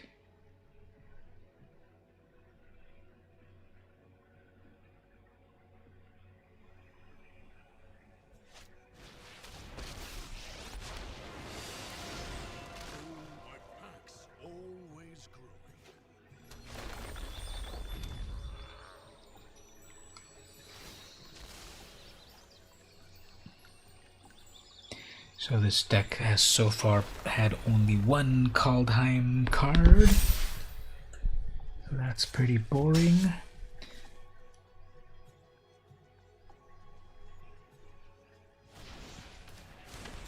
Yeah, no Kaldheim cards.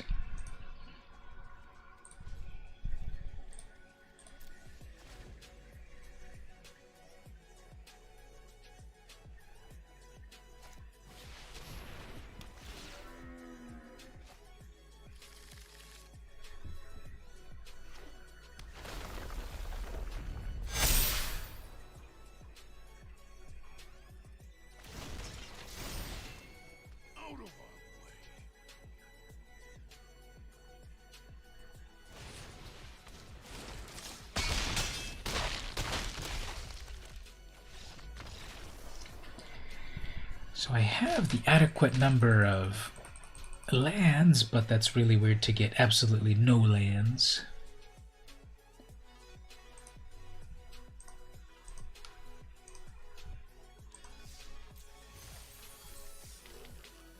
Ooh, got some new rewards.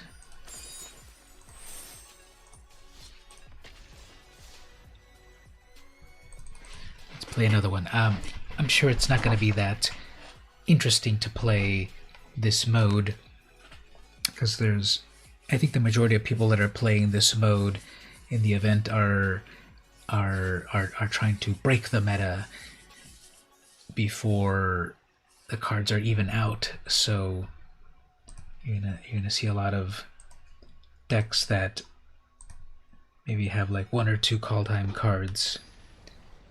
But we'll see. Let's see if I'm pleasantly surprised.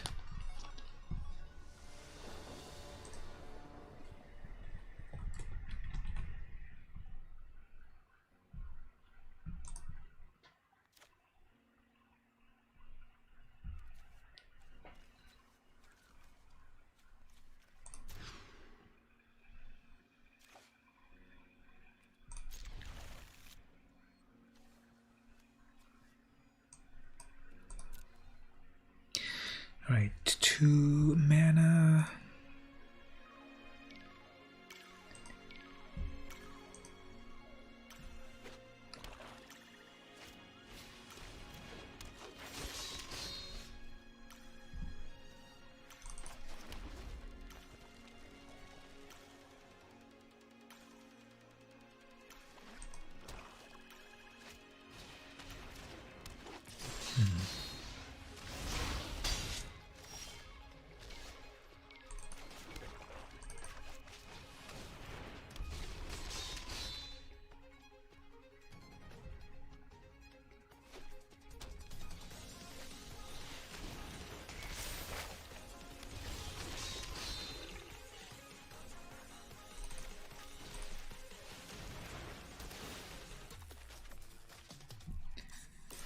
I'm sort of having paranoia that this deck is also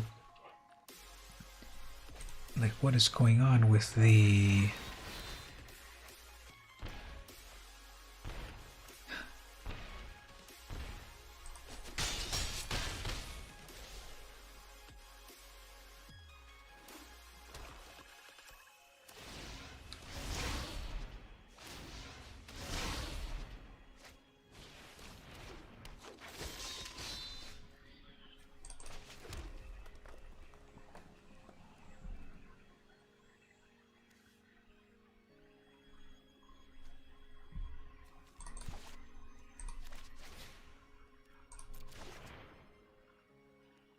how am I at barely 3 mana?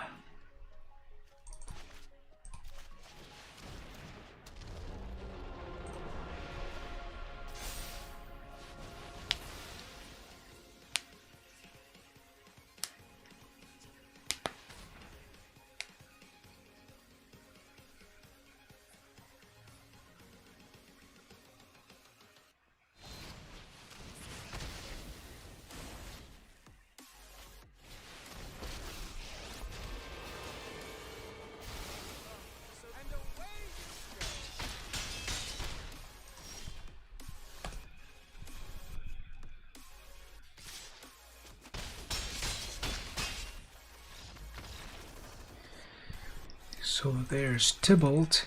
Yeah, I'm not gonna play this. I'm not gonna play the ladder here, unless you have an agreement with the opponent. People are just gonna do the meta decks, and that's not fun. Probably wind it down at this point. The drafts are just taking too long to play, and most of the people on the VIP server, the Discord, there's like very little activity there, so I think everyone's going to bed by now. So yeah, I think that'd be the best thing, just to wind down the stream at this point. Yeah, thanks everyone for coming to hang out. during the stream. Hopefully you've seen some cool cards that give you ideas for future gameplay. I know there's a variety of Brawl decks I want to build with the new cards. You can find those on my YouTube, and those are coming up soon. If you're visiting from Air Bubbles stream, yeah, check me out. There's a Patreon right there. Patreon link right there. Patreon.com/VMCampos. You can get some cool rewards at the $1 tier. You unlock stuff there. You can also go to the $2 tier, where I will mail you some vintage Magic cards or comic books. Check the tiers. You can also follow for free on Patreon. That will then alert you to everything that I do on Patreon that is public, and I put a lot of public stuff. So check out the Patreon. Or head on over to YouTube, youtube.com/VMCampos, and I put a lot of content there as well. And I stream every Saturday at 8 p.m. Pacific time. So thanks everyone for coming to hang out. Hope to see you in the future. And oh, actually, I guess the last thing that I'll put here is let me put the link to the Discord if people want to come and hang out at the Discord. Copy that link there. I'll put the link there in the Discord on both YouTube and Twitch. And you're all welcome. Hopefully people come and join the Discord. We have a cool community there of people that are into Magic, and we've got an off-topic spot as well for other things. This has been VM Campos, and I'll be back on the next stream. And hopefully by then, people have got Arena on their phone, and we can do the 1v1s and all that good stuff. So, this has been VM Campos, and I'll see you next time.